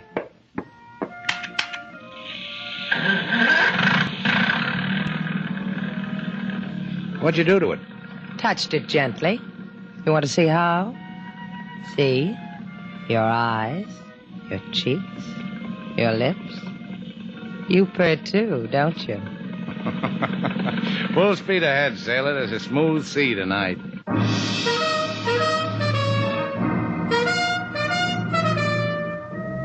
And so our two stars, Humphrey Bogart and Lauren Bacall, have brought to a close our latest Bold Venture story. Special music was composed and conducted by David Rose. May we invite you to listen again next week at this time for another exciting adventure starring Humphrey Bogart and Lauren Bacall together in Bold Venture.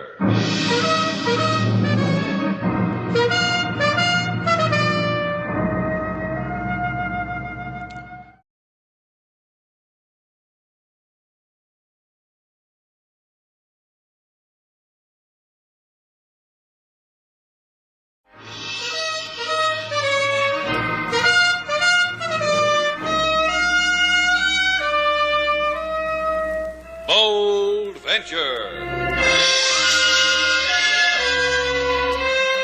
Adventure, intrigue, mystery, romance, starring Humphrey Bogart and Lauren Bacall. Together in the sultry setting of tropical Havana and the mysterious islands of the Caribbean. Bold Venture.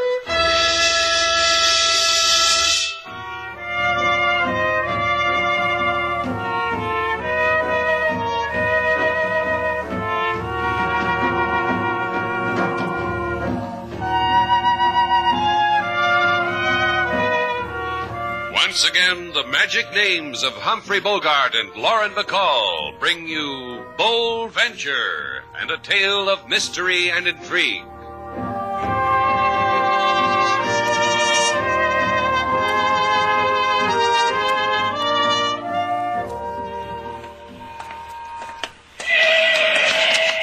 Watch it, sailor. That's the second time in 3 blocks the car's almost run you down. What's the matter with you? Shannon's place. The Hotel Nifty, rooms 350. What? No, I don't like it. You don't like what?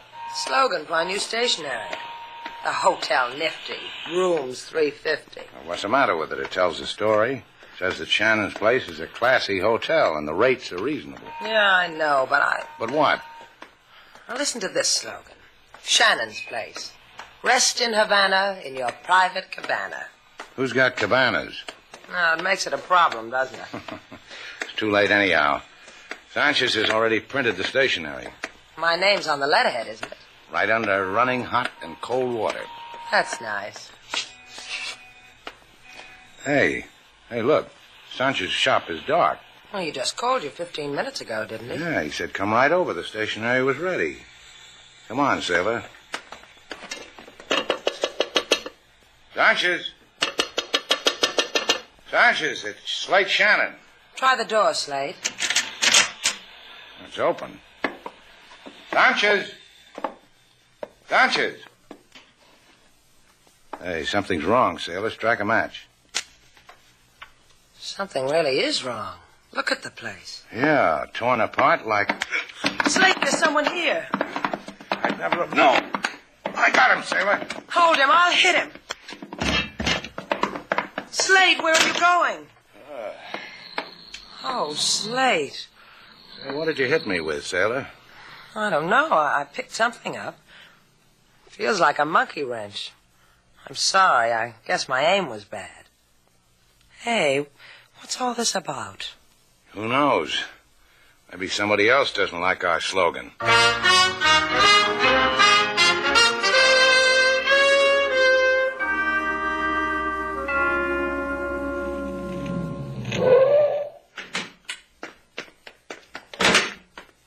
We'll stop here first, Harry, at my place. That'll be nice.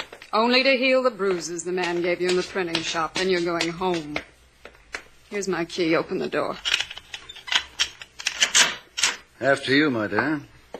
You got a cut under your eye. There's collodion in the bathroom. I'll get it. Reckon Sanchez's joint exhausted me. Collodion just won't help the tired feeling I got.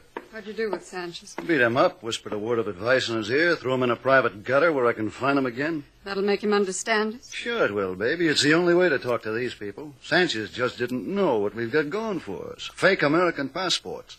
A man in my position could get fat selling things like that. There's such a hunger for him. But we need Sanchez. Will he keep engraving them for us after what you've done to him? Now that he's figured out what he was doing, he'll put his heart and soul into it because I asked him. Poor little man. He should never have tried to use his brain. Never said he was going to report us to the authorities. And to the consulate. Have they ever questioned you about the things you do on the salary they pay you? I told him I was tutoring a Cuban lady in English. The boys at the consulate understand things like that. What about those people who walked in on you? Shannon, the Havana character? Yeah, it worries me. Leave him to me, Jenny. Leave everything to me. Have I ever failed our great love? Have I?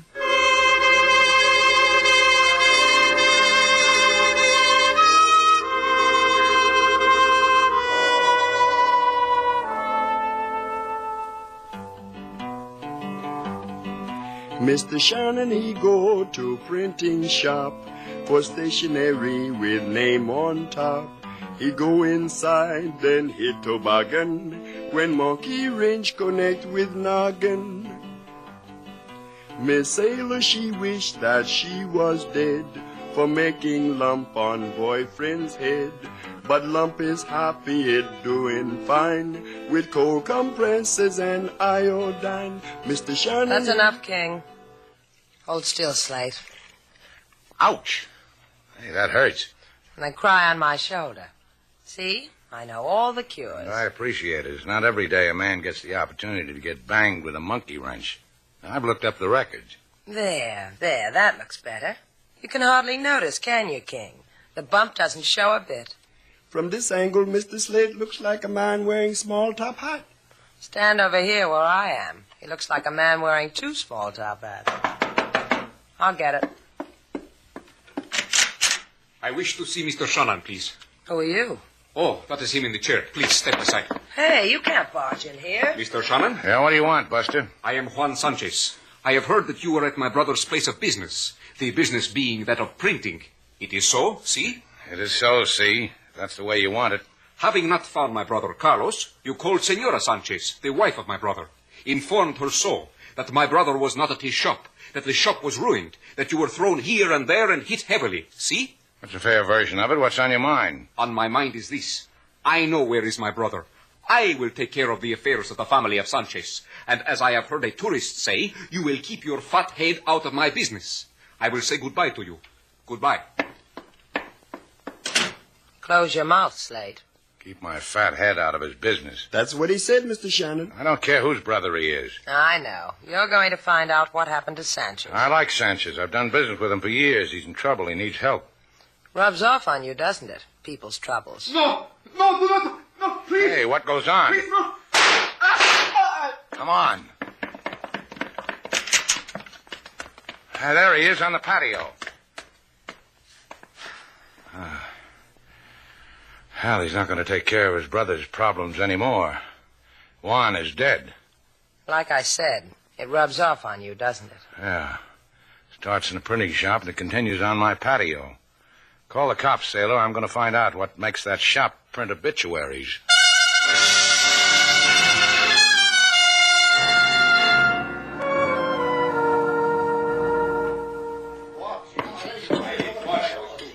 The rotary press goes in that corner, boys. Be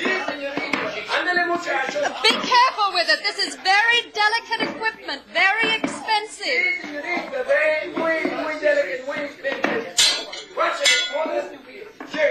When you're through with that, boys, I want you to... Are you one of the workmen? Will you please... No, I'm not a workman, but I could do some work for you. Well, that would please me. I'll make a note of that, miss. What name do I put down? Jenny Sloan. I'm Slate Shannon. I've heard of Slate Shannon. This is a red-letter day for me. I sell a big order, and I meet Slate Shannon. A girl like you sells printing equipment? There must be people who want to take you away from all this. There are, they do. But maybe you can make a better offer? Yeah. But first I've got to find Sanchez. Why must that come first? His brother was shot down, killed in my hotel. I figure things like that has a priority. It does, doesn't it? And you'd rather tell Sanchez his brother was killed than... You don't know it, Slate, but you just made me an offer. I like it. We could tell him together. Where is he? He called my office from his home, ordered all this, asked me to install it for him, because he was too sick to manage for himself. From his home, huh? Mm-hmm. So you'll understand I'm needed here. I couldn't go with you. The things I understand, Ginny. Just you wait. Hey, is there a phone here? There on the wall. Need change? Thanks, I've got it.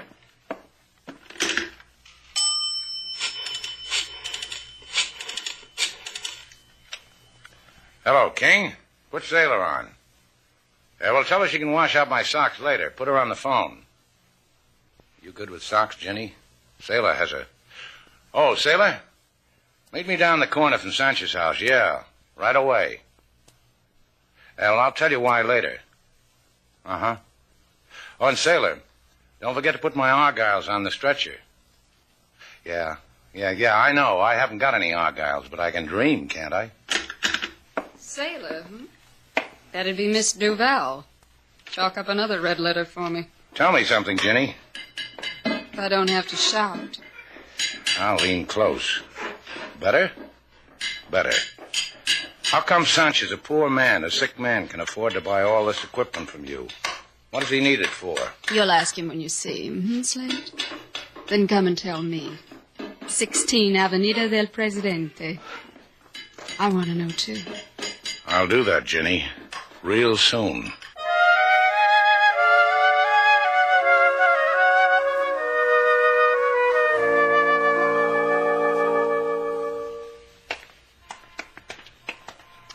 I still don't understand what you're trying to do, Slate. I'm looking for some new answers. Well, tell me the new questions, huh? Why is that printing shop wrecked and put together again with expensive equipment? Where does a beautiful American girl named Ginny Sloan come into all this? A beautiful American girl, huh? Where did you find her? Next to a linotype machine. You've got red printer's ink on your lapel. Yeah, you got to watch those linotype machines. Oh, here's Sanchez's house. Here, let me knock. What's the matter? Don't I know how to beat on the door? No one's answered, have they? You looking for Senor Carlos Sanchez? See what happens when I knock, Slate? Taxi cabs appear. Yeah, we're looking for him, Chico. I give him to you. He's in the cab. Hey, come back here. I give you the cab, too. Now, let's go look, sailor. Sanchez. Oh. Yeah. Beaten, bloody. You want to go knocking on any more doors, sailor?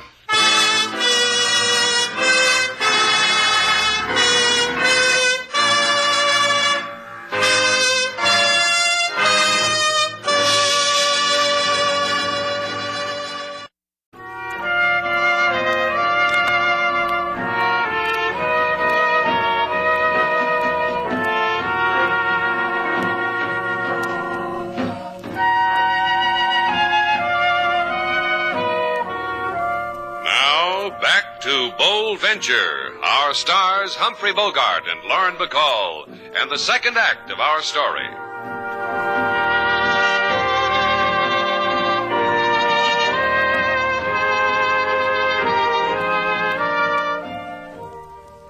Look, Sanchez, try to understand. You stay here with us until you get well. Understand, Sanchez? Si, señorita Duval. Comprendo. You have been kind. Who did this to you? Beat you like this? Hurt you? Tell us, Sanchez. Do not ask me, señorita. I will not answer. You're beaten like a stray dog. Your shop is wrecked. Your brother is murdered. What does it get you keeping your mouth shut? Another beating? Because you like living this way? Please, Senor Shannon. The beating was to me. Do not take it unto yourself. It belongs to me. Cops tell me they found an illegal passport in your brother's things. A fake United States passport. Is that what you're mixed up in? All that fancy printing equipment. Did you order it? No. Of course I order it. How else does one attain such things? He buys it from a merchant. You bought yourself a whole lot, didn't you, Sanchez? The payment was good, too. Look at you. Leave him alone, Slate. Senor Slate, there's a man at the desk who wishes to talk with you. Be right there, King. Sing to Sanchez, sailor. Kiss his cheek. Do something, anything that'll take the hurt away. I'll try, Slate. At the desk, huh, King? Yes, sir, Mr. Slate. It's Mr. Harry Turner. King says you wanted to talk to me, Mr. Turner. It's on your mind. Carlos Sanchez. I've come to take him home. You a relative? Only a friend. Sanchez does printing for us at the United States Consulate. I've grown very fond of him. This morning we heard he'd been in an accident. I'd like to take him to his home. Do what I can for him. How'd you know he was here? Well, some people saw you take him out of a cab, bring him here. Word got around and got to the consulate. We got up a little collection, and I was appointed to pick him up. All right. He's badly hurt. Take it easy with him.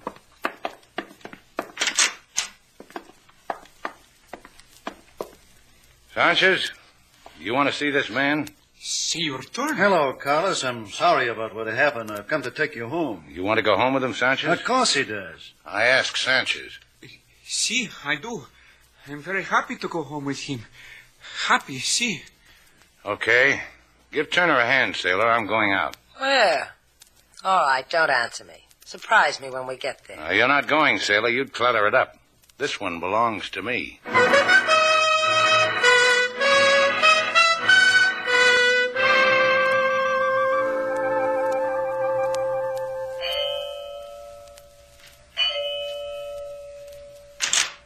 Yes? Oh, hello, Slade. Am I disturbing you? Yes, you do. Come on in. Place looks a mess. I undressed on the way to bed last night. Wait till I pick up these things. Sit down right here. Thanks. You said you'd come to see me. You couldn't wait, could you? I've been thinking about you, Jenny. Don't do it that way, Slade. Too many men start off like that, not Slade Shannon. I knew a girl like you once in Hong Kong. She wore bells on her ankles, and when I said goodbye to her, she tried to stick a knife into me. This scar on your cheek? Uh-huh. There. So I can share it with that girl with bells on her ankles. That's funny. She did the same thing after she cut me. It's going to be good, Slade. I found Carlos Sanchez. Later, Slade. He was almost beaten to death. Do you know why? Slade. Tell me why, Jenny. Now, at this time, it means that much to you. I'm going to tell you why. I don't like you so much, Slade. Last night you were in his shop. You were delivering a whole lot of merchandise, expensive stuff. I told you Yeah, that you worked for a printing supply house. But Sanchez never called you. He didn't order that stuff. I know. You delivered it to the wrong place. Listen to me, Slade. It's got something to do with passports. Sanchez is an engraver, a good one. He could have made plates for a counterfeit. Printed passports for illegal immigration to the States. He could make a lot of money out of that. A lot of people could. You and... You. I don't see how. A lot of people come to Shannon's place. The word could have it that your hotel's a fine place for people who want to go to America. Who do you work for, Jenny? Wait a minute. This is a small gun, Slade. I can make up a fine excuse to the police why I had to kill you. Who do you work for? I'd weep over your body till the police came. Jenny. Jenny, put the gun down. All right, Slade, if you say so. No more questions, Slade? No more questions.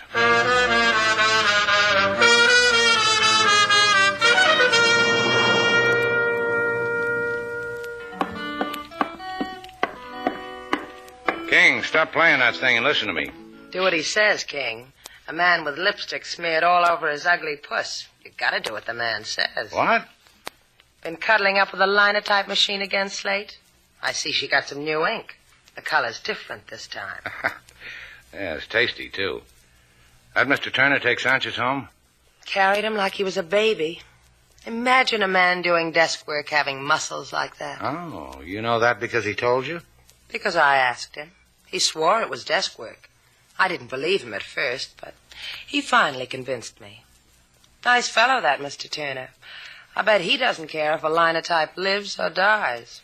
King, here's $200. Go buy yourself a fake American passport. I don't wish to go no place, Mr. Slade. Besides, I got a passport. Humor the fellow, King, because the fellow wants to play cops and robbers. You know Havana, King. Find the right alley, wave $200 under the right nose, buy the passport. Then come back here and tell me who you bought it from. King might get hurt, Slate. Look what happened to Sanchez. Don't worry, Lady Sailor. King Moses take care of himself. It's like Mr. Slate say, I know Havana, Havana knows me. She will do me no hurt.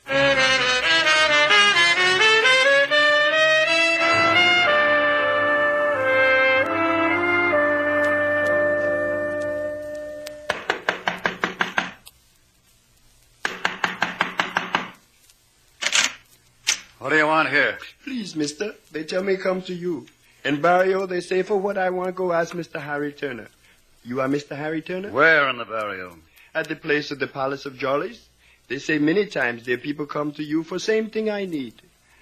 I have done bad thing in Havana, mister. I must go away. 2 states will be nice. You're all alike. You do a bad thing, you must go away. Get in here. A pleasure, mister. They tell you what it costs? They say you will tell me this thing, mister. What's it worth to a man who has to go away? I have only $200 American, mister. Is enough? Is all I got. Please, mister, they catch me. Prison. Give it to me. 200. You get away cheap. The passport? You know Sanchez's printing shop? You'll find it. Be there at 9 o'clock tonight. The passport? I'll check with my mood. Now get out.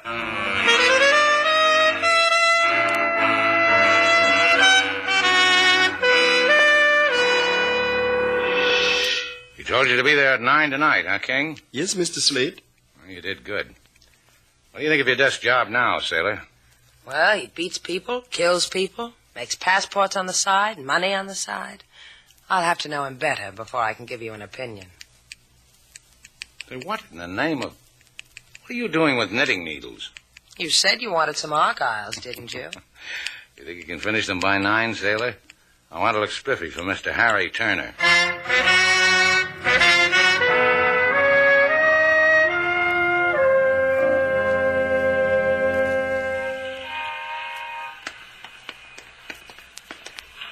told you to go home, sailor.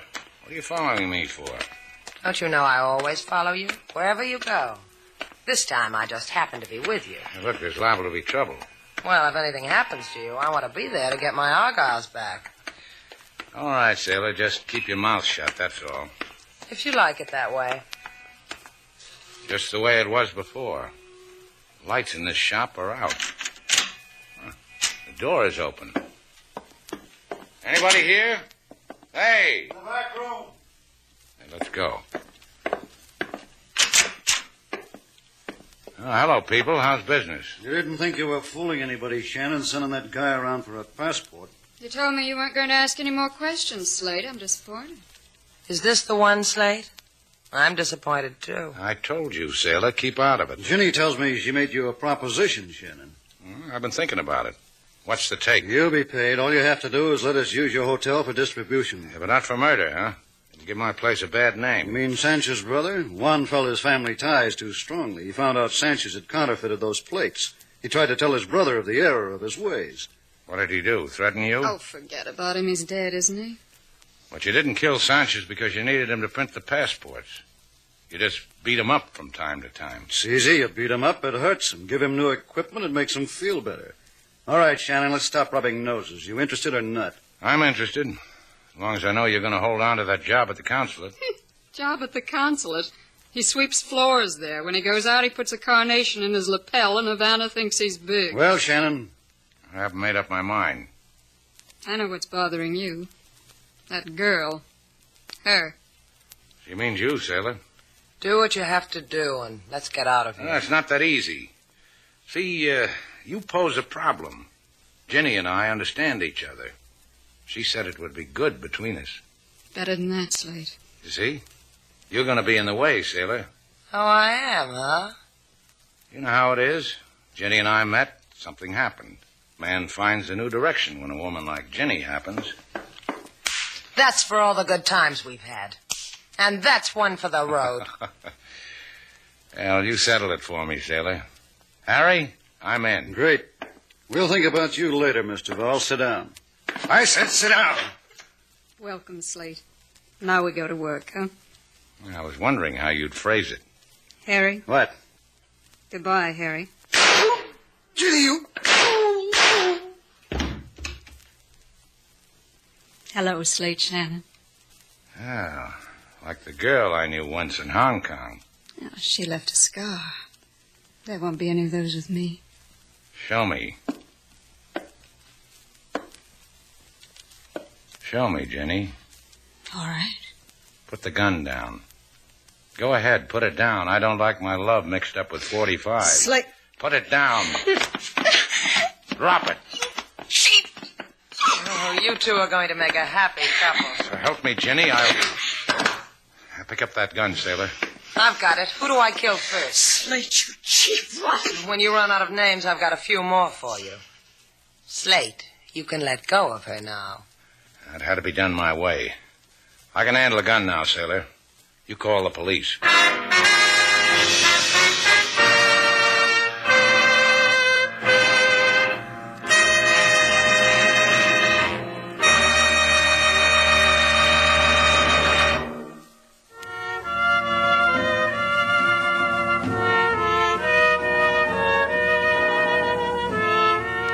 Sailor. Go away. You bother me. I brought you something. You can take your dime store jewelry, and you know who you can pin it on. Well, why don't you just turn around and look? See? I brought you a monkey wrench. Just what I've always wanted. Yeah, I had an idea if you clobbered me over the head, it'd make you feel better. It's thoughtful, huh? Give it to me. Here. Well, go ahead. Clobber me. What's the matter with you? What happened when you went to Ginny Sloane's apartment? Well, she had a gun in her hand, like you're holding that monkey wrench. I'll show you. Come here. Slate. Yeah, that's what happened, sailor.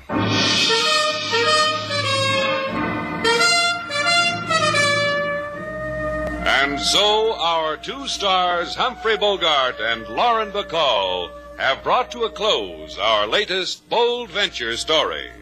Special music was composed and conducted by David Rose. May we invite you to listen again next week at this time for another exciting adventure starring Humphrey Bogart and Lauren Bacall together in Bold Venture.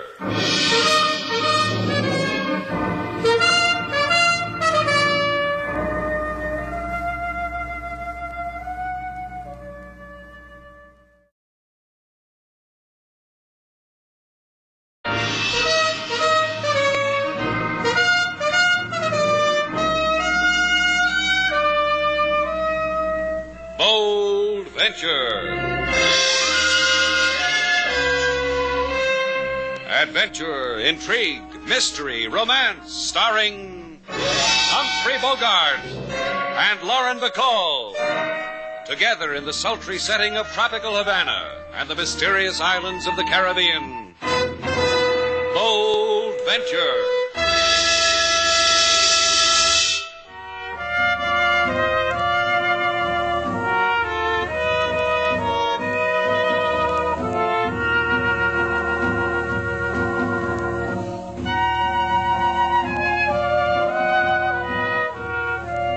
Once again, the magic names of Humphrey Bogart and Lauren Bacall bring you Bold Venture and a tale of mystery and intrigue.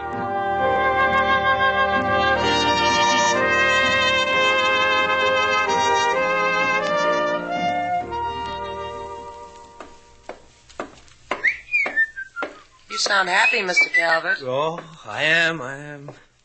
Russ Calvert's got a feeling about this evening. Yeah, that happens to people in Havana almost every night. Doesn't it, though, Mr. Shannon? You know when it came over me? Right after I took my shower while I was getting into my white linen, I said to myself, Russ, out there, right out there through that window, it's waiting for you. That's what I said to Russ. You two must be very happy together. Why not? I like you, Miss Duval. I like Mr. Shannon. I like your hotel. And tonight I got this feeling that Havana's going to like me. You hear that, sailor? We're liked. It makes me glow from the top of my head to my tippy toe. Yeah, I can do that to people. Why, I can make Pardon, but I look for a young lady by the name of Gail Duval. You need a pardon to do that? I was merely being polite. The young man here was talking, but the urgency of the occasion demanded... I'm Gail Duval, and you've just marked me urgent. So what can I do for you, Mr... Mr. Clokey, Ralph Clokey. And it's not what you can do for me, it's what I'm going to do for you, on behalf of my client, Mr. Cheever. See, sailor, it's all for Mr. Cheever. For who? Mr. Cheever, who owns the grandest hotel in Guantanamo. Mr. Cheever, who is expanding operations to Havana. Here, in my briefcase. Slate, that's money. It's staring at me. Real live money. Scads of it. This little packet, 5,000. And another, 10. And another 15. It keeps going till we reach 25,000. That's the price for your hotel and the boat. What? Certainly. Mr. Cheever told me the whole story. Not that I wish to embarrass the young lady. Oh, go ahead, embarrass me.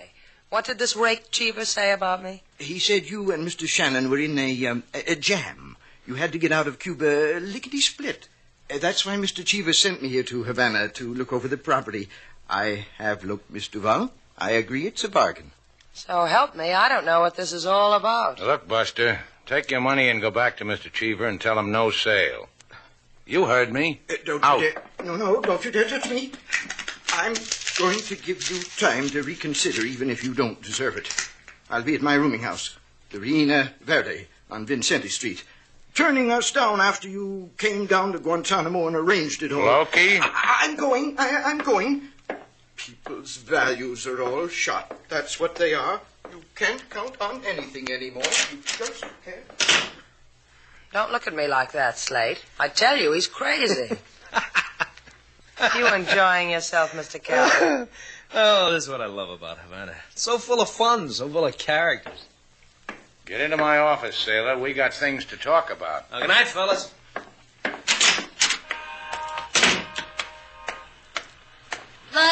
Russ over here in the car. Where'd he go? In that cab just ahead. Hurry. For $25,000, we can keep him company. Can't we, Jeannie? For as long as he lives. Such a little man. His life's all used up. You know, it sends shivers through me. Put your arms around me, Russ.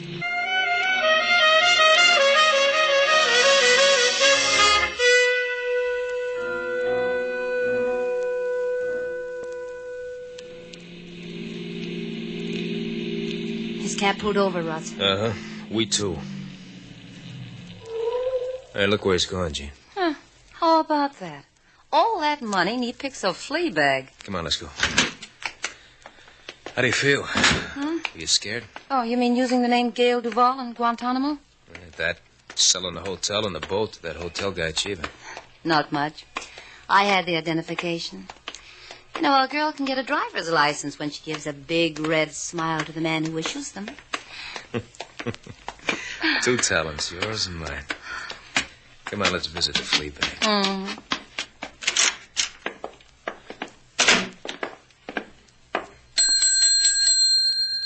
Un momento, por favor. See? A man live here named Mr. Clokey? Oh, Senor Clokey. I see, it's room number 3, right down the corridor. Yeah, thanks. Here. Oh, Senor, $5. Oh, you are too kind. For what purpose? Being a nice landlady. We'll show you some more of those dollars later. Oh, I will like that. For whatever purpose. I know how to cooperate. You will see.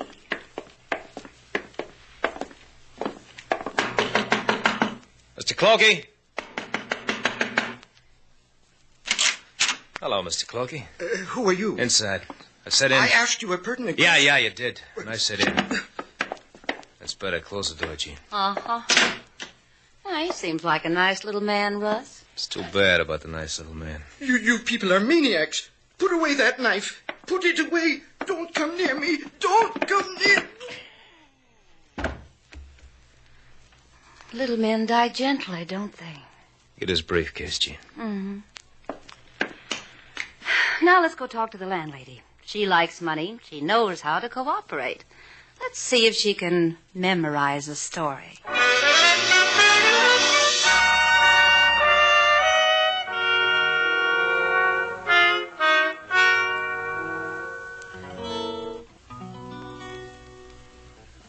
You're a man of the world, King.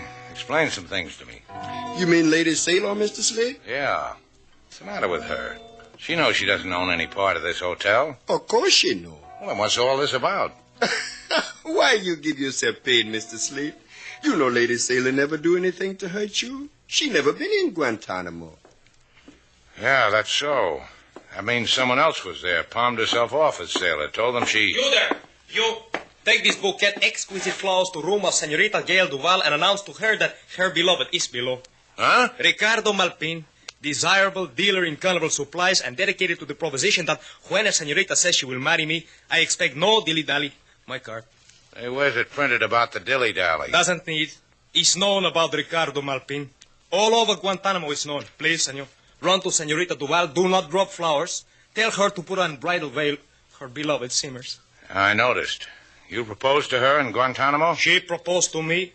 Proposal as follows. Ricardo, I love you. Ricardo, marry me. Ricardo, give me $1,000 to buy trousseau in Havana. Then I return to your arms for centuries. In 2 days, has been weak. Where's her room? I delight her myself. That way, Ricardo. But that way, senors, to street, to where I come from. That's right. You do not comprehend a future bridegroom, senor. You cannot deprive his bride of him, especially when he is waiting. Maybe not, but I'm going to try. Pardon me, Ricardo. Put me down, senor! Put me down, I demand! You are very strong, senor. Back to Guantanamo, Ricardo. Here. Don't forget your flowers. But she will suffer so if she does not. Hey, for a girl who's never been to Guantanamo, Sailor sure gets around. King. Yes, Mr. Slade? If anyone asks for me, tell them I'm trying to find out who wants to buy my hotel.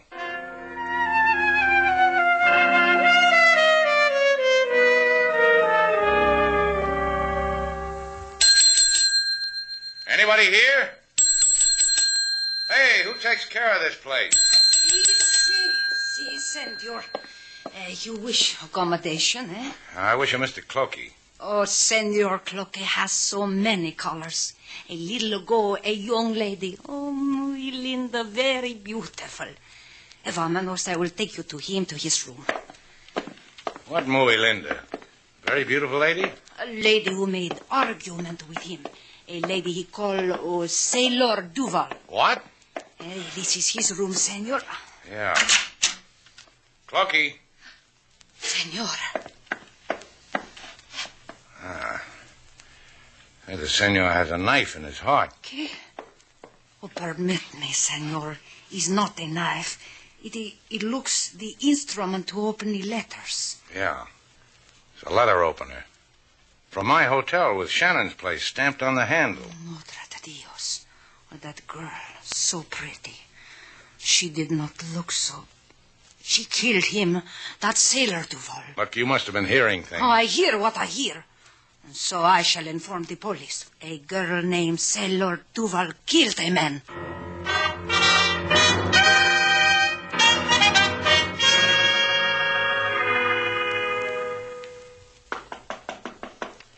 That you, Slade?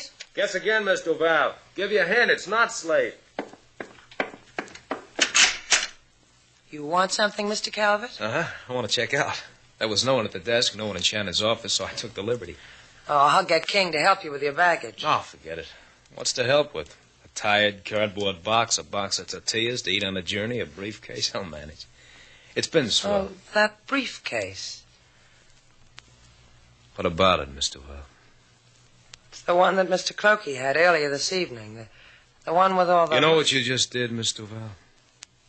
You just spoiled my going-away party. Get back in your room.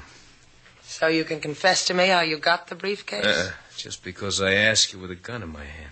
Who saw a briefcase? I must have been out of my mind. Don't be a heroine, Miss Duval. It can scar your pretty face. Just do what a departing guest asks. You won't like it. My room's a mess. Get your stockings, Miss Duval. All you got. Huh? You want to mend them for me? You know, you're lucky. I could just kill you, but I feel warm towards you. I'll just tie you up so you won't keep me from going away like I want to. And this handkerchief in your mouth to keep you from screaming, like for help, like for police.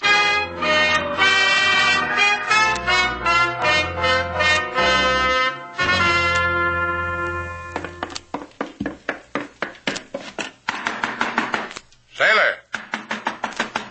Sailor, are you in there? Sailor, what's the matter with you? That wasn't a civil answer. I'm coming in. Hey, your door's locked.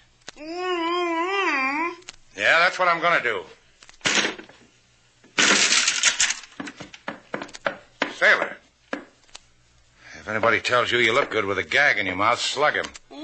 Kept you so long. I was spending a little time with your victim. Well, what are you talking about? I'll make out there's still a gag in your mouth. I've got to untie you so we can get out of here. Okay. What happened to you?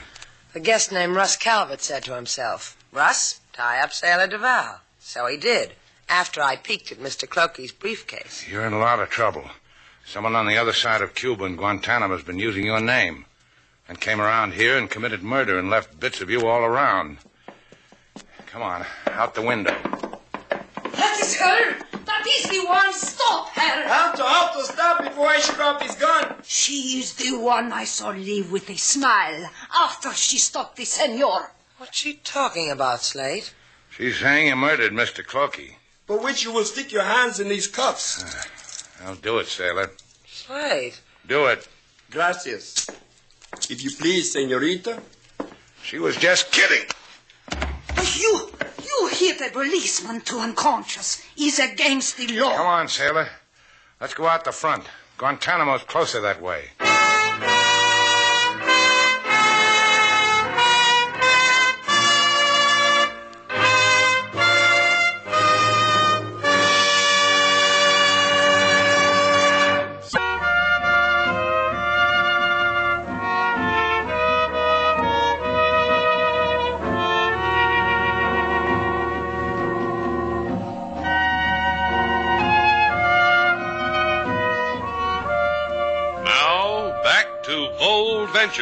Our stars, Humphrey Bogart and Lauren Bacall, and the second act of our story.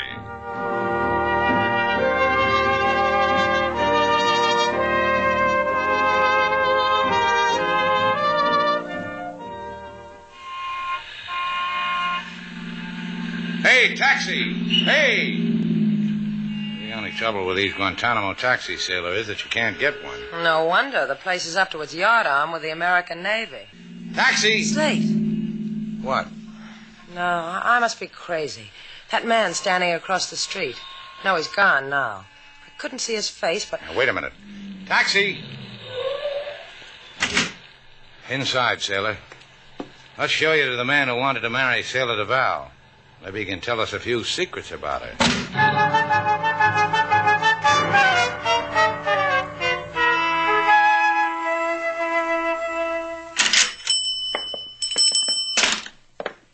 The man who owns this carnival supply place said I was going to marry him. Maybe you should take him up on it, sailor. You could have yourself a gay time.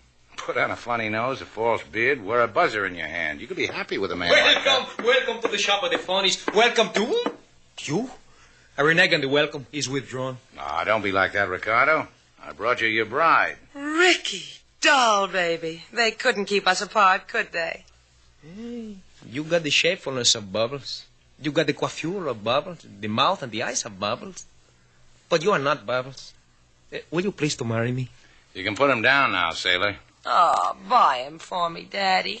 You do that, senor. I will not be costly. I give you a discount. First we bargain, huh, Ricardo? Whatever you like, but I promise you, for this girl, you can have me for practically nothing. Then this girl isn't the Sailor DeVal who proposed to you. Leave me to observe her up and down once more. Front. Back. No. And she's not the one you gave $1,000 to buy a trousseau in Havana? $1,000? Will you marry me, Ricardo? Answer my question first, Ricardo. Oh, senor, how can you talk like this? This girl chiseled me out of $1,000? It is to ha-ha. This girl is an angel. Linda hermosa. See, Slate? Ricky understands me.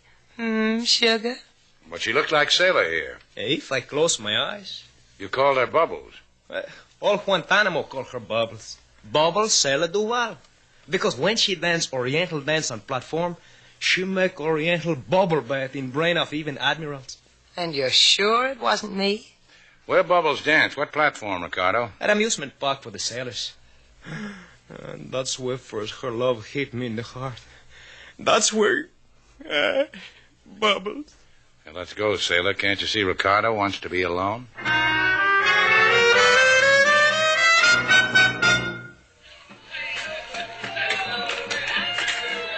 The Midway's practically deserted, sailor. No wonder. Look down there on that platform. That's the main event, the ladies. And the Navy. Slate. What? Look. Look, Slate. Across the Midway. Watching us in front of the Hall of Mirrors. Hey, that's Russ Calvert, the boy who gagged you. I told you we were being followed. Let's go. Now, he saw us, sailor. He's going into the Hall of Mirrors. The joint is dark. Come on, sailor. There he is. Russ. Where'd he go? Follow me, sailor. Which one is you? I'm the one who needs a haircut, the guy with the infectious grin. Stuck on the floor. Slate, where are you? Slate! Here, stay where you are. Sailor! Slate! Here I am. Sailor! Sailor! Oh! You're shot. I'm not shot. I bumped into a mirror. Help me up. Oh, I'm sorry. Oh, forget it. We're getting closer, sailor. Let's go join the ladies. Look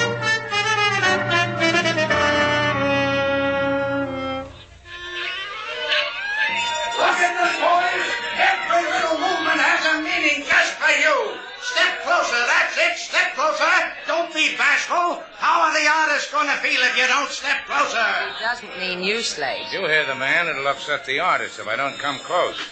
Hey, you, Barker. It reaches you, huh, friend? Get your ticket to the box office. 3 dimes, the best part of a hat. These girls have danced before the crowned heads of the continent, boys. Kings and emperors of days. I want to talk to you. Come down here. Hey, look, friend, all you got to do is buy a ticket. I can't do any more for you than that. Now, men, I tell you, these visions, these dancing dreams... You coming down, or do I go up and talk you into it? Pardon me, boys. I got a rube here who wants to show us a muscle. Now, as I was saying, these gorgeous... Down, friend, away from the madding crowd. Hey, let go of me. Down. All right. You talked me into it. Don't go away, boys. Just feast your eyes. Man here's got a personal problem. Over here. What eats your friend the 30 cents can't buy? You had a girl working for you, Bubbles. Bubbles Gail Duval. An artist. Where is she? You a plainclothesman, friend? Because if you are, I never knew an artist named Bubbles, so cut me to pieces, friend. I'm a chum. I brought her something from Havana. I didn't see her on the platform. Oh, why didn't you say so, friend, instead of puffing up your muscles? Bubbles retired from me. Living the domestic life in a little flat. Where? On Canal, 19 West Canal. Brought her something, huh? Let me look. Oh, it's between me and Bubbles. You understand, friend. Oh, Sailor. Sailor, now where is she? Oh, hey, Sailor.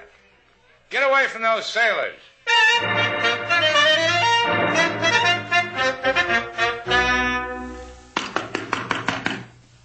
Go away. Bubbles doesn't like us, Slate. I'm going to feel silly saying this. Open the door, Bubbles. You did that quite well. All right, so you're selling what? Nothing, just want you to say hello to Sailor Duval. Oh, finally. You know, Slate, she does have my features. I'm glad they're on you. Mind if we come in, but... Say, look, what kind of a name is Bubbles? Come on in. My name's Jean Hudson. You might as well know. The police are going to know. I've been waiting. You two had to get to me sooner or later. It's not that I'm difficult to get along with, Miss Hudson, but why did you have to adopt my name? You and Slate Shannon, your names get bandied about in Cuba. So you took a little while to establish your name as Gail Duval to people who mattered. Said you were my agent. My hotel was for sale. I'm just telling you all this because I don't care anymore. You're going to scream cops after you hear me out, aren't you? The thing's got murder in it. The police have got to make a living, too. Well, it goes like this. Mr. Clokey was the agent for a hotel buyer. Came to Havana with the money, and Russ stabbed him. But the landlady said she saw me with Clokey. Well, we told her what to say to the police. She's money hungry like me. Like everybody. What makes you so bitter, Jean? The man kissed my cheek and pinched the poke and walked out. Russ Calvert took a powder. With the $25,000? $26,000. He absconded with my trousseau money, too. Let's you and me go in the corner and have a nice long chat about men. Can you imagine somebody stealing his fiancée's trousseau money? That's how Jean got it. It doesn't make any difference. A girl's got to get it where she can. Where'd Russ go? He's taking a boat out of Guantanamo tonight. Sails in about an hour. 2 stops from here, Sailor. The police, then we go see a man about taking a boat.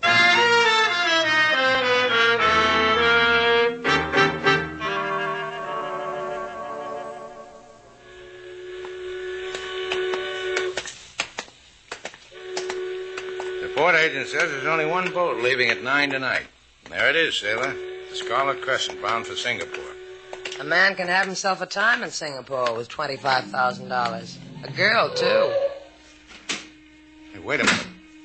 Don't worry. I was just dreaming. That old car that just pulled up. The guy who just got out of it. Russ Calvert. Let's go get him, Sailor. Hey, wait for me. I got you running for the altar. He's seen us, Slade. He's running. There he goes, up that alley. Oh, that Russ is quite a track man. Come on. In the alley. My daddy told me there'd be nights like this. Now what? Now what? Here's a cross alley. Which way do you go? To the right or left? Or straight ahead? Russ seemed to me the type of man who would go straight ahead. We'll take the left. He couldn't have come this way unless he oozed right through this wall. This is a blind alley. He's not in those doorways either. I told you we should have gone straight ahead. Let's go back.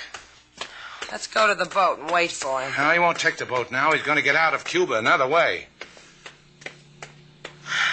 I guess that settles that, huh? I'll find him. Slate, look. That car coming toward us with his lights on. Russ's car. He circled back and got it. He's going to try to run us down. Quick, Sailor, back into the blind alley. Just kill us in there. It's our only chance. Faster, Sailor. There's the wall. There's no place we can go. Here. This doorway. Jump.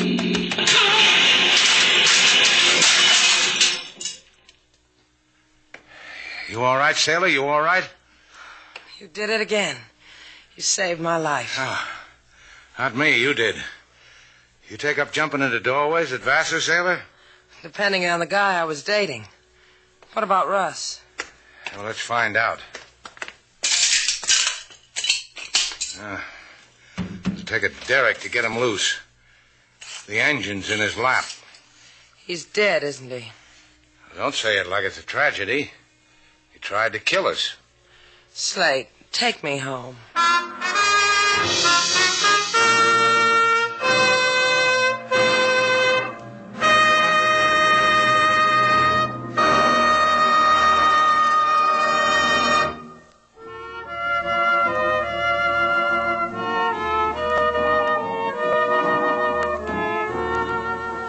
Slate. Uh-huh. I want to show you something. What? When I was leaving the carnival supply house, Ricardo pressed something into my hand. He didn't give me a thing. All the while, I had my eye on that squirting flower. Gee, you're lucky, sailor. Look what he gave me. A trick nose with a mustache. Put it on. I figured you'd ask me that. All right. How do I look? Come here. I'm funny, huh? That's right. Right here. I like that. I knew you would. Tell me why. The mustache tickles.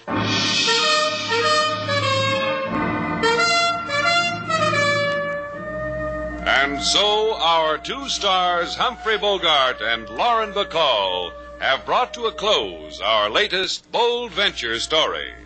Special music was composed and conducted by David Rose. May we invite you to listen again next week at this time for another exciting adventure starring Humphrey Bogart and Lauren Bacall together in Bold Venture.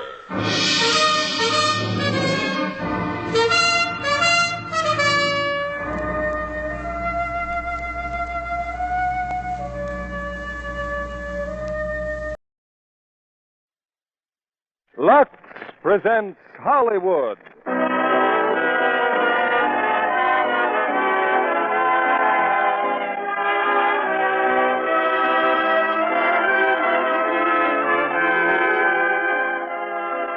The Lux Radio Theater brings you Humphrey Bogart and Lauren Bacall in To Have and Have Not. Ladies and gentlemen, your producer, Mr. William Keighley. Greetings from Hollywood, ladies and gentlemen. We've had many premieres on the Lux Radio Theater, and tonight, on our 12th anniversary, we bring you one of Hollywood's most fascinating couples, together for the first time on the air. They are Humphrey Bogart and Lauren Bacall, co-starred in Warner Brothers' thrilling screenplay, To Have and Have Not. To Have and Have Not is a story of intrigue and action, with Lauren Bacall in the sultry and romantic role that won her instantaneous acclaim. To bring the Bogart family to rehearsals, we had to lure them from their brand new mountain home, where, along with a dog, 14 chickens, and 8 ducks, they are still in the process of getting settled. No phone as yet, no tables, and no drapes. But if you should drop in on a friendly visit of inspection, as I did, you'd find Lux Flakes doing their part, washing curtains, bedspreads, and blankets. When I commented on this fact, Bogey assured me that on his 54-foot yawl in Newport Harbor, which is the Bogarts' home away from home, Lux Flakes are a standard part of the equipment, making this family loyal to Lux Flakes on land and sea. It's curtain time, and here's the first act of To Have and Have Not, starring Humphrey Bogart as Harry Morgan and Lauren Bacall as Mary Browning.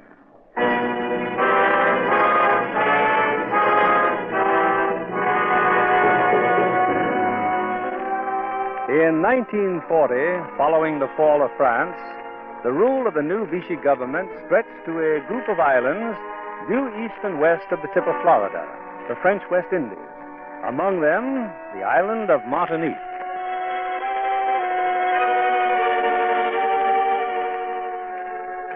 It's early evening, At a little town along the Martinique coast, a boat has just come into port. All right, Eddie, tie her up. That's what I'm doing, Harry. Tying her up good. Well, Mr. Johnson, you want to go out again in the morning? No, I'm fed up with this kind of Yes, fishing. I can see how you would be. You hook a couple of marlin that any good fisherman would give his life to tie in when you lose them both. Yeah, Mr. Johnson, you're just unlucky. Shut up, Eddie. About my bill. 16 days plus the rod and reel you lost overboard. The fishing tackle's your risk. You lost that gear through carelessness. It cost me $275. And at 16 days at 35 a day, that's a total of $835. Well, I'll go to the bank in the morning. I don't keep cash like that at a hotel. Okay. Well, let's go up and have a drink. Why not? All right, Eddie, lock her up. You mean I can't go with you? That's just what I mean. That drunken old fool. Now, wait a minute, Johnson. Eddie's my worry, see? Don't you worry about Eddie. Well, are you coming or not? Yeah, I'm coming.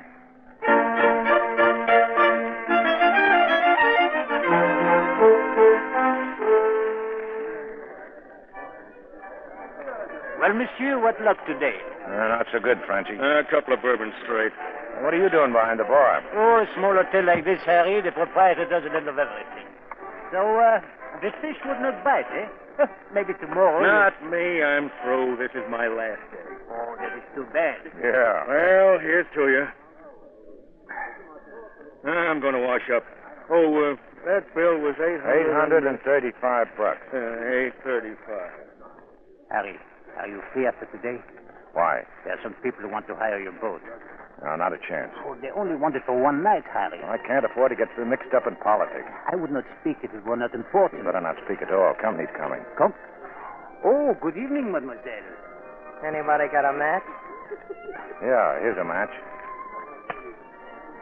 Thanks. Hey, who's that? She came in on the afternoon plane. Oh. About my boat. I know what your sympathies are, and it's all right for you, but I don't want any part of it. But they are coming here tonight, Harry. Well, then get word to them. They'd be wasting their time. Oh, I'm sorry. Yeah, me too.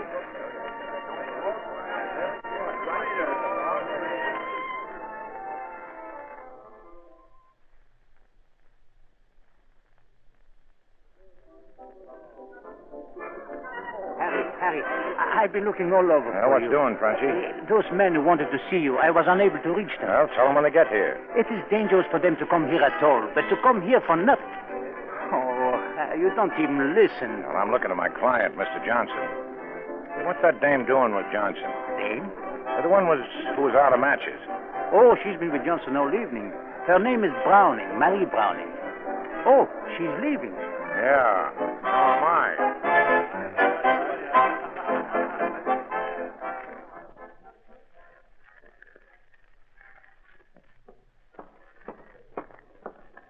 How are you?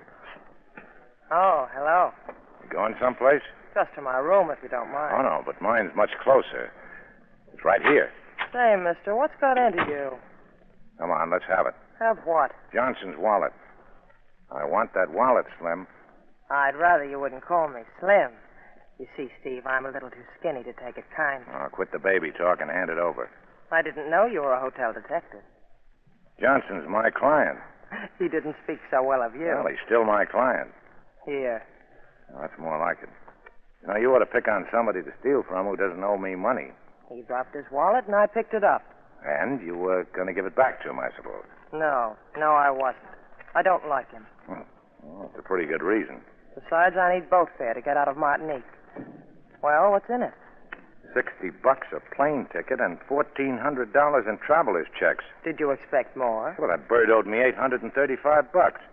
He said he'd have to go to the bank, and all the time he's got a ticket and a plane leaving at daylight. Then I've done you a favor. Yeah, that's right, but I'm entitled Well, company. Please, Harry, I told him what you said, but they insisted on... It is not Gerard's fault, Mr. Morgan.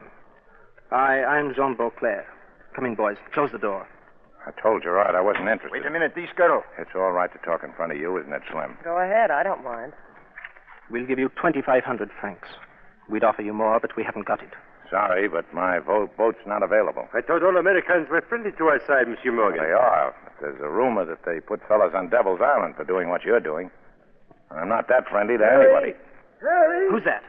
Relax. In here, Eddie. Hey, Harry. See, I wanted to talk to you, but... Hey, who are these guys? I saw them hanging around the dock after you left. For one who drinks, you have a good memory. Yeah, drinking don't bother my memory. If I did, I wouldn't drink. I'd forget how good it was. Say, was you ever bit by a dead bee? I have no memory of ever being bitten by any kind of bee. Were you, Eddie? Was I? Say, you're all right. You know, you've got to be careful of dead bees if you go around barefooted. Because if you step on them, they can sting just as bad as if they was alive. I'll bet I've been bit 100 times that way. Why don't you bite them back? That's what Harry always says. But I ain't got no stinger. All right, Eddie. Now, what do you want? Huh? Oh, I guess I forgot, Harry. Yeah. Well, then I'll see you down at the dock later on tonight. Say, Harry, could you let me have a couple Here. Thanks. You're all right, Harry. Well, so long. And now, look, Beauclair, I don't care who runs France or Martinique or who wants to run it. You'll have to get somebody else's boat. You're leaving? Yeah. Make yourselves at home. Good night, gentlemen. Sorry, Beauclair, but I got a client waiting downstairs. Come on, Slim. I want to see Johnson's face when you hand him back his wallet.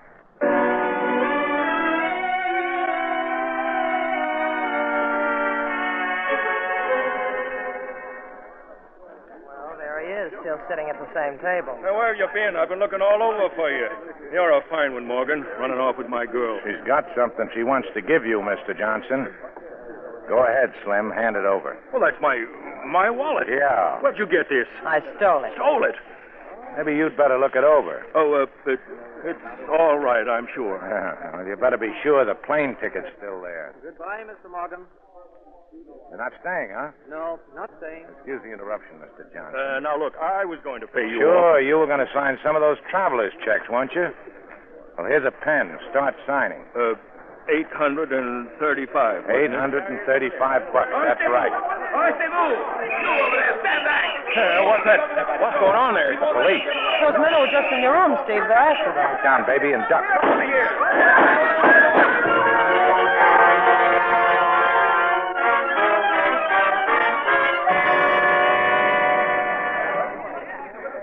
Harry, he's dead.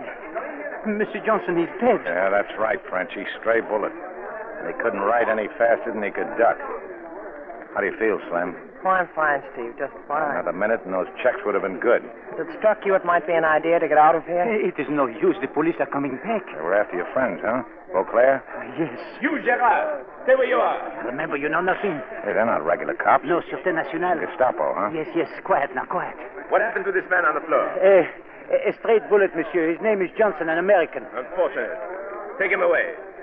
Your attention, everyone. There is no cause for alarm. Inspector Renard is only interested in those persons who have violated regulations. Monsieur Gerard. Yes? Headquarters for questioning. And you? It's not nice to point, Lieutenant. The name is Morgan. Shut up. You, mademoiselle. Was you ever bit by a dead bee? You will come with us at once.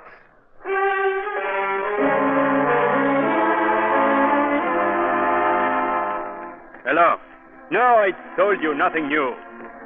Beauclair and the others escaped. I don't know. Yes, later. Now then, you were saying, Monsieur Morgan, you did not know those men. That's right, Inspector Renard. What was your connection with the dead man, Monsieur Johnson? He chartered my boat. Oh. His wallet here. There is no money in it, only traveler's checks. There was some money in it. $60. I took it. Why? Because he owed me over $800. You will surrender it, please. Oh, now, wait a minute. And your passport. Oh, but do not be concerned. If your claim is just, it will be returned. That is all at the moment. Mademoiselle? Yes? Mary Browning, American, age 22. How long have you been in this city? I arrived by plane this afternoon. Residence? Hotel Marquis. Where did you come from? Trinidad. Alone? Yes. Why did you get off here? To buy a new hat. I will repeat the question. Why did you get off here? To buy a new hat. Read the label. Maybe you'll believe me then. I never doubted you. It is your tone that is objectionable. I will ask you again. Because I didn't have money enough to go further. Where were you when the shooting took You don't place? have to answer that stuff. Shut up, you. Don't answer it. I told you to shut up. Go ahead. Slap me. We wish merely to get to the bottom of this affair. Well, you'll never do it by slapping people around. It's bad luck. We shall see. If we need to question you further, you will be at the hotel? I got my dough and my passport. I'm stuck. By the way, what are your sympathies? Minding my own business. May I suggest And I don't need any advice about continuing to do it either. Let's go, Slim.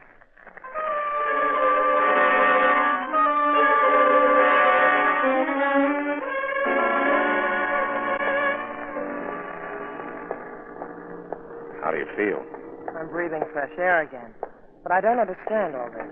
Well, that character Renard works for this. You know what that is? Yeah, something you put in a drink, isn't it? Yeah, well, that's close enough.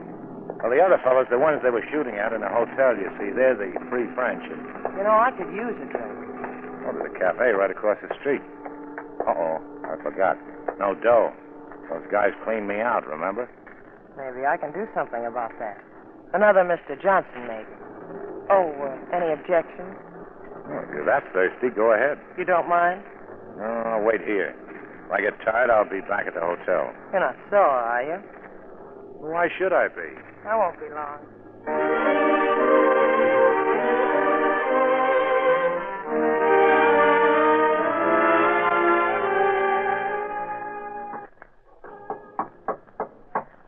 Come in? You didn't wait for me. No. You're sore, aren't you?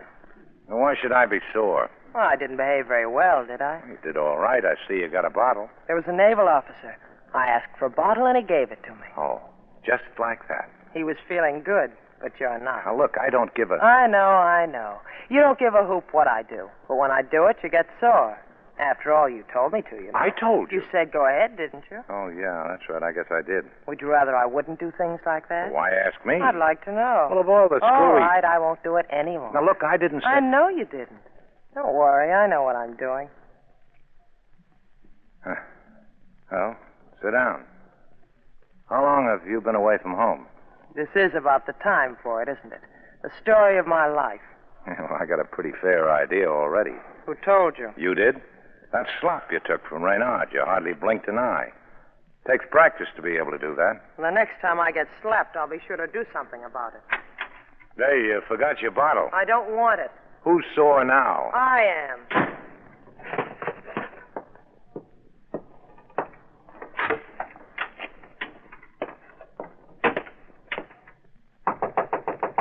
Who is it? It's me. The door's unlocked. Here's your bottle. I said I didn't want it. Well, you are sore, aren't you? I asked you a question. You didn't answer me. I said you're sore, aren't you? Look, I'm tired. I'd like to get some sleep. What made you so mad? I've been mad ever since I met you. Most people are. One look and you made up your mind just what you wanted to think about me. Well, go ahead. Keep going. You don't know me at all. It doesn't work, Steve. I brought that bottle up here to make you feel cheap. And that didn't work either. Instead, I'm the one who feels cheap, and I've never felt that way before. I wanted to... Well, I thought that... Oh, get out of here, will you, before I make a complete fool of myself. How long have you been away from home, Slim? About 6 months. Going back? How? Oh, what are you going to do here? I don't know. Get a job, maybe. Jobs are hard to get. Nice perfume. Remind you of somebody, Steve? No, this is a brand new one to me. Would you go back if you could? I'd walk if it weren't for all that water. Good night, Steve. Good night. And quit worrying. You'll get back all right. Could I see you for a minute? What the... Oh, all right. Open the door. Here's that bottle again. Yeah, that bottle's getting to be quite a problem, isn't it? Well, you want a drink? No. I thought you were so tired. I am. But you gave me something to think about. You said you might be able to help me. That's right. You're going to take that job with those men Frenchy brought up here? Yeah, if I can find what's left of them, but don't get the idea I'd take that job just to help you. I need money, too. Wait a minute. Here, can you use this? That's great. Carry the dough in a shoe. I thought you said you were broke. Oh, you're awful good, Slim. I'd walk home if it weren't for all that water. Who was the girl, Steve? Who was what girl? The one who left you with such a high opinion of women. You think I lied to you about this money, don't you? Well, there's $32 here. Not enough for boat fare or any other kind of fare. But you can have it if you want it. Oh, I'm sorry. But I still say you're awful good, and I wouldn't... I know. You wouldn't take anything from anyone. You know, Steve, you're not very hard to figure. Only at times. Most of the time, I know exactly what you're going to say. The other times, you're just a stinker. What'd you kiss me for? I've been wondering whether I'd like it. What's the decision? I don't know yet. You know now. It's even better when you help. You're sure you won't change your mind about the money? Ah. The money belongs to me, and so do my lips. I don't see any difference. Oh, I do. Okay. You don't have to act with me, Steve. You don't have to say anything, and you don't have to do anything. Not a thing. Oh, maybe just whistle. You know how to whistle, don't you, Steve? You just put your lips together and blow. You just put your lips together and...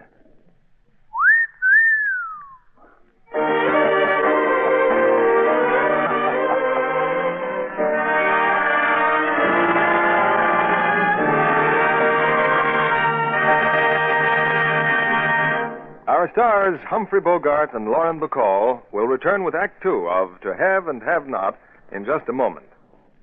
Where have you been today, Libby? Sure, and I've been drinking cambric tea with a sweet and gracious little lady. Oh, someone with an Irish brogue. A temporary brogue. Margaret O'Brien had to learn it for her part in Metro-Goldwyn-Mayer's Three Wise Fools, so she loves to practice it. Margaret never lacks for admirers. Oh, everyone she works with adores her. It's no wonder she's so convincing in Three Wise Fools when she wraps the three old bachelors around her finger. Lionel Barrymore, Louis Stone, and Edward Arnold enjoyed it thoroughly. Margaret takes a keen interest in the other actors, doesn't she? Oh, yes. I don't know whether she was more intrigued by a troupe of midgets who were masquerading as fairies or by lovely Sid Charisse, the famous ballerina, who showed us some ballet steps between scenes in MGM's Three Wise Fools, which Margaret will do in her next picture. Sounds like quite a stalking risk for Sid. Oh, no. Her stockings hardly ever get runs. She told Margaret the fairies helped her. The fairies in a box of Lux Flakes? You guessed it. Having a box of Lux is just like having a troupe of fairy godmothers to help you. That's right. Lux Help stockings last twice as long, so you get the wear of an extra pair from every one you buy. That's just like having a fairy godmother present you with an extra pair. You're sure that's no fairy tale? Quite. We've scientific tests to back it up. Dozens of stockings were washed with Lux Flakes, the same number with a strong soap. Then strain tests were made to see how soon they'd go into runs. The Lux stockings lasted twice as long. Rayon, nylon, silk, and cotton all showed similar results. That's like finding extra stockings in every box of Lux. Remember, those Lux Flakes are precious. Don't waste them. Here's your producer, William Keeley. Act Two of To Have and Have Not, starring Humphrey Bogart as Harry Morgan and Lauren Bacall as Marie.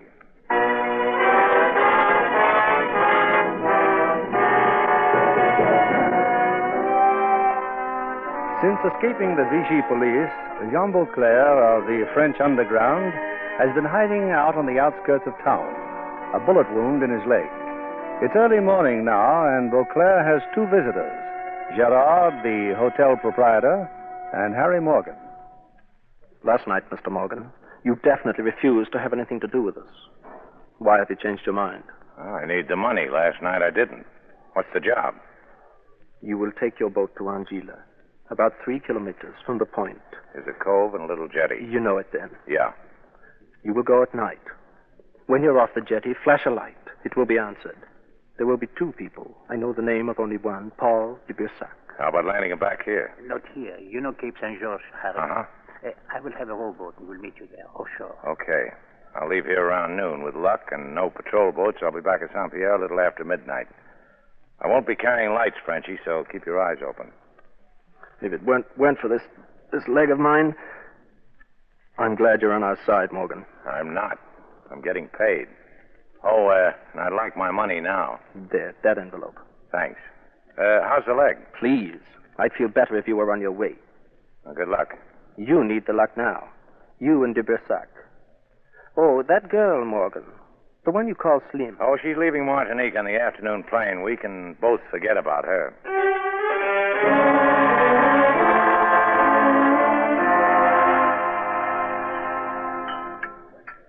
Good morning. Have some breakfast? I had mine 2 hours ago. What have you been doing?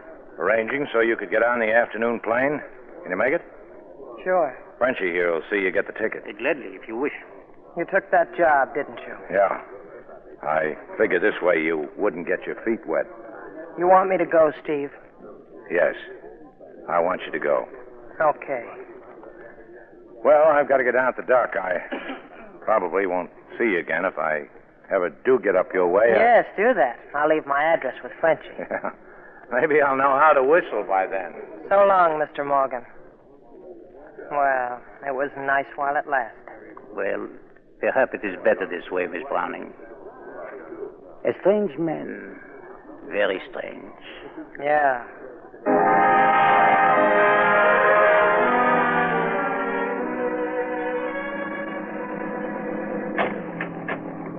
Come out of there. Come out of there. But Eddie. Put down the gun, Harry. It's just Now, me. how'd you get on board? I thought I told you to... I sneaked on at the dock while you was working on the engines. Oh, if you could swim, I'd dump you over. You're an old joker, Harry. You and me's got to stick together when there's trouble. Well, how do you know there's trouble? You can't fool me. Say, where are we going? Well, I'll tell you when the time comes. Here, you better put on a sweater. It's getting cold. Say, what's going on? What's all the darn guns for? 2 rifles? Can you shoot one of those things? Anybody knows how to handle a rifle. All you do is work the lever and... Hey, what have I got to work a gun for? I just wondered if you could. Sometimes you act so stupid, Harry. Sometimes it... Is it going to be that bad? It all depends. That's why you didn't want to carry me. You was afraid I'd get hurt. You was thinking of me. What are you laughing at? I was just wondering whether you're going to hold out or not. I'm a good man, Harry. Yeah. Well, we're going to pick up a couple of guys, Eddie. If there's any trouble, start shooting. But don't shoot me. We'll be making Angela in about 30 minutes.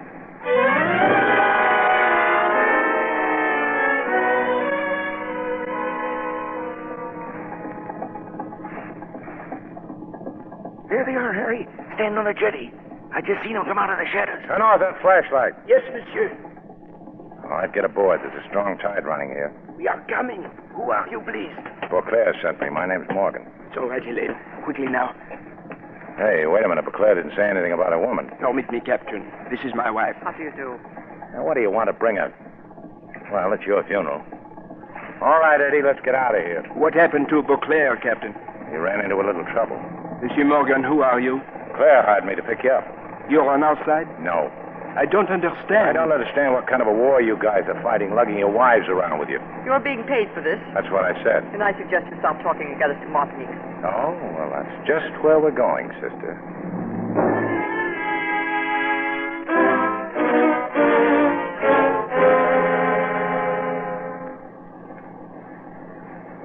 We'll hit the Cape pretty soon, Harry. Want I should stow the rifles? I said you want I should stow... There you go again. I ask a perfectly... Turn the motors off. Huh? Turn them off.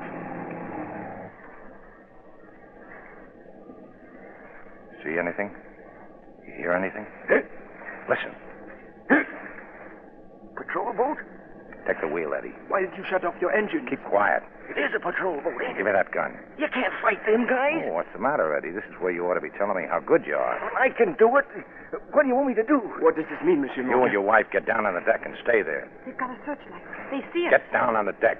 You save France. I'm going to save my boat. Stand by! Stand by or we'll fire! Harry, get their searchlight. Shoot it down. Well, I can try anyway. You got it, Harry. You want me to shoot too? Stay on that wheel. Full speed, Eddie. All she's got. Step on it. Oh, they're shooting at us. Don't shoot! Don't shoot! Take your breath, mister. Get down, Duck. Oh! Paul! Paul! Got him, huh? Yeah. He should have laid down. Well, he's down now. Do something. Do something. I am, lady. I'm getting us out of here.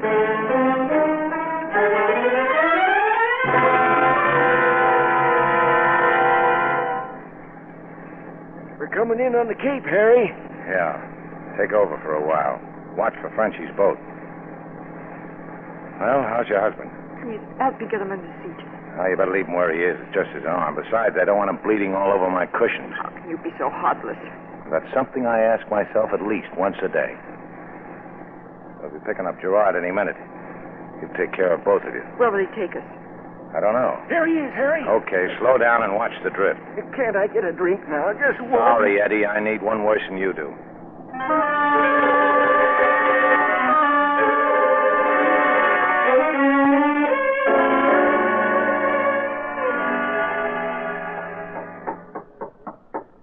Yeah? Frenchie's looking for you, Steve. Oh, is that all you got to say? Hey, what's the idea, Slim? What happened to that plane? I missed it. Why? Did you like the accommodations, or didn't you? I decided to stay. Well, how'd it go? Oh, now, look, I've been to a lot of trouble to get you out of here. That's why I didn't go. Not sore, are you? It'd be all right if I had any dough, but... I got a refund on the ticket. Here. Oh, that's going to help a lot. I'll be all right, Steve. I've got a job. Frenchie seems to think I can sing. Well, it's his place. Sometimes you make me so mad I could... Harry. You could what? Harry. Harry, I need your help. The Berserk is badly wounded. Well, the bullet hit the gunwale first and was practically spent. All you got to do is get somebody to take it out. We do not dare call a doctor. You could do it. Me? I'm hotter than any doctor right now. All I got to do is walk out of here. You don't have to go out of here. The Berserk is in the cellar. Oh, why didn't you put him in a goldfish bowl in the lobby? Not a chance. My wife tells me your bill is overdue. 6,356 francs. No? We will be glad to dismiss the bill if you will do this for us. You'll throw her bill in, too, Slim's? Hers, too, see. Oh. Well, you'll find a medical kit inside, Slim. Bring it down to cellars. Sure. Oh, and bring some boiling water, too. Stay away from him. You'll not touch my husband. Well, that's all right with me. Harry, please, she's not herself. Now, look, lady. I won't let you do it.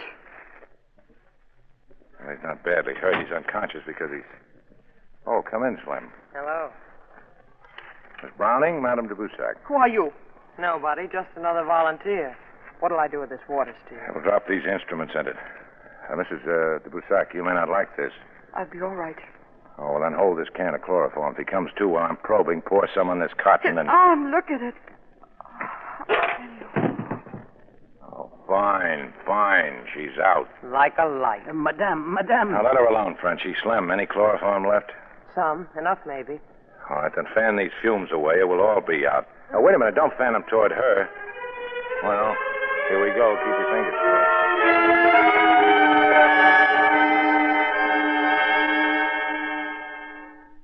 All right, let's have that dressing, Frenchie. Here, Harry, here. Bandages? Now, you and Frenchie can do that. Adhesive tape in the box. Well, I'm afraid the patient's going to recover.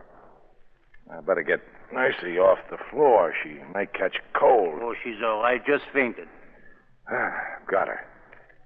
What are you trying to do? Guess her weight? Well, she's heftier than you think. Maybe you'd better just look after her husband. Well, he's not going to run out on me. Neither is she. When you're finished, go upstairs and get some sleep. Thanks for your help. I'd rather stay here, Steve. You heard me. Oh, for the love of... Now what did I do? You know, Harry, before I told Miss Browning you are a very strange man. Now I tell you, she is a very strange girl. Yeah. Funny? That is what she said. Yeah.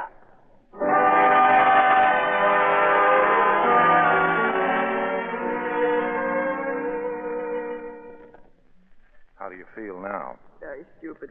I'm not in the habit of fainting. Your husband's okay. I just put him to sleep again with a pill. I'll stay here with him. Tell me, why did you tag along on a trip like this? Wanted to be with him. Yeah, well, that's no reason. I was also told to come. They said no man was much good if he left someone behind for the Nazis to find and hold. That makes sense. I told them I was afraid, and now I've made Paul that way, too. Now he's afraid. Well, he didn't invent it. Invent what? Being afraid. Thank you, Mr. Morgan. Mr. Morgan, You're not going to faint again, are you? No. I'm just having a hard time trying to say something.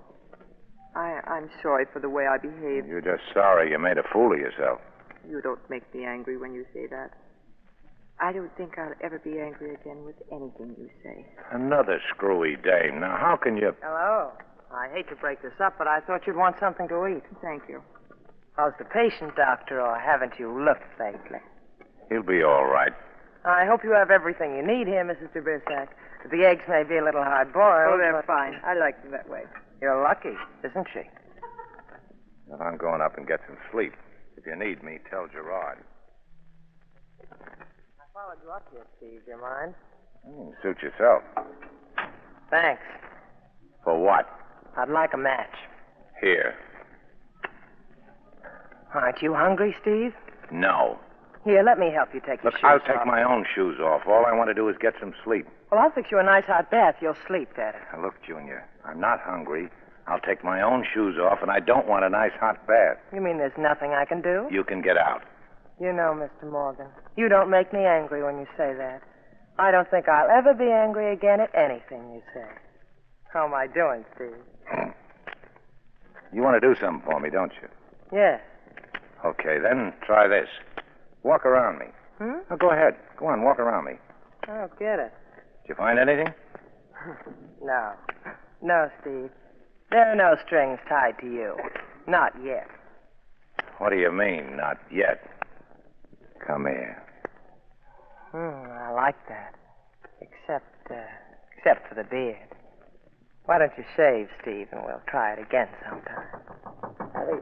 Harry. Yeah, Frenchie? He's here. Inspector Renard. You'd better come right No, down. not now, Frenchie. I got to shave. Harry, he's got your man. He's got Eddie. Eddie? He's giving him whiskey. He's asking questions. Well, I'll be right down then. No, Slim, I've got no strings, only a rope right around my neck.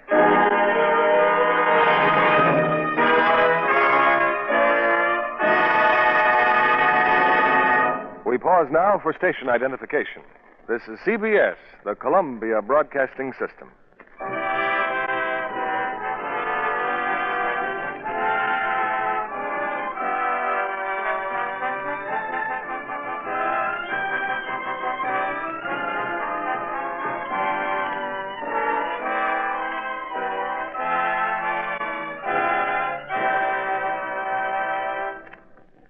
We'll bring you Act 3 of To Have and Have Not, starring Humphrey Bogart and Lauren Bacall in a moment. Being discovered by a talent scout doesn't usually bring immediate stardom. Months of training in diction and acting may precede a starlet's introduction to the public. Our guest tonight, Miss Carrie McCord, is training at Fox right now, and it looks as though big things were in store for her. Do you spend much time on the sets, Carrie? Yes, indeed, Mr. Keeley. When I first signed, Fox was just finishing Darrell Zanuck's The Razor's Edge, and I watched Gene Tierney every chance I could. An excellent way to learn technique. Well, I liked Iron Powers, too. Well, they were both perfect casting for Somerset Maugham's novel. I'd love to be in a picture that called for a stunning wardrobe like Gene's. And naturally, you're interested in clothes. Oh, yes. I used to be a model, fashion shows especially. Well, Gene Tierney was also a model. Oh, that's encouraging. We're liking something else, too. And what's that? Our clothes get the same kind of care. Lux Flakes? Naturally. I found out from the wardrobe mistress that the beautiful blouses and sweaters Jean wears in The Razor's Edge were washed regularly with Lux Flakes.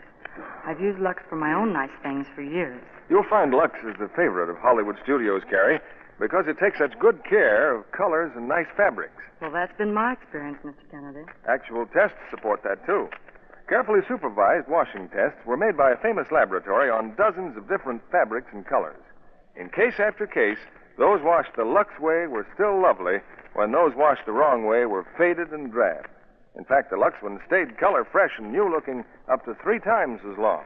With the high cost of clothes these days, keeping them attractive longer is important to any girl. And that's one of the reasons Lux is worth waiting for if you can't get it the first time you try. Just keep on asking for it. More is on the way. Here's Mr. Keeley at the microphone. After the play, we'll bring our stars back for their customary curtain call. Here they are in Act 3 of To Have and Have Not. Humphrey Bogart as Harry Morgan, Lauren Bacall as Marie.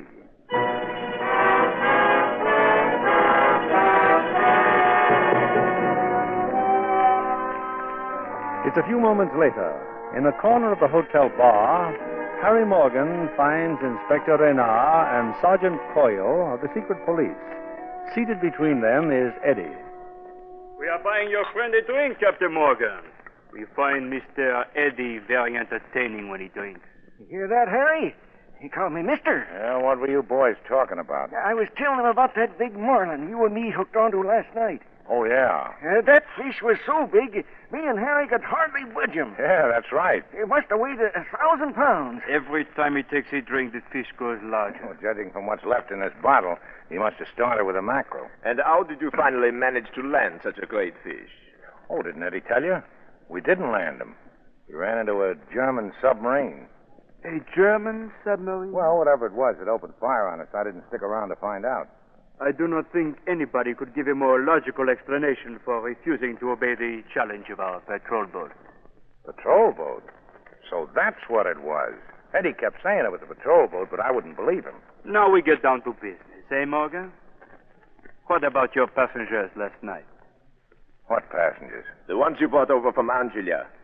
Would $500 refresh your memory? Oh, my memory's pretty good. For instance, I can remember you're the guy who lifted my passport and all my cash. And if your passport and money were returned? Including the $835 Johnson owed me? Why not? Now, where are they? Your passengers?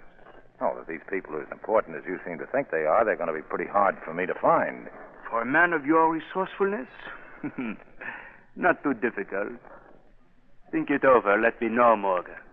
Come along, Coyo. Goodbye, Mr. Reddy. See me again when you get thirsty. Them guys don't think that I'm wise, do they, Harry? They was trying to get me drunk. Don't know me, do they? Well, what happened? What did they want? The Berserk. Hey, I heard you arranging a deal. Renard thinks you will turn them in. Oh, that's what you want him to think, isn't it? What will happen? Well, Renard hasn't searched this hotel yet, has he? No, not yet. Well, there's your answer. Renard doesn't want just Berserk and his wife. He wants the whole setup. And what shall we do? Oh, it's not we. It's you. And you can't do anything until the Berserk is strong enough to move. Now, how about some breakfast? Oh, sure. I thought you didn't want any breakfast. Oh, how are you, Slim? I asked you before if you were hungry. Sit down. You know, Harry, them guys, they were trying to find out something. What do you suppose it is? You don't know? No, I ain't got no idea. Oh, that's a good way to leave it. You got the hiccups. Have I, Harry? Oh, yeah. Don't you think you better take a drink of water? Water? I'm getting out of here. Don't you worry about me, Harry. Well, stay away from the police. They're not going to believe that story you told them the second time. What story was that, Harry? I forgot. Well, just beat it and keep out of sight. Sure, Harry. Sure. Well, I'm starting work tonight, Steve. Now you're a singer, huh? I'd be interested to know what you think. Will you be there? I don't know. Maybe.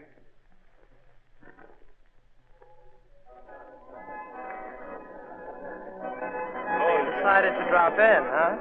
Yeah. I do my song in a few minutes. Like my dress? You won't have to sing much in that outfit. You know, Steve, sometimes you make me so... Well, that's why I do it.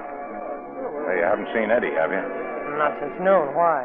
He left the boat and hasn't come back. Anything wrong? Plenty. Now, don't look now, but there's a guy by the door been following me. Keep an eye on him, will you, while I'll be down the cellar. Give Mrs. de Bersac my love. I'd give her my own if she had that dress on. How's your patient? That's what I'm going to find out.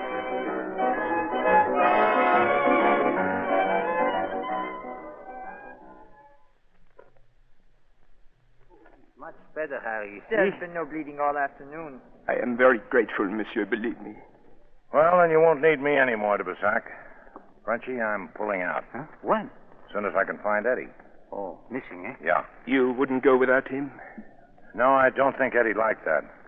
Now, look, Frenchy, as soon as I'm gone, Renard's going to turn this place upside down, so you better start figuring how and where you're going to move our patient here. It would be best if my wife and I went with you. I'm still trying to get out of the jam I got into bringing you here.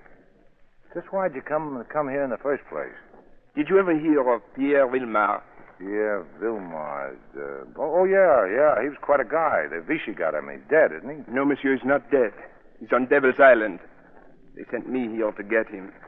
He's a man whom an oppressed people will believe in and follow. And just how are you going to get him off Devil's Island? You don't think much of me, do you, Monsieur Morgan? You're right, I am not a brave man. I'd still like to know how you're going to spring Villemar. We will find a way. If it fails, if I die, someone else will try again. There always will be someone else. Yeah. Originally, we planned to do everything from here, but now, because of my clumsiness, it is impossible. That's the reason we have to go with they you. got the docks covered. They're all over the place. How will you go? Well, they're watching me to find you. As long as I haven't got you along, I can get on my boat, all right. There'll be a fog tonight. I can drift out beyond the breakwater before I start my engines. I'll have trouble enough without you. Harry, if only you... No, Morgan is right, Gerard. This is not his fight yet. Oh, Gerard told me of your refusing Renard's offer. Well, how do you know I won't take it? There are many things a man will do, monsieur. But betrayal for a price is not in your makeup. Well, good luck. I hope you find your friend. Thanks. I'll be around, Frenchy. There are a few things I want to talk to you about before I blow. I'll be up presently.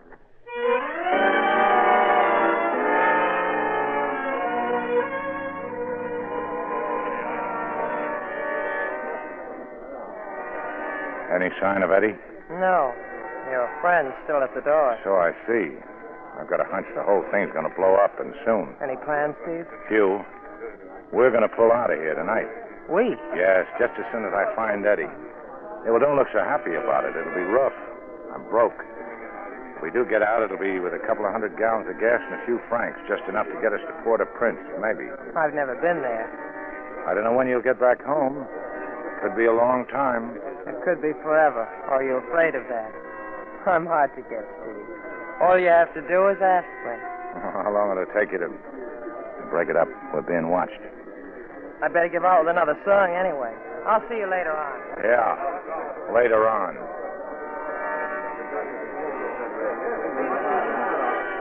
Harry, she wants to see you.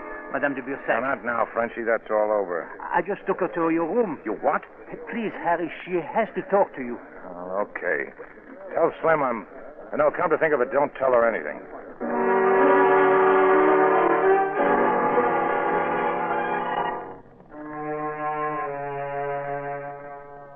Shouldn't have come up here. It's too much of a chance. I have to see you. It's about this jewelry. I'd like you to take these. They're all Paul and I have left.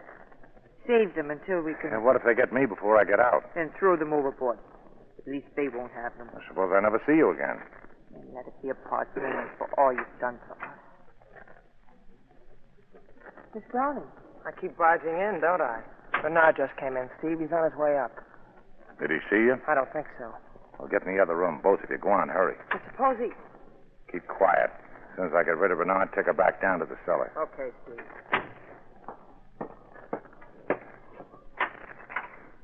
You looking for me, Renard? Do you mind if we come in? No, not at all. And any friends of yours... Shut up.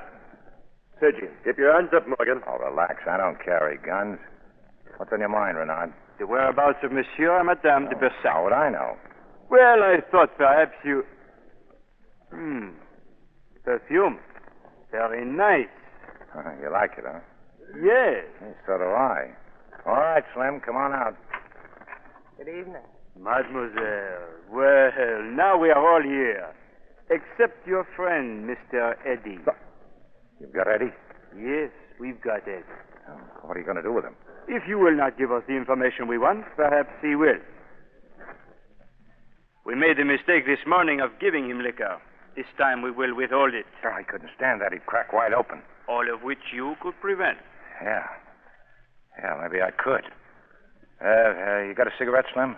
Here. Thanks. Can't you make Eddie talk, Renard? When necessary. Match, Slim. Sorry, Oh, there's some over in that drawer. You could save your friend a great deal of, shall we say, discomfort. I don't see any matches. Oh, there's a whole box of them. Oh, never mind. I'll get them. How much money did you offer me, Renard? $835, wasn't it? Except now I don't believe I will pay anything. Yeah.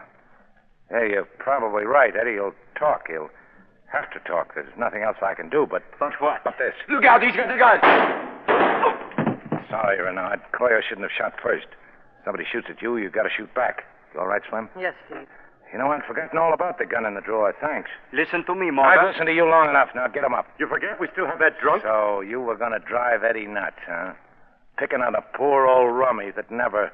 and slapping girls around. That's right. Go for your gun, Renard. Your boy on the floor needs company. No, Harry, don't. Get that gun, Frenchy. Yes, Harry, yes. Now get over that couch, Renard, both of you. Harry. Don't bother me, Frenchie. I'm getting mad. All right, Madame de Brissac, come on out. Let me introduce you, fellas. This is Madame de Brissac. The other one's down in the cellar. Her husband. Take her down, Frenchie. Get some help. Have them both ready to leave on the boat. And come back up here. Slim, you pack. We're shoving off as soon as we get Eddie. And just how do you think you will get... There's a telephone in the hall, Renard. You're going to tell someone to let Eddie out. Oh, yes, you are. One of you. Because you're both going to take a beating until someone gets on that phone. That means one of you is going to take a beating for nothing, and I don't care which one it is. But I'd like to start with you, Renard. Where's the phone? I'll show it to you just as soon as you tie up your partner here. Yes, you hear me? I said you will release him immediately. Tell him you'll explain later. I will explain it later. Do nothing till you hear from me. Then I'll take the responsibility. Goodbye. Thanks, Renard. Now back to my room. You've got some harbor passes to fill out.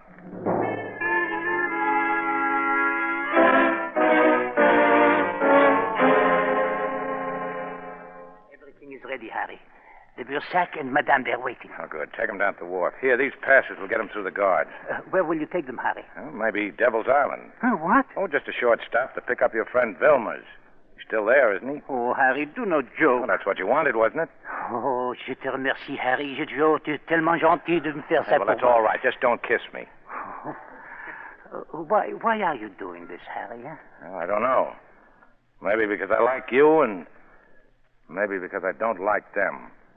Oh, you'll have to take care of those guys, Renard and his pal. They're in my room. Oh, we will give you plenty of time. If you let them go, they'll come back here and burn the place down. It will be a very small fire. When Wilmar comes back, we'll start a bigger fire. Okay. See you at the boat, Frenchie.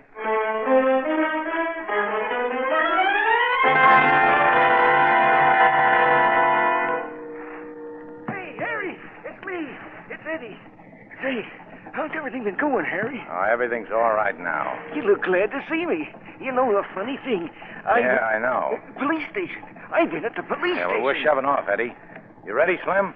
Already. They're down in your cabin. Hey, what is this? Is she going with us? Yeah, it looks like it. She and those people we picked up. What, Harry, you mean? Oh, what's she got to... Who are you? Was you ever bit by a dead bee?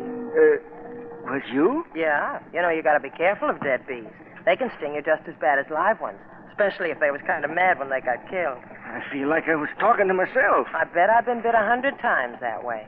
Why don't you bite them back? I would, only I haven't got a stinger. Oh, now I remember you. You're all right. She can come, Harry. It's okay with me. Thanks. Now I'll have the two of you take care of, won't I? Yeah, that's right, Eddie. All right, cast off that line. Sure, Harry. All clear. Well, here we go, Slim. Yes, here we go. Oh, you don't have to act with me. That's what you said, remember? You don't have to say anything, and you don't have to do anything. Oh, maybe just whistle. I've been practicing. Oh? Listen. You feeling happy, Slim? What do you think?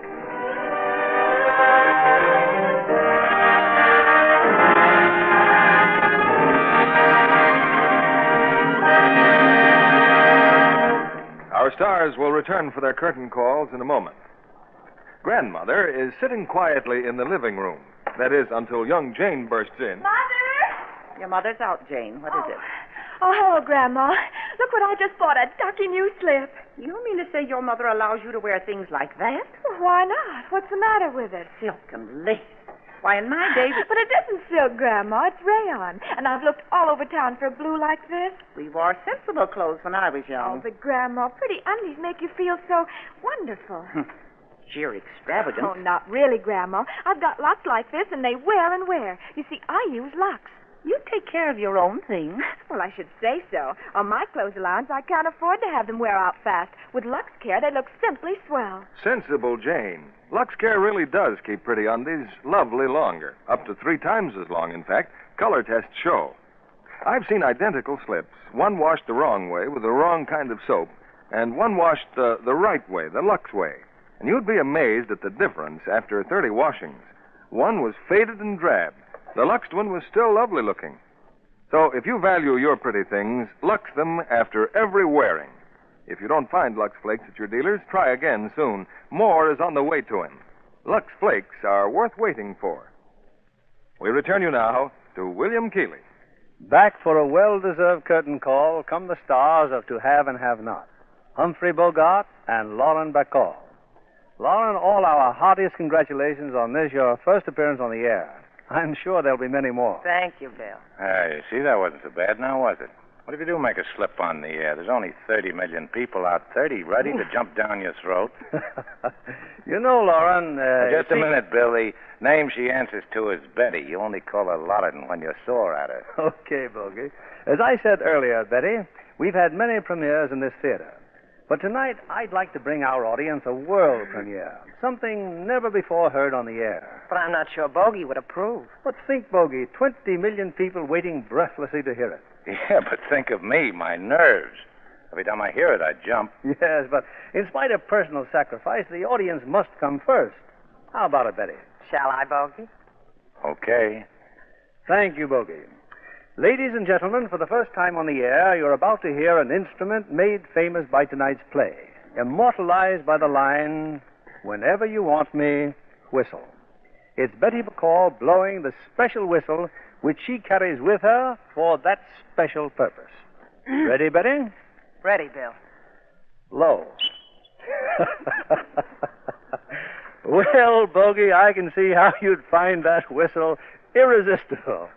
Incidentally, Betty, I notice you don't use it in your current Warner Brothers picture, The Big Sleep. She doesn't need to. She has me hooked right from the beginning in that picture. Well, both of you do a splendid job in bringing Raymond Chandler's mystery to the screen. Thanks, Bill. What do you have coming up on Lux next week? Next Monday night, we bring our audience a household full of humor, drama, and romance. It's Paramount's recent screen success, Miss Susie Sliggles, starring Joan Caulfield, William Holden, and Bill DeWolf. One of the newest and brightest stars of Hollywood, Miss Caulfield plays her original screen role, as does Billy DeWolf, in this poignant story of a group of students in pursuit of fame and happiness and love. Oh, that ought to make a great hit with your audience. Bill, good night. Good night, and many thanks to both of you.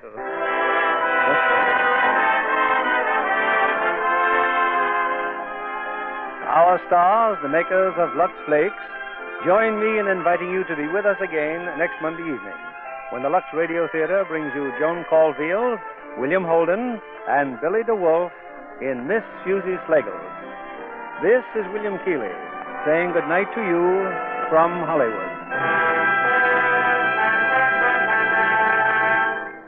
Suppose you had to do without a month's supply of soap. That could happen if used fats aren't turned in by the housewives of America. Scores of major industries need oils and grease, yet there's a shortage of oils all over the world. So if they're to keep going, they must boost their supplies with used fats or cut into the supply of fine soap-making oils. And that would mean less soap for you. So don't throw a single drop of used fat down the drain. Your dealer will give you 4 cents for every pound. Heard in our cast tonight were Tim Graham as Eddie, George Sorrell as Gerard, Jack Crucian as Inspector Renard, and Jack Lloyd, Betty Alexander, Charles Seal, that is, Robin Hughes, Stanley Farrar, Herman Waldman, and Herbert Lipton. Our music was directed by Louis Silvers. This program is broadcast to our men and women overseas through cooperation with the Armed Forces Radio Service. And this is your announcer, John Milton Kennedy, reminding you to tune in again next Monday night to hear Miss Susie Sliggles with Joan Caulfield, William Holden, and Billy DeWolf. This is CBS, the Columbia Broadcasting Whitaker.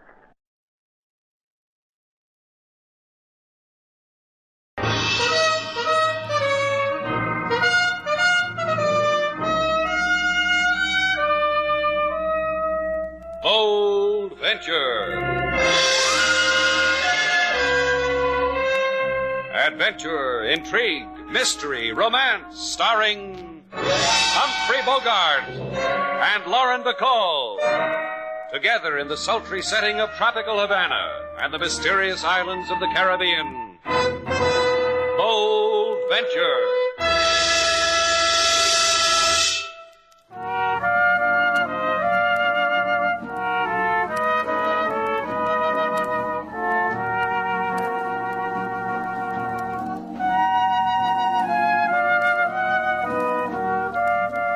Once again, the magic names of Humphrey Bogart and Lauren Bacall bring you Bold Venture and a tale of mystery and intrigue.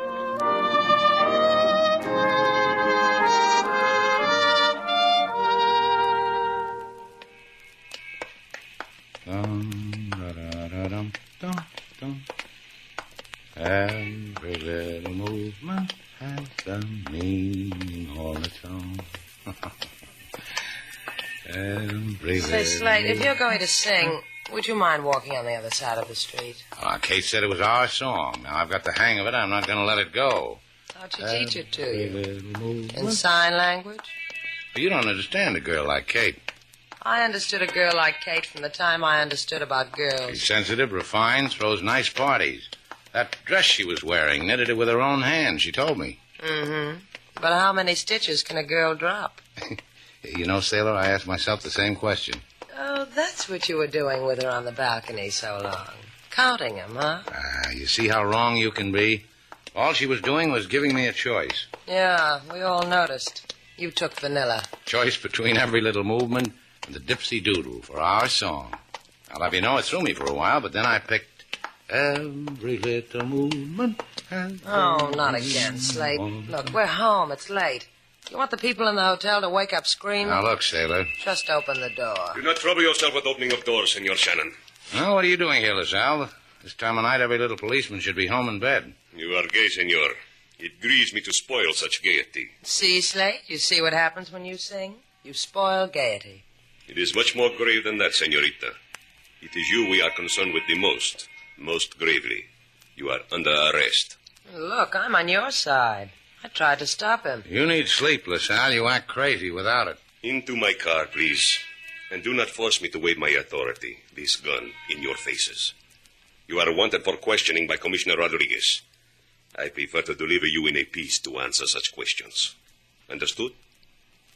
Si, it is understood.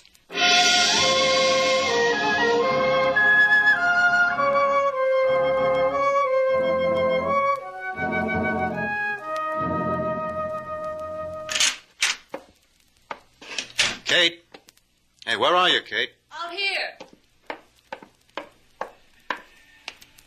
What are you doing out here on the balcony? Oh, hello, Greg. I got news for you. That's nice. They went straight home after the party. The cops picked up the Duval dame, the way we planned. The boyfriend went along with her. Slate Shannon? I guess. Now, he's a corner of Havana who appeals to me. And he can pick his own corner. If you'd have been at the party, you'd have seen why. Don't make wishes to yourself. He's liable to wind up dead. All right, all right. Look, baby, business. I said all right. Let me ask you something, Greg. Sure. Does it become me? These things we're playing with. Defense plans, murder. Does it go with the way I wear my hair, the way I use my lipstick? It goes good with you. Like me. Funny. What is? Spy talk. You and me. Can't make an honest dollar, so we sell out. Buy people like a nickel toy. Buy them, break them, and throw them away. Does it worry you? No. No, it doesn't worry me. I just want to get out of Havana, that's all. This is the big one, Kate. Then we'll go to the moon. Hey, I'm talking to you. Huh? What's the matter? This Shannon guy warping your sense of values? This guy's just got to go, kid. Sure he does. Break 'em, then throw 'em away.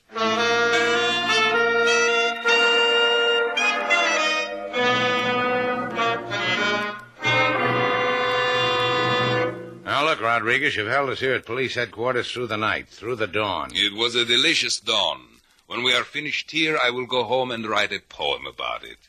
You guys must be spy-happy, Rodriguez.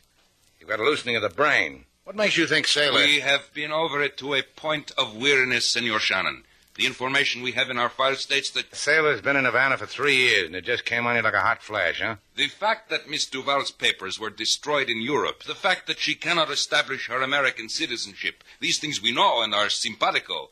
However, recently a dossier came to our notice... Where were you hiding it? In a kumquat? The dossier of Miss Duval gave us to wonder.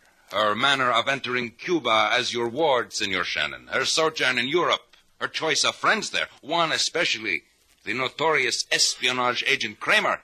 I told you. He taught me how to ski. All it was between us was slaloms and herringbones. We have reason to believe there was more. In any case, Cuba is too vulnerable to suffer your presence, Senorita Duval. Delectable as it may be. Well, don't cry, Rodriguez. I couldn't bear it. You have 24 hours, Miss Duval. Use it as you wish. But at the end of these 24 hours, deprive us of yourself. Get out of Havana. Let's go, Slate. He's eating into our time. Yeah. Havana will be desolate without you, Senorita. My heart bleeds for Havana. I'll get a cab. Why spend good money when you can use my car? I'll sell it someplace else, Buster. Come on, sailor. With the car goes a way to keep Miss Duval in Havana. No extra charge. The man's trying hard, sailor. I want to help him make it easy. What's all this about, friend? My arm. Brittle bones, huh? Come on, talk. You'll break it. I said talk.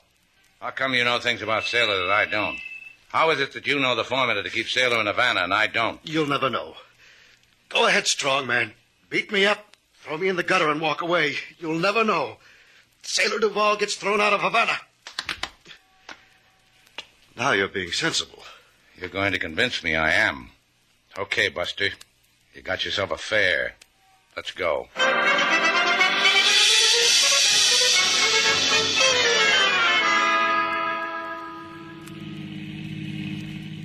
We've been driving for a half hour. All you've done so far is point out the tall buildings. You're dying to know how I'm going to let you keep Miss Duval forever and ever. Is that it? It's up to you, huh? You can do that? Me and a friend of mine. Oh, no, it's a partnership.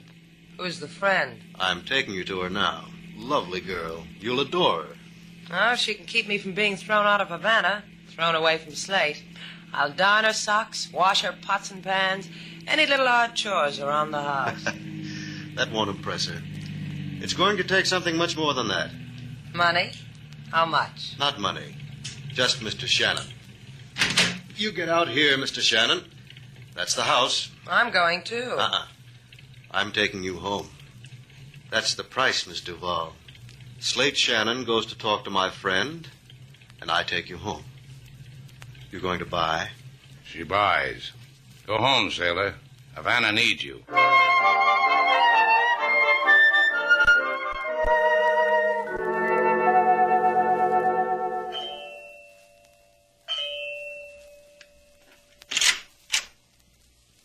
Hello, Slate Shannon. Well, if you stare at me that way, I'll blush. Then you'll lose the illusion. Come on in. All right. Sit down. Over there'd be nice. It's my turn to stare. I like the way you move, Slate. I've got a hop, skip, and jump routine that used to be the talk of PS 62. You want to see it? Sit still. Talk to me. I like Havana best because the climate is nice all the year round. Why don't you try me in 20 words or less? You bewilder me. A few hours ago, you were cooing at me at a party. Now you're mixed up with... Tell me what you're mixed up with, Miss Stoddard. You know, your mouth is nice, but no one's taught it how to speak softly. Try my loud, clear voice. A man told me you'd know why Mr. Val is in trouble. Listen to me. I'm greedy for a thing. Once during the last war, a defense plan was set up by the island republics. A master Caribbean defense against invasion, against enemy submarines. Now these plans have been elaborated, bettered. Espionage. You're working for a foreign government. And you, too. And you're Mr. Val. Friends of mine who can do such things have planted documents in government files which incriminate her. I'll take it from there. I get the defense plans and sailor's off the hook. That's right.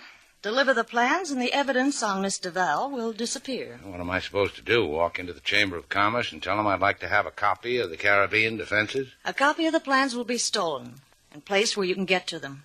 You know the waterfront. Near the edge of it, to the south, there's an old fish shanty built on pilings. Pancho's old place. It's deserted. Sometime before 10 o'clock tonight, an envelope will be hidden between two large pilings that stick up together from the pier. A few minutes after 10, you will be there and pick up the envelope. It's such a simple thing for an experienced spy. Why don't you do it? So I can keep on being an experienced spy. There's always a chance of a courier getting caught, you know. And if it's you that's caught, you'll have to suffer for it, not me. I'll deny even knowing you. What do you want to do with me, Slate? Kiss me or kill me? I'll bring you the plans, then I'll flip a coin.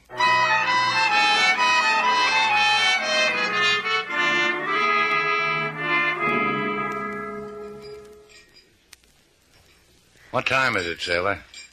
You've still got another hour. I didn't ask you that. I said, what time is it? 9 o'clock.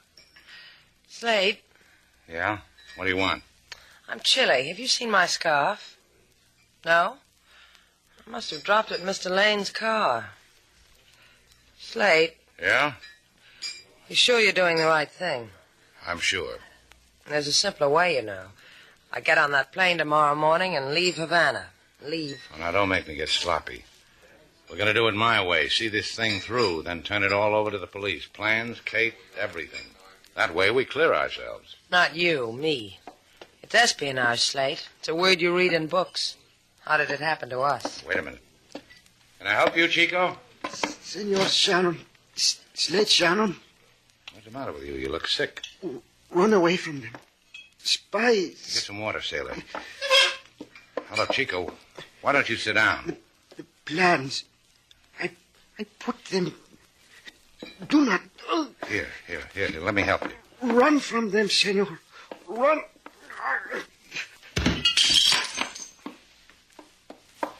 Here's the water. You better drink it yourself. Little Chico tried to warn us about something, sailor. He didn't make it. He's dead.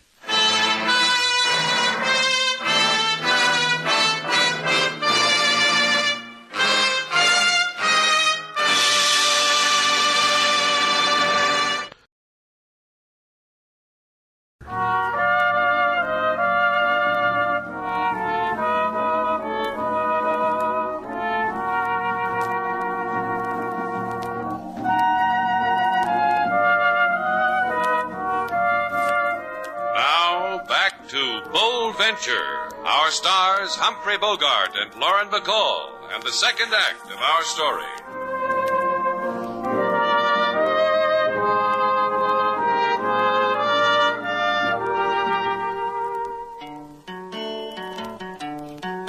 Lady Sailor, she feel a great remorse, like a girl who ride backward on a very fast horse, to wave farewell to Havana this day, and the sigh at places where she used to stay.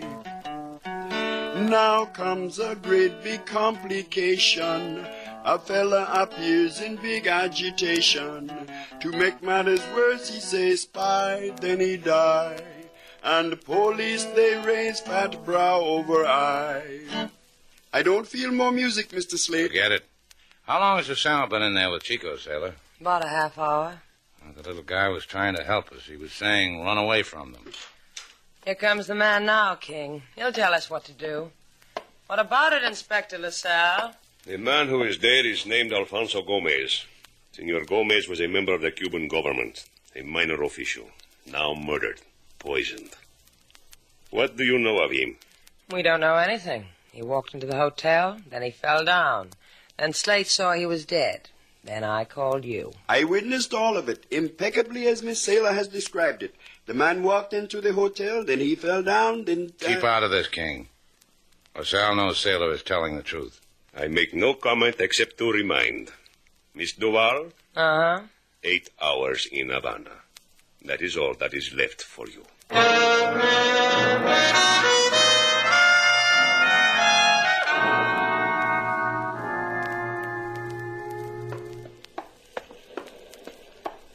She said between two pilings sticking up together. She must have meant the ones over there. The butterflies. I've still got them, Slate. Here. Give me a hand. Right here. Hold on to them. We'll pin them up in a glass case and chortle over them on dull evenings. Dull, he says. Right now, I'd settle for a lifetime of dull. Hold the flash, sailor. But I want this to be our secret. Ours and Kate's and Mr. Lane's and Gomez and King. You know, if we play our cards right, maybe we can get 3 sisters to sing a song about it. I've got it. Complete with plans? Uh-huh. Look at the code word they use for defense plans. Here, let's see. DEFENSE Come on, sailor. I just bought Havana for you. You going to give the plans to Kate? I told you, to the police. I was just checking. Now, why should I give them back to Kate? The very question I asked myself, Mr. Shannon, over and over. Why, look, it's that polite Mr. Lane. I already thanked you for the ride home. You came back for more? Uh-huh. I've been trying to remember the sweet things you said. I said thank you. The words I've been scratching my brains for. Thank you. Thank you for the plans, Shannon. You're ahead of yourself, aren't you, kid? Not at all. You'll give the envelope to me. I'll say thank you, and... Not for this, you won't. Oh. You could have made it easy. I like it this way. What's the matter, kid? You fall down from something in the teeth?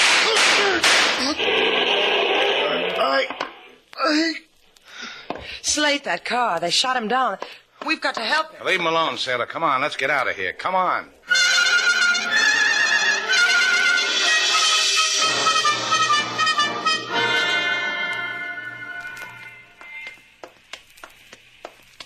2 more minutes, sailor.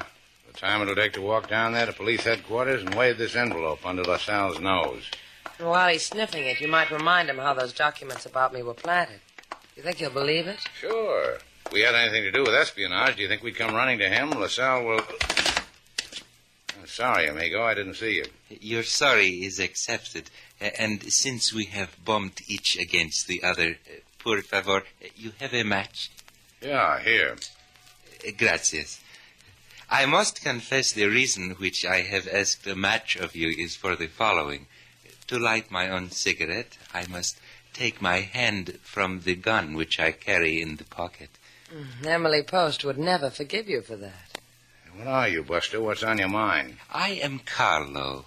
On my mind is to kill you both dead if you think of going to the police with that envelope. The police station is but across the avenue. The abode of Senorita Kate Stoddard is in the opposite direction. We just got lost, Chico. Oh, of course. That is a lie.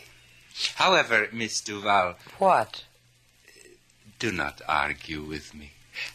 Come with me for a happy thing that will happen to you.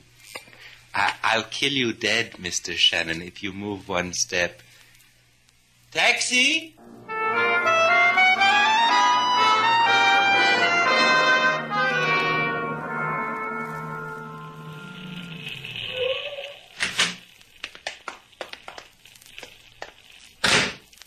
Gracias, driver. The change is for you. Now we will walk, Miss Duval, but a short way for the happy thing. Why don't you tell me about this happy thing? What is it? Just one little hint? One happy thing is that Mr. Shannon cannot go to the police because I have you on one side of a gun. Gee, that's swell. Another as follows.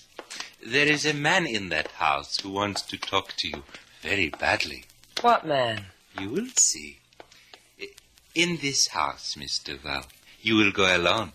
Remember, there is a gun pointed at you. Just because you ask me like a gentleman. Adios, senorita.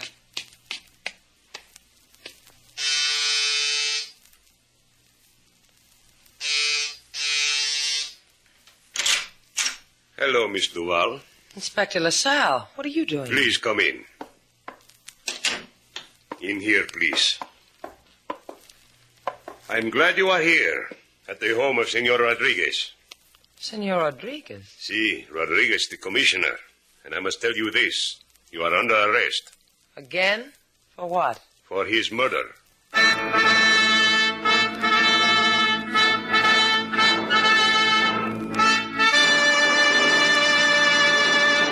We will go over all of it again, Senorita Duval. You made Senor Rodriguez to die, where he lies, there in the library. Shot him with a small caliber pistol in the throat. I haven't got a small caliber pistol. But a scarf you have. The scarf Rodriguez tore from you in his pleading that you do not kill him. It is embroidered with your name. Look, I told you. I forgot the scarf in Mr. Lane's car. He must have planted it next to the body. You have but to produce this Mr. Lane. We will question him. He was shot down near Pancho's shanty on the wharf. We left him there. I've told you that 50 times. It grieves me to call the beautiful senorita a liar. Mr. Lane's body was not on the wharf, as you told us. Perhaps you killed him as you killed Rodriguez. We did find blood on the wharf, but there was no sign of Senor Greg Lane. Why would I kill my alibi for Rodriguez? You had a motive. You thought by the murder of Rodriguez you could stay in Havana with Slate Shannon. You had no wish to leave Cuba. We will make that wish come true. In a prison. Perhaps for the rest of your life.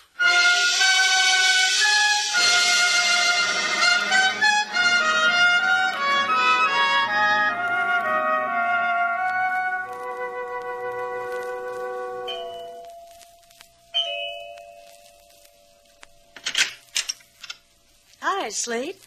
You're staring again, boy. Which is it? Are you going to kiss me or kill me? Give me a chance to flip my coin.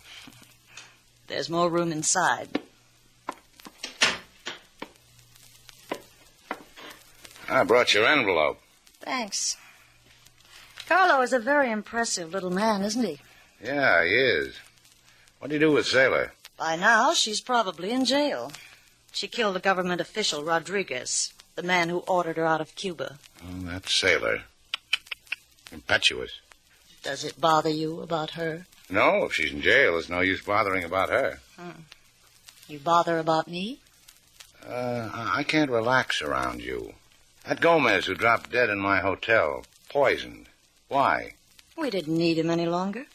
He planted the documents about Miss Duval, stole these plans, and put them where you would find them. Just tell me about Mr. Lane. Now, there was a fellow who acted like he had a lot on the ball. The only time I saw him get sloppy was when he wanted those plans from me on the pier. Oh, Greg. You know, he shouldn't have done that. Is that why you had to empty a gun into him? I'll bet I didn't miss once. Now, that's your reaction when somebody tries to double-cross you. Uh-huh. Cold and calculating. So don't you try it, Slate. Well, I brought you the plans, didn't I? Yeah. Yeah, and that brings out the other me. Warm and feminine. The way you want me to be. I get all that for the plans? Uh-huh. Say yes to me, Slate. And we'll go a long way from here. With the money the plans will bring anywhere you want. I know a place near the edge of the world. Sun burns through you, and at night the moon does the same. I'll go well with that. I'll get it. Leave it alone. It'll go away. I'll send it away. You lose your bet, Kate. You must have missed. It's Lane. Greg! Come on in. Sit down. Greg, listen to me. Put that gun away and listen. There's a dead man. Outside. Carlo. He tried to stop me. Greg, listen to me. All you have to do is kill Shannon. Then it's you and I. Think of what we could do. He'll take you anywhere you want to go, kid. Kill him, Greg. He doesn't mean anything to me. Kill him. Keep talking, Katie. You've got him almost convinced. Stop staring at me like that, Greg. I'll be the way you always wanted me. The things we could do. Shannon's in the way. Get rid of him. I'll take the gun, Greg. Thanks. You fool! Giving him that gun. Don't scream at him, Katie. He can't even hear a whisper up close. He's dead. You think you can scream like that again? I want LaSalle to hear it. Slate, I knew he was dying all the time. You've got to believe me. You've got Police Department. Let me speak to Inspector LaSalle. Slate, wherever you want to go. That place you talked about, we'll go there. The sun will burn through us and the moon. Everything like you said, Slate. But Kate, by the time you get out of this jam, you'll be too old for that sort of thing.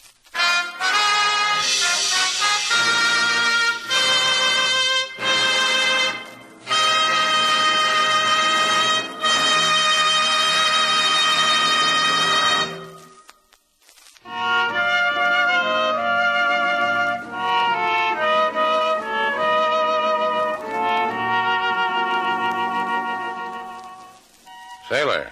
Uh-huh.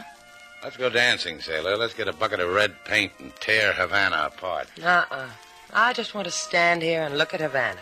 I almost lost it. I almost lost something, too. Slate. You mean me? My suitcase. You packed your stuff in it. You'll get it back. Cardboard, twine, and all. Yeah, well, see that I do. Is that all I am to you? A cheap cardboard suitcase? That's right. Where that suitcase goes, I go.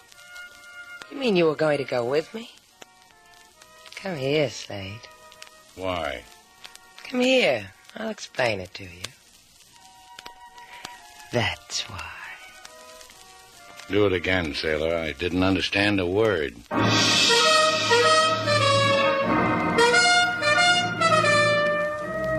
And so our two stars, Humphrey Bogart and Lauren Bacall, have brought to a close our latest bold venture story. Special music was composed and conducted by David Rose. May we invite you to listen again next week at this time for another exciting adventure starring Humphrey Bogart and Lauren Bacall together in Bold Venture.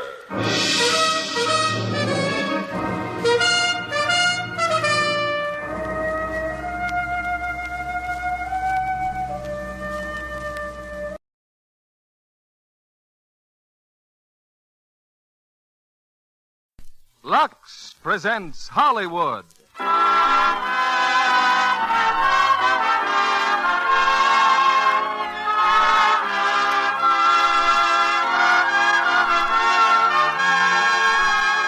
The Lux Radio Theater brings you Humphrey Bogart and Lauren Bacall in To Have and Have Not.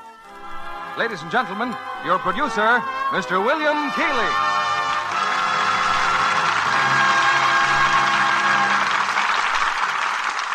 Greetings from Hollywood, ladies and gentlemen. We've had many premieres on the Lux Radio Theater. And tonight, on our 12th anniversary, we bring you one of Hollywood's most fascinating couples, together for the first time on the air. They are Humphrey Bogart and Lauren Bacall, co-starred in Warner Brothers' thrilling screenplay, To Have and Have Not. To Have and Have Not is a story of intrigue and action, with Lauren Bacall in the sultry and romantic role that won her instantaneous acclaim. To bring the Bogart family to rehearsals, we had to lure them from their brand-new mountain home, where, along with a dog, 14 chickens, and 8 ducks, they are still in the process of getting settled. No phone as yet, no tables, and no drapes. But if you should drop in on a friendly visit of inspection, as I did, you'd find Lux Flakes doing their part in washing curtains, bedspreads, blankets, etc., etc., etc. When I commented on this fact, Bogey assured me that on his 54-foot yawl in Newport Harbor, which is the Bogarts' home away from home, Lux Flakes are a standard part of the equipment, making this family loyal to Lux Flakes on land and sea. It's curtain time, and here's the first act of To Have and Have Not, starring Humphrey Bogart as Harry Morgan and Lauren Bacall as Mary Browning.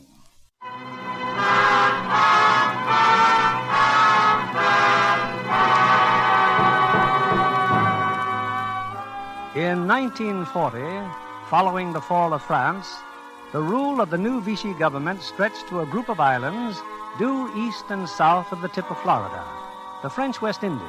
Among them, the island of Martinique.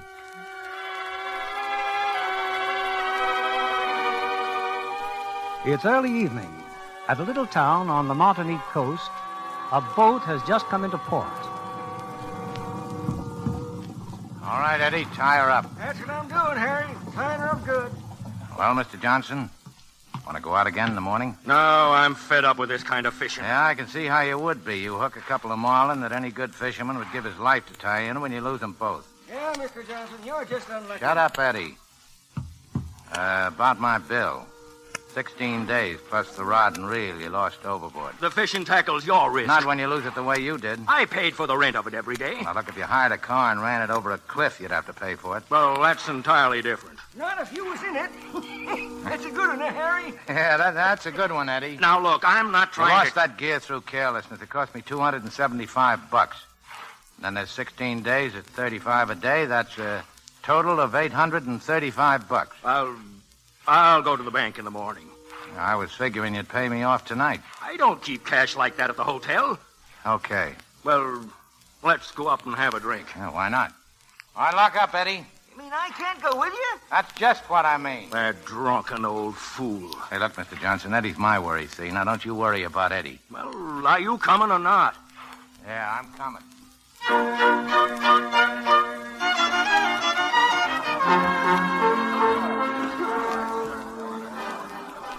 monsieur, what luck today? Not so good, Frenchie. Couple of bourbons straight. What are you doing behind the bar, Frenchie? Oh, a small hotel like this, Harry, the proprietor does a little of everything.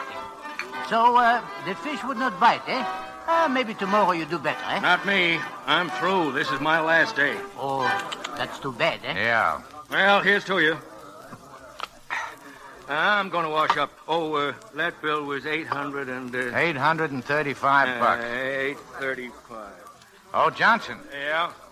What time tomorrow morning? Oh, after the bank opens, around 10:30.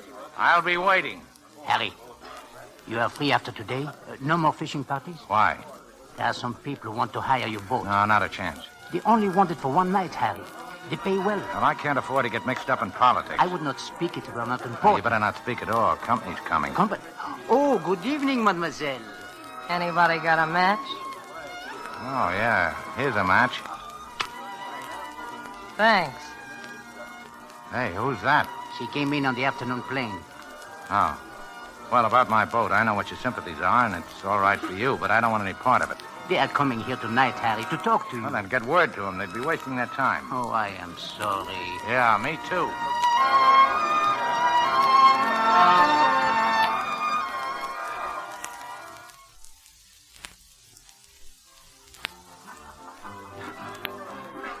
Harry, I've been looking all over for What's doing, Frenchie?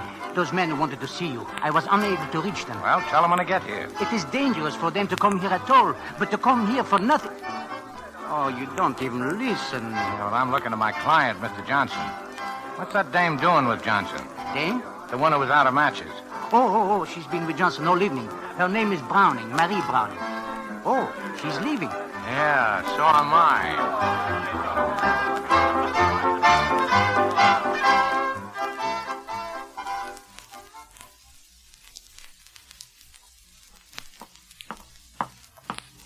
How are you? Who? Oh, hello. Going someplace? Just to my room, if you don't mind. Oh, I don't mind, but mine's much closer. It's right here. Say, mister, what's got into you? Come on, let's have it. Have what? Johnson's wallet. I want that wallet, Slim. I'd rather you wouldn't call me Slim. You see, Steve, I'm a little too skinny to take it kindly. Now quit the baby talk and hand it over. I didn't know you were a hotel detective. Johnson's my client. He didn't speak so well of you. Well, he's still my client. Here. That's more like it. Johnson owes me money. You know, you ought to pick on somebody to steal from who doesn't owe me money. He dropped his wallet and I picked it up. And you were going to give it back to him. No, I wasn't. I don't like him. Well, that's a pretty good reason. Besides, I need boat fare to get out of Martinique. That's another good reason. Well, what's in it? $60, a plane ticket, and $1,400 in traveler's checks. Did you expect more? That bird owed me $835. And he said he'd have to go back to the bank tomorrow, and all the time he's got a ticket on a plane leaving at daylight. Then I've done you a favor. That's right. But I'm entitled to something. See, what do you think is fair? 50-50? Well, company. Please, Harry, I told him what you said, but I insisted on... It is not Gerard's fault, Mr. Morgan. I am Jean Beauclair. Come in, boys. Close the door. I told Gerard I wasn't interested. Wait a minute. This girl. I'd better go. No, stick around. It's all right to talk in front of you, isn't it, Slim? Go ahead. I don't mind. We'll give you 2,500 francs. We'd offer you more, but we haven't got it. Sorry, my boat's not available. I thought all Americans were friendly to our side, Monsieur Morgan. Yeah, well, there's a rumor they put fellas on Devil's Island for doing what you're doing. I'm not that friendly to anybody. Hey! Who's that? Relax. In here, Eddie. Hiya, Harry. Say, I wanted to talk to you about the... Hey, who are these guys? I saw them hanging around the dock after you left. For one who drinks, you have a good memory. Drinking don't bother my memory. If I did, I wouldn't drink. Forget how good it was. Say, was you ever bit by a dead bee? I have no memory of ever being bitten by any kind of bee. Were you, Eddie? Was I? Say, you're all right. You know, you gotta be careful of dead bees if you go around barefooted, because if you step on them, they sting you just as bad as if they's alive. I bet I've been bit 100 times that way. Why don't you bite them back? That's what Harry always says. But I ain't got no stinger. Please, must we listen to this? All right, Eddie. What do you want? Huh? Oh, I guess I forgot, Harry.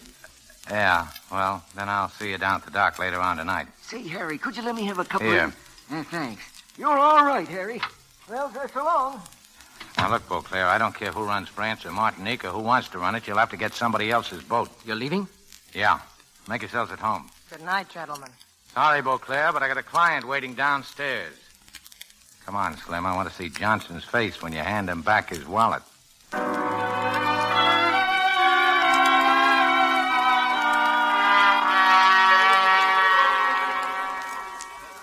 Well, there he is, still sitting at the same table. Hey, where you been? I've been looking all over for you. You're a fine one, Morgan, running off with my girl. She's got something she wants to give you, Mr. Johnson. Go ahead, Slim. Hand it over. That's my wallet. Yeah. Where'd you get this? I stole it. Stole it? And just what are you going to do about The it? question is, what are you going to do about it? Maybe you'd better look it over. Oh, it's all right, I'm sure. Oh, you better be sure the plane ticket's still there. Goodbye, Mr. Morgan. You're not staying, huh? No, we're not staying. Excuse the interruption, Mr. Johnson. Now, look, I was going to pay you off. Sure, you were going to sign some of those traveler's checks, weren't you? I wouldn't skip out on you. Yeah, well, here's a pen. Start signing. 835. That's right, 835. Oh, what's that? What's going on there? Police. Look, Steve, those men who were just in your room, they're after Pipe down, baby, and duck quick.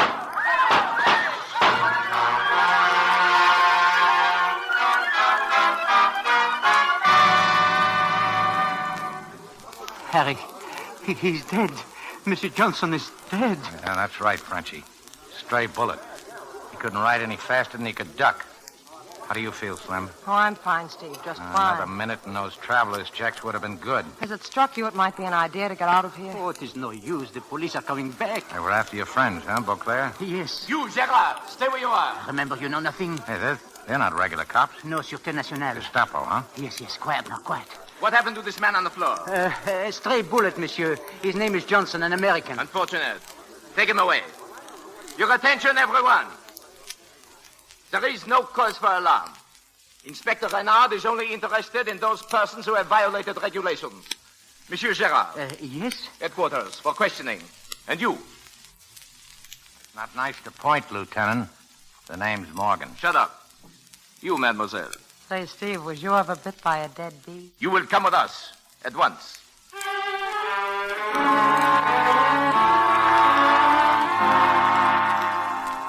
Hello? No, I told you nothing new. Beauclair and the others escaped. I don't know. Yes, later.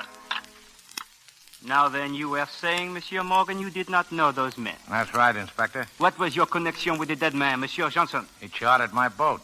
But he was leaving Martinique in the morning, eh? Ah, his wallet here. There is no money in it, only traveler's checks. Yeah, well, there was some money in it. $60. I took it.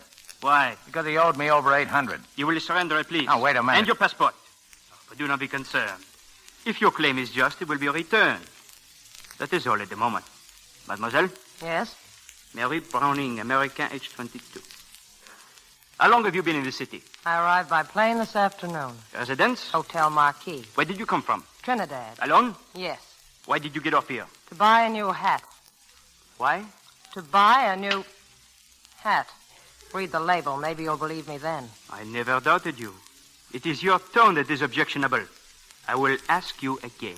Because I didn't have money enough to go further. Where were you when the shooting occurred? I was in... You don't have to answer that stuff. Shut up, you. Don't answer it. I told you to shut up. Go ahead. Slap me. Monsieur Morgan, we wish merely to get to the bottom of this affair. Well, you'll never do it by slapping people around. It's bad luck. We shall see.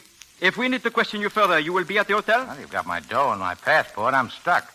By the way, what are your sympathies? Minding my own business. May I suggest I don't need any advice about continuing to do it either. Let's go, Slim.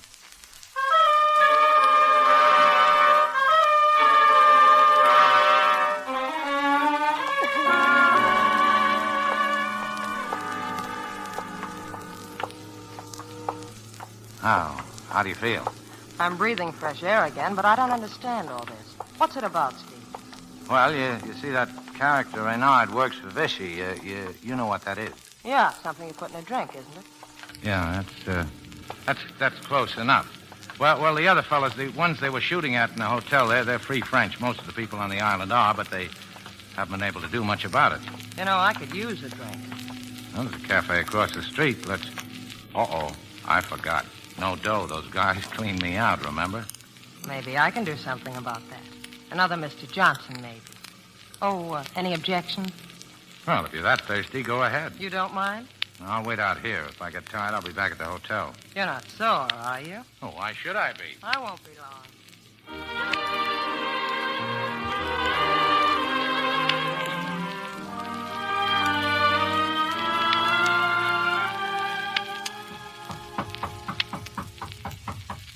Come in? You didn't wait for me very long, did you? No. You're sore, aren't you? Why should I be sore? Well, I didn't behave very well, did I? Yes, you did all right. I see you got a bottle. There was a naval officer.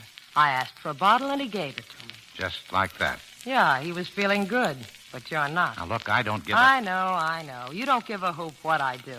But when I do it, you get sore. After all, you told me to, you know. I told you. Well, you said go ahead, didn't you? Yeah, that's right. I guess I did. Would you rather I wouldn't do things like that? Oh, why ask me? I'd like to know. Well, of all the screwy... All right, I won't do it anymore. Now, look, I didn't I know you didn't. Don't worry. I know what I'm doing. Yeah, well, as long as you do, sit down. How long have you been away from home? This is about the time for it, isn't it? The story of my life. I got a pretty fair idea already. Who told you? You did? That slap you took from Reynard, you hardly blinked an eye. It takes practice to be able to do that. The next time I get slapped, I'll be sure to do something about it. Hey, you forgot your bottle. I don't want it. Who's sore now? I am.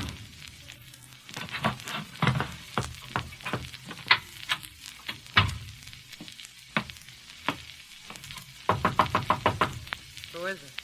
It's me. The door's unlocked. Here's your bottle. I said I didn't want it. Oh, you are sore, aren't you? I asked you a question. You didn't answer me. I said you're sore, aren't you?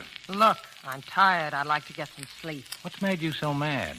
I've been mad ever since I met you. Most people are. One look and you made up your mind just what you wanted to think about me. Well, go ahead. Keep going. You don't know me at all, Steve. It doesn't work, Steve. I brought that bottle up here to make you feel cheap. And that didn't work either. Instead, I'm the one who feels cheap, and I've never felt that way before. I wanted to... Well, I thought that... Oh, get out of here, will you, before I make a complete fool of myself.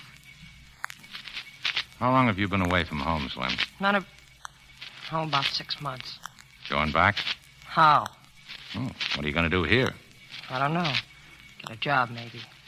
Jobs are hard to get. Nice perfume. Remind you of somebody, Steve? No, this is a brand new one to me. Would you go back if you could? I'd walk if it weren't for all that water. Good night, Steve. Good night. And quit worrying. You'll get back all right.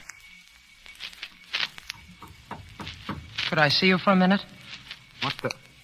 Oh, all right. Open the door. Here's that bottle again.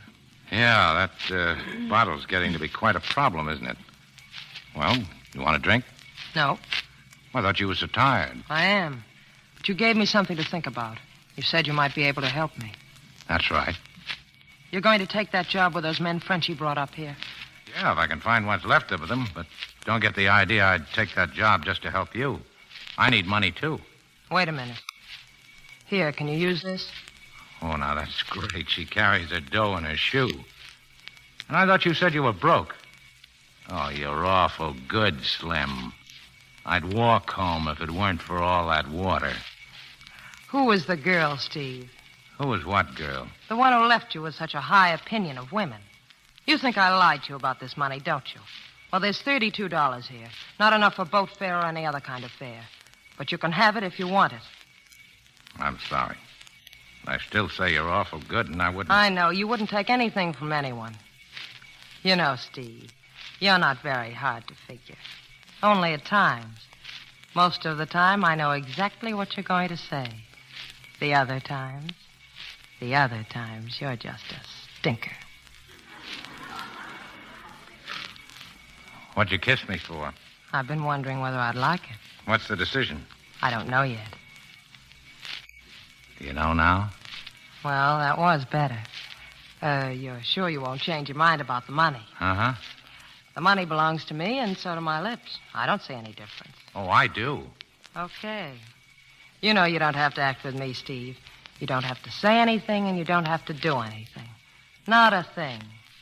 Oh, maybe just whistle. You know how to whistle, don't you, Steve? You just put your lips together and blow. You just put your lips together and...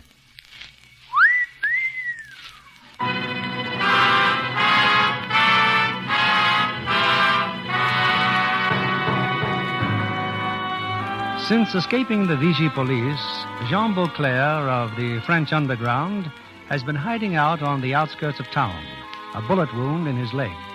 It's early morning now, and Beauclair has two visitors, Gerard, the hotel proprietor, and Harry Morgan. Last night, Mr. Morgan, you definitely refused to have anything to do with us. Why have you changed your mind? I need the money. Last night I didn't. What's the job? You will take your boat to Anguilla, about 3 kilometers from the point. The cove and little jetty. You know it then. Yeah. You will go at night. When you're off the jetty, flash a light. It will be answered. There will be 2 people to take aboard. I know the name of only one, Paul de Brissac. How about landing him back here? Oh, not here. You know Cape St. Pierre, Harry? Uh-huh. I will have a rowboat and will meet you there offshore. Okay, I'll leave around noon. With luck and no patrol boats, I'll be back at St. Pierre a little after midnight. Oh, I won't be carrying lights, Frenchy, so keep your eyes open. If it weren't for this leg of mine, I'm glad you're on our side, Morgan. Oh, I'm not. I'm getting paid. Oh, I'd like my money now. There, that envelope. Thanks. How is the leg? Please, I'd feel better if you were on your way. All right, good luck. You need the luck now. You and de Brissac. Oh, that girl, Morgan. The one you call Slim. Well, she's leaving Martinique on the afternoon plane. We can both forget about her.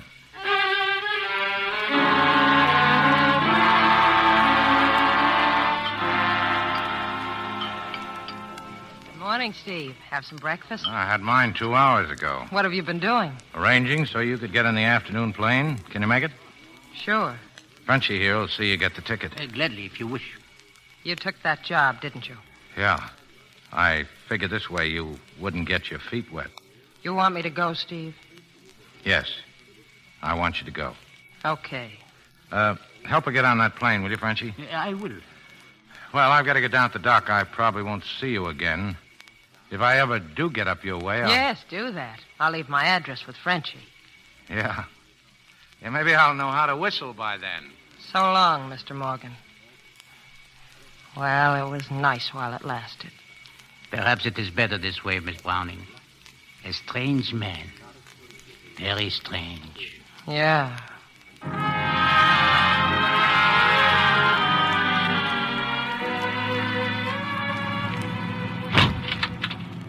Come out of there. Come on out of there before I... Eddie. Put down the gun, Harry. It's just me. Well, now, how'd you get aboard? I thought I told you to... I sneaked on at the dock while you was working on the engines. Oh, if I thought you could swim, I'd dump you overboard. You're an old joker, Harry. You and me's got to stick together when there's trouble. How do you know there's trouble? You can't fool me. Say, where are we going?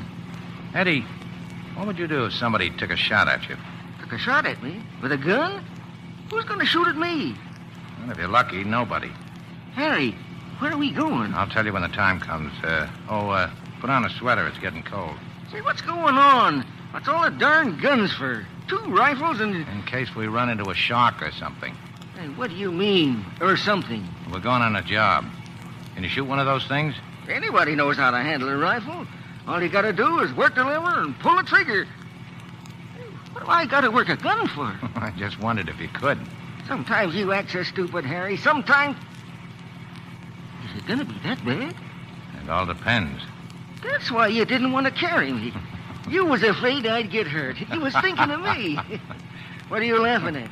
I was just wondering whether you're going to hold together or not. Well, I'm a good man, Harry. You know I am. Yeah, well, we're going to pick up a couple of guys, Eddie. Now take this gun and get aft. If there's any trouble, start shooting. But don't shoot me. Yeah, but supposing something happens to you, what do I do then? Oh, how do I know? You invited yourself on this trip. We'll make an Angela in about 30 minutes.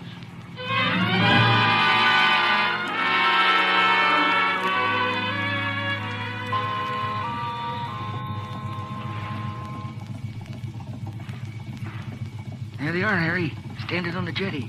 I see them come out of the shadows. Turn off that flashlight. Yes, monsieur. All right, get aboard. There's a strong tide here. We are coming. Who are you, please? Beauclair sent me. My name's Morgan. It's all right, Helene. Quickly now. Now, wait a minute. Beauclair didn't say anything about a woman. Permit me, Captain. This is my wife. How do you do? Now, what do you want to bring her? Well, it's your funeral. All right, Eddie, let's get out of here. What happened to Beauclair, Captain? Well, he ran into a little trouble. Monsieur Morgan, who are you? I own this boat. Beauclair hired me to pick you up. You're on our side? No. I don't understand. Well, I don't understand what kind of a war you guys was fighting. Lugging your wives around with you. You're being paid for this. That's what I said. Then I suggest you stop talking and get us to Martinique. That's just where we're going, sister.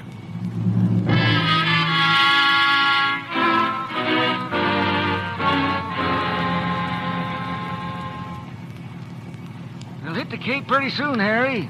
You want I should store the rifles? I said you want I should store... Shut up. There you go again. I ask a... Turn the motors off. Huh? Turn them off.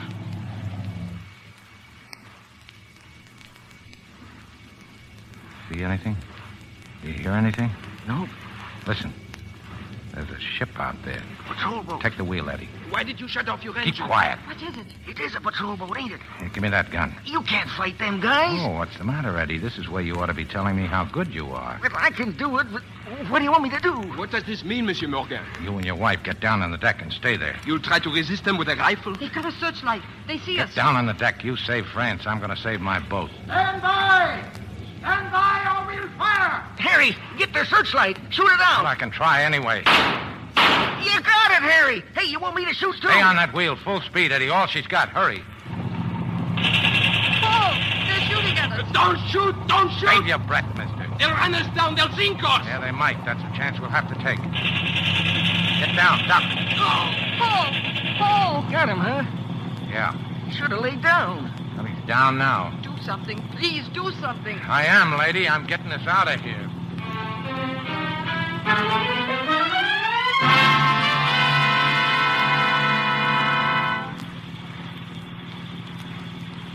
Coming in on the Cape, Harry. Yeah, take over for a while and watch for Frenchie's boat. Well, how's your husband? Please, help me get him on the seat. Now, we'll leave him where he is. It's just his arm. Besides, I don't want him bleeding all over my cushion. How can you be so heartless? That's something I ask myself at least once a day. Now, we'll be picking up Gerard any minute. He'll take care of both of you. Where will he take us? I don't know. There he is, Harry. Okay, slow down and watch the drift. Can't I get a drink now? Just one. Sorry, Eddie. I need one worse than you do.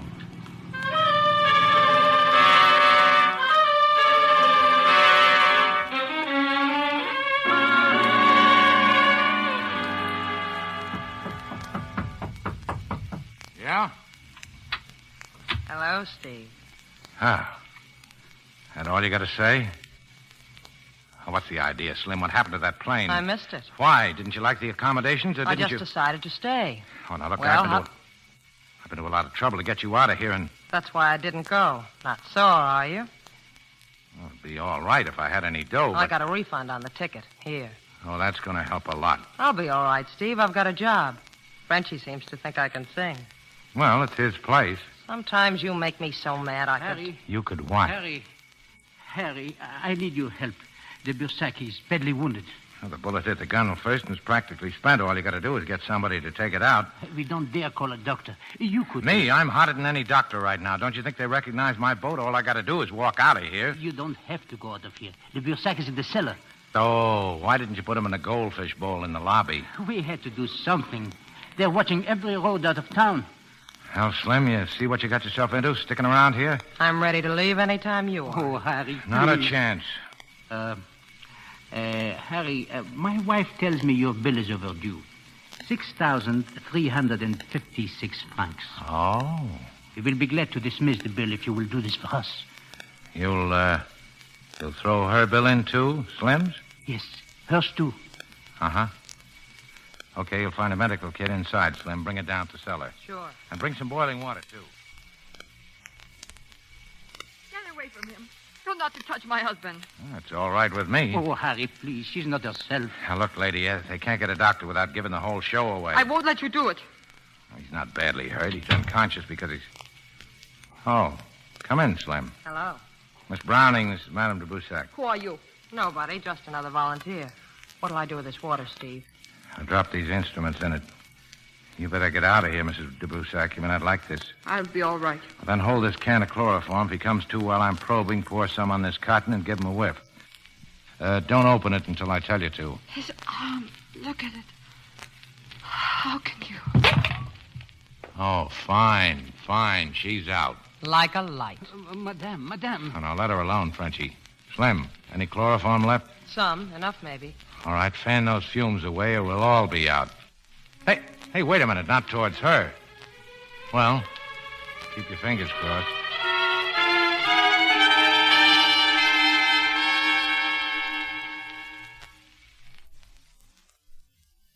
Let's have that dressing, Frenchie. Here, Harry, here. Bandages? Now, you and Frenchie can do that. Adhesive tape in the box. I'm afraid the patient's going to recover.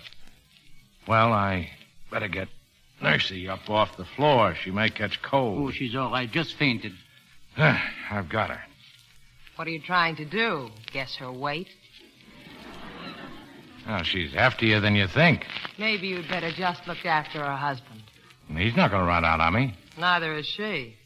Yeah, when you're finished, go upstairs and get some sleep, and thanks for your help. I'd rather stay here. You heard me. Oh, for the love of... Now, what did I do? You know, Harry, before I told Miss Browning you are a very strange man. Now I tell you, she is a very strange girl. Yeah. Funny. That is what she said. Yeah.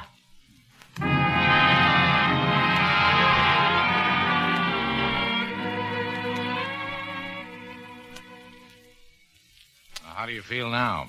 Very stupid. I'm not in the habit of fainting. Well, your husband's okay. I just put him to sleep again with a pill. I'll stay here with him.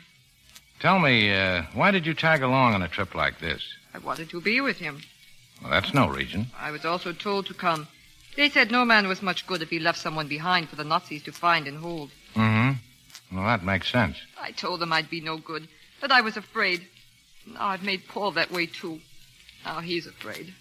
Well, he didn't invent it. Invent what? Being afraid. Thank you, Mr. Morgan. Mr. Morgan, You're not going to faint again, are you? No. I'm just having a hard time trying to say something. Well, I won't bite you. I'm sorry for the way I behaved. You're just sorry you made a fool of yourself. You don't make me angry when you say that. I don't think I'll ever be angry again with anything you say. Another screwy dame. Now, how can you... Hello. I hate to break this up, but I thought you'd want something to eat. Thank you. How's the patient, Doctor, or haven't you looked lately? He'll be all right. I hope you have everything you need here, Mrs. de Broussac. The eggs may be a little hard-boiled, Oh, they're fine. I like them that way. You're lucky, isn't she? Well, I'm going up and get some sleep. If you need me, tell Gerard.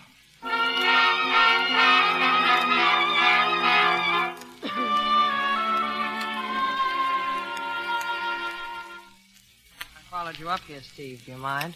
Oh, suit yourself. Thanks. For what? I'd like a match. Here. Now I need a cigarette. Well, help yourself. Thank you. Steve, aren't you hungry? Nope.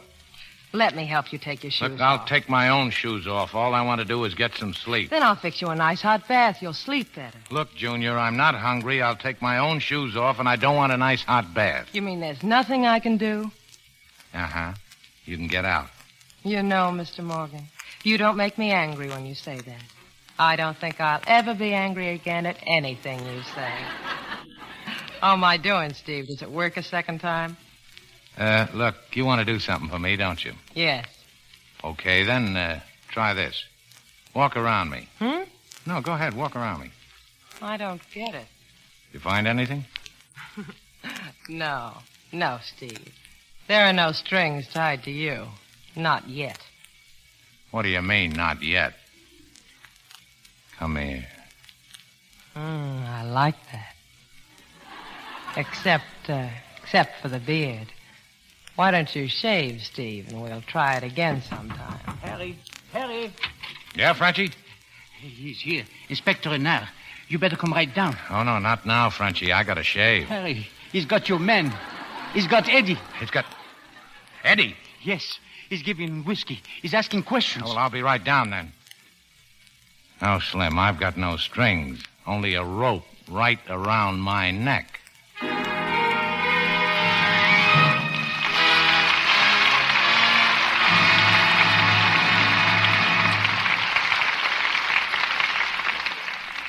We pause now for station identification. This is CBS, the Columbia Broadcasting System.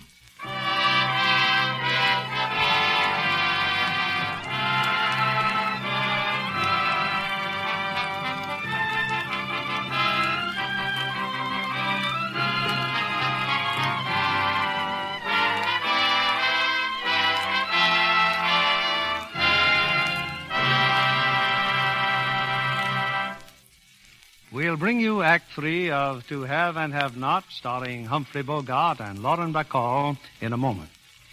Being discovered by a talent scout doesn't usually mean immediate stardom. Months of training in diction and acting may precede a starlet's introduction to the public. Our guest tonight, lovely Miss Carrie McCord, is training at Fox right now, and it looks as though big things were in store for her. Do you spend much time on the sets, Carrie? Yes, indeed, Mr. Keeley.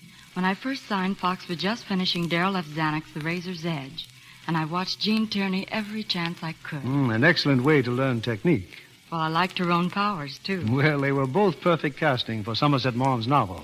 I'd love to be in a picture that called for a stunning wardrobe like Gene's. You're naturally interested in clothes. Oh, yes. I used to be a model, fashion shows especially. Well, Gene Tierney was also a model. Oh, that's encouraging. We're alike in something else, too. What's that? Our clothes get the same kind of care. Lux Flakes? Naturally. I found out from the wardrobe mistress that the beautiful blouses and sweaters Jean wears in The Razor's Edge were washed regularly with Lux. I've used Lux for my own nice things for years. You'll find Lux is the favorite of Hollywood studios, Carrie, because it takes such good care of colors and nice fabrics. Well, that's been my experience, Mr. Kennedy. Actual tests support that, too. Carefully supervised washing tests were made by a famous laboratory on dozens of different fabrics and colors. In case after case, those washed the Lux way were still lovely, when those washed the wrong way were faded and drab. In fact, the Luxed ones stayed color fresh and new-looking up to 3 times as long. With the high cost of clothes these days, keeping them attractive longer is important to any girl. And that's one of the reasons Lux is worth waiting for if you can't get it the first time you try. Just keep asking for it. More is on the way. Here's Mr. Keeley at the microphone. After the play, we'll bring our stars back for their customary curtain call. Here they are in Act 3 of To Have and Have Not. Humphrey Bogart as Harry Morgan, Lauren Bacall as Marie.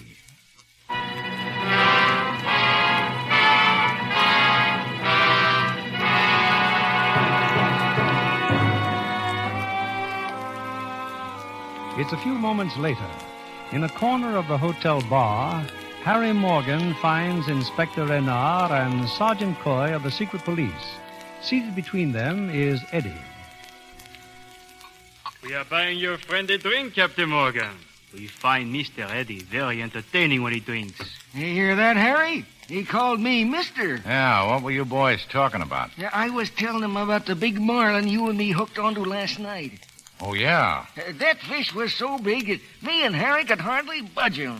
Yeah, that's right. Must have weighed 1,000 pounds. Every time he takes a drink, the fish grows larger. Judging from what's left in this bottle, he must have started with a mackerel. And how did you finally manage to land such a great fish? Oh, didn't Eddie tell you? We didn't land him. We ran into a German submarine. Oh? A German submarine? Well, whatever it was that opened fire on us, I didn't stick around to find out. I do not think anybody could give a more logical explanation for refusing to obey the challenge of our patrol boat. Patrol boat? Oh, so that's what it was. Now, Eddie kept saying it was a patrol boat, but I wouldn't believe him. Now we get down to business, eh, Morgan? What about your passengers last night? What passengers? The ones you brought over from Angela. Would $500 refresh your memory? Oh, my memory's pretty good. For instance, I can remember you're the guy who lifted my passport and all my cash. And if your passport, the money will return. Including the $835 Johnson owed me? Why not? Now, where are they, your passengers? Well, if these people are as important as you seem to think they are, they're going to be pretty hard for me to find. For a man of your resourcefulness? Not too difficult. Think it over. Let me know, Morgan. Come along, Coyo. Goodbye, Mr. Reddy. See me again when you get thirsty. Them guys don't think that I'm wise, do they, Harry? They was trying to get me drunk. They don't know me, do they? Well, what happened? What did they want? The Bersac. I heard you're arranging a deal. Renard thinks you will turn them in, eh? Well, that's what you want him to think, isn't it? What will happen? Well, Renard hasn't searched this hotel yet, has he? No, not yet. Well, here's your answer. Renard doesn't want just the Bersac and his wife. He wants the whole setup. And what shall we do? Oh, it's not we. It's you. And you can't do anything until the Bersac is strong enough to move. Now, how about some breakfast? Sure. I thought you didn't want any breakfast. Oh, how are you, Slim? I asked you before if you were hungry. Sit down. Hey, you know, Harry, them guys, they were trying to find out something. What do you suppose it is? Well, you don't know? No, I ain't got no idea. Well, that's a good way to leave it. Say, you got the hiccups. Have I, Harry? Oh, yeah. Don't you think you'd better take a drink of water? Water? I'm getting out of here. And don't you worry none about me, Harry. Yeah, well, you stay away from the police. You know, they're not going to believe that story you told them a second time. What story was that, Harry? I forgot. Well, just beat it and keep out of sight. Sure, Harry, sure. Well, I'm starting work tonight, Steve. You're a singer now, huh? I'd be interested to know what you think. Will you be there? I don't know, maybe.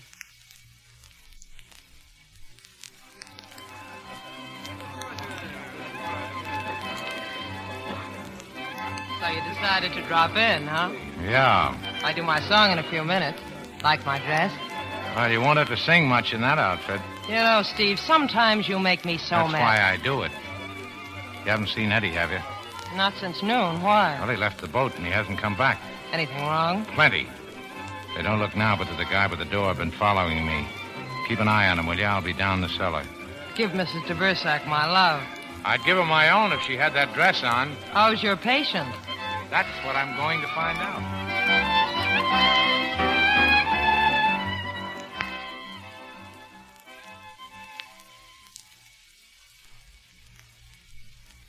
Much better, Harry, you see? There has been no bleeding all afternoon. I am very grateful, monsieur, believe me. Well, you won't need me anymore, de Bersac. Frenchie, I'm pulling out. When? As soon as I can find Eddie. Missing? Yeah. You wouldn't go without him? No, I don't think Eddie liked that. Now, look, Frenchie. As soon as I'm gone, Renard's going to turn this place upside down. You better start figuring how and where you're going to move our patient here. It would be best if my wife and I went with you. Oh, I'm still trying to get out of the jam I got into bringing you here. Just why'd you come in the first place? Did you ever hear of Pierre Villemar? Villemar? Yeah. Hey, he was quite a guy. Vichy got him, didn't he? Didn't they? He's dead, isn't he? No, monsieur, he's not dead. He's on Devil's Island. They sent me here to get him.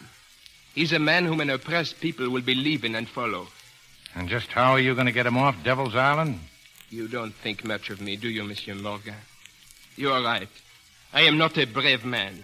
Well, I'd still like to know how you're going to spring Villemar. We will find a way. If it fails, if I die, someone else will try again. There always will be someone else. Yeah. Originally, we planned to do everything from here, but now, because of my clumsiness, it is impossible. That's the reason we have to go with you. Well, they've got the docks covered. They're all over the place. How will you go? Well, they're watching me to find you. As long as I haven't got you along, I can get on my boat. There'll be a fog tonight. I can drift out beyond the breakwater before I start my engines. I'll have trouble enough without you. Harry, if only you... No, Morgan is right, Gerard. This is not his fight yet. Oh, Gerard told me of your refusing Renard's offer. How do you know I won't take it? There are many things a man will do, monsieur. But betrayal for a price is not in your makeup. Well, good luck. I hope you find your friend. Thanks. Well, I'll be around, Frenchie. There are a few things I want to talk to you about before I blow. Hey, I'll be up presently.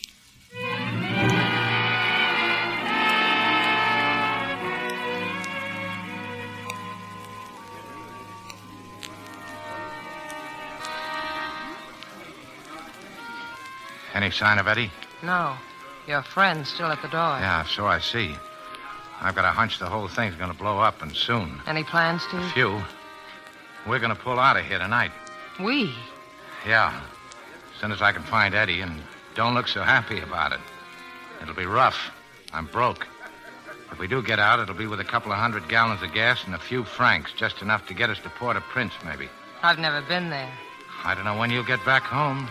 It could be a long time. Could be forever. Or is that what you're afraid of? I'm hard to get, Steve. All you have to do is ask me. How long will it take you to...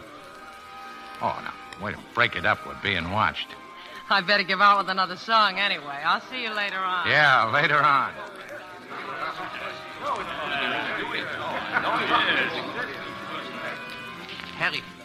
Harry, she wants to see you. Madame de Bursac. Now, look, Frenchie, that's all over. I just took her to your room. You what? Please, Harry, she has to talk to you. Okay. And tell Slim I'm... And I'll come to think of it, don't tell her anything.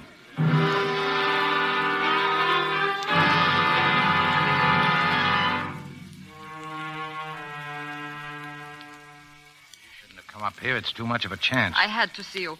It's about this jewelry. I'd like you to take these. They're all Paul and I have left. Save them until we can come for What them. if they get me before I get out? And throw them overboard. At least they won't have them. Well, suppose I never see you again.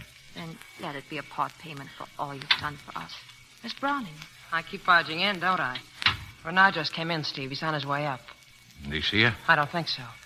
All right, get in the other room, both of you. Go on, hurry. But suppose he... And keep quiet. As soon as I get rid of Renard, take her back down to the cellar. Okay, Steve. Are you looking for me, Renard? Do you mind if we come in? No, not at all. And any friends of yours... Shut up. Search him. Keep your hands up, Morgan. Keep relax. I don't carry guns. Now, what's on your mind, Renard? The whereabouts of Monsieur and Madame de Bursac. Well, how would I know? Well, I thought perhaps you... Perfume. Very nice. You like it, huh? Yes. So do I. All right, Slim, come on out. Good evening. Mademoiselle. Well, now we are all here, except your friend, Mr. Eddie. You got Eddie? Yes, we've got Eddie. What are you going to do with him? Oh, if you will not give us the information we want, perhaps he will. We made a mistake this morning of giving him liquor. This time we will withhold it. Oh, he couldn't stand that. He'd crack wide open. All of which you could prevent. Yeah. Yeah, I could. You got a cigarette, Slim? Here. Thanks. Can't you make Eddie talk, Renard? When necessary. Got a match, Slim? Sorry, There's some over in that drawer. You could save your friend a great deal of, shall we say, discomfort? I don't see any matches, Steve. Well, there's a whole box of them. Never mind, I'll get them. How much money did you offer me, Renard? $835 and $500, wasn't it? Except now I don't believe I will pay anything. Yeah. Yeah, you're probably right. Eddie will talk. He'll have to talk. There's nothing else I can do but... But what? But this. Look out, he's got the gun! Oh. Sorry, Renard. Coyo shouldn't have shot first. When somebody shoots at you, you got to shoot back. All right, Slim. Yes, Steve. You know, I'd forgotten all about the gun in the drawer. Thanks. Listen to me, Morgan. I've listened to you long enough. Now get him up. You forget we still have that drunk. So you were going to drive Eddie nuts, picking on a poor old rummy that never... and slapping girls around. That's right. Go for your gun, Renard. Your boy on the floor needs company. No, Harry, don't. Get the gun, Frenchie. Yes, Harry, yes. Now get over that couch, Renard, both of you. Don't bother me, Frenchie. I'm getting mad. All right, Madame de Bursac, come on out. Let me introduce you, fellas. This is Madame de Bursac. The other one's down the cellar, her husband. Take her down, Frenchie. Get some help. Have them both ready to leave on the boat, then come back here. Slim, you pack. We're shoving off as soon as we get Eddie out. And just how do you think you will get him out? Shut up. There's a telephone in the hall, Renard. You're going to tell someone to let Eddie out. Oh, yes, you are. One of you. Because you're both going to take a beating until someone gets on that phone. That means one of you is going to take a beating for nothing. I don't care which one it is. But I'd like to start with you, Renard. Where is the phone? I'll show it here just as soon as you tie up your partner here. Yes, you hear me? I said you will release him immediately. Tell him you'll explain later. I will explain it later. Do nothing till you hear from me. Then I'll take the responsibility. Goodbye. Thanks, Renard. Now back to my room. You've got some harbor passes to fill out.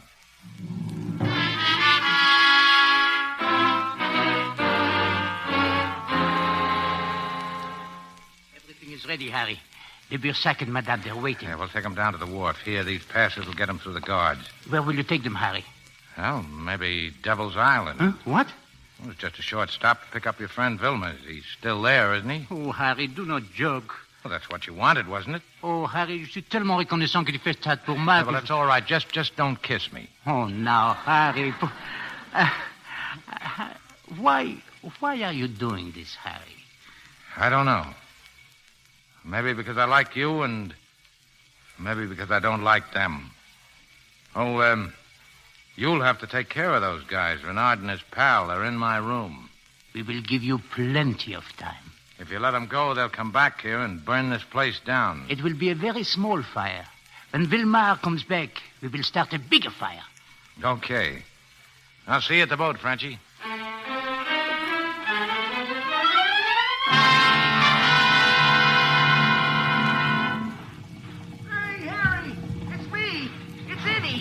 Say, how's everything been going, Harry? Everything is all right now. You look glad to see me. You know, a funny thing. Yeah, I know. At the police station. I've been at the police station. We're shoving off, Eddie. Ready, Slim? All ready. They're down in your cabin. Hey, what is this? She going with us? Yeah, it looks like it. She and those people we picked up. But, Harry, you mean... what's she got to... Who are you? Was you ever bit by a dead bee? Was you? Yeah. You know you got to be careful of dead bees. They can sting you just as bad as live ones, especially if they was kind of mad when they got killed. I feel like I was talking to myself. I bet I've been bit 100 times that way. Why don't you bite them back? I would, only I haven't got a stinger. Now I remember you. You're all right. She can come, Harry. It's okay with me. Thanks. Now, I'll have the two of you to take care of, won't I? Yeah, that's right, Eddie. Throw off that line. Sure, Harry. All clear. Well, here we go, Slim. Yes, here we go. You don't have to act with me. That's what you said, remember? You don't have to say anything, and you don't have to do anything. Oh, maybe just whistle. Yeah, well, I've been practicing. Oh? Listen.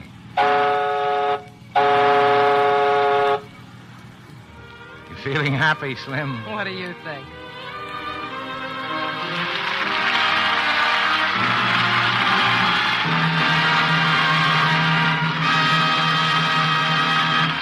Our stars will return for their curtain calls in a moment. Grandmother is sitting quietly in the living room. That is, until young Jane bursts in. Mother! Your mother's out, Jane. What is it? Oh, hello, Grandma. Look what I just bought. A ducky new slip. Do you mean to say your mother allows you to wear things like that? Well, why not? What's the matter with it? Silk and lace. Why, in my day... But it isn't silk, Grandma. It's rayon. And I've looked all over town for a blue like this. We wore sensible clothes when I was young. Oh, but, Grandma, pretty undies make you feel so wonderful. Sheer extravagance. Not really, Grandma. I've got lots like this, and they wear and wear. You see, I use Lux. You take care of your own things. Well, I should say so. On my clothes allowance, I can't afford to have them wear out fast. With Lux Care, they look simply swell. Sensible Jane. Lux Care really does keep pretty undies lovely longer. Up to 3 times as long, in fact, color tests show. I've seen identical slips. One washed the wrong way with the wrong kind of soap, and one washed the right way, the Lux way. And you'd be amazed at the difference after 30 washings. One was faded and drab. The Luxed ones were still lovely looking. So, if you value your pretty things, Lux them after every wearing. If you don't find Lux Flakes at your dealer's, try again soon. More is on the way to him. Lux Flakes are worth waiting for. We return you now to William Keighley. Back for a well-deserved curtain call come the stars of To Have and Have Not, Humphrey Bogart and Lauren Bacall.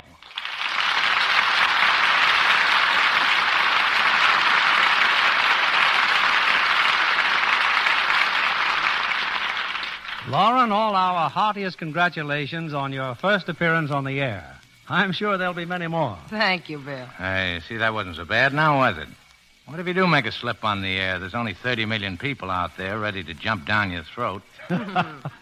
You know, Lauren... No, just a minute, Bill. The name she answers to is Betty. You only call her Lauren when you're sore at her. I see. Okay, Bogey.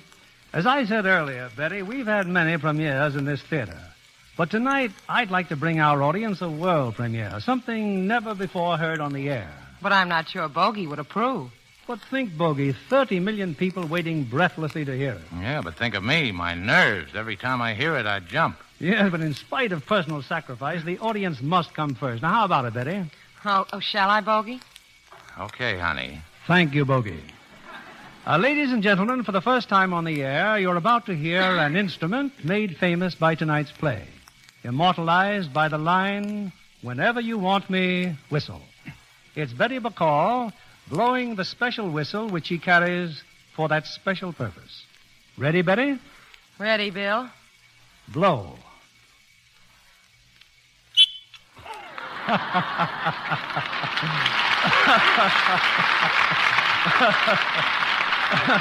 Well, Bogey, I can see how you'd find that whistle irresistible. Incidentally, Betty, I notice you don't use it in your current Warner Brothers picture, The Big Sleep. No, she doesn't need to. She has me hooked right from the beginning of that picture. Well, both of you do a splendid job in bringing Raymond Chandler's mystery to the screen. Thanks, Bill. What do you have coming up on Lux next week? Next Monday night, we bring our audience a household full of humor, drama, and romance. It's Paramount's recent screen success, Miss Susie Slagles, starring Joan Caulfield, William Holden, and Billy DeWolf.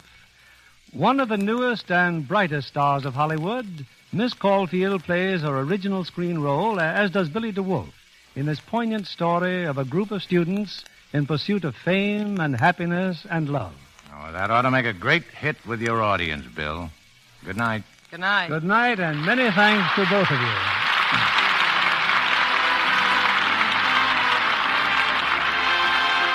Our sponsors, the makers of Lux Flakes, join me in inviting you to be with us again next Monday evening, when the Lux Radio Theater brings you William Holden, Joan Caulfield, and Billy DeWolf in Miss Susie Slagles.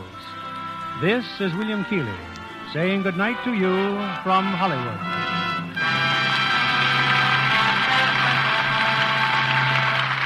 Suppose you had to do without a month's supply of soap. That could happen if used fats aren't turned in by the housewives of America. Scores of major industries need oils and grease, yet there's a shortage of oils all over the world. So if they're going to keep going, they must boost their supplies with used fats or cut into the supply of fine soap-making oils. And that would mean less soap for you. So don't throw a single drop of used fat down the drain. Your dealer will give you 4 cents for every pound.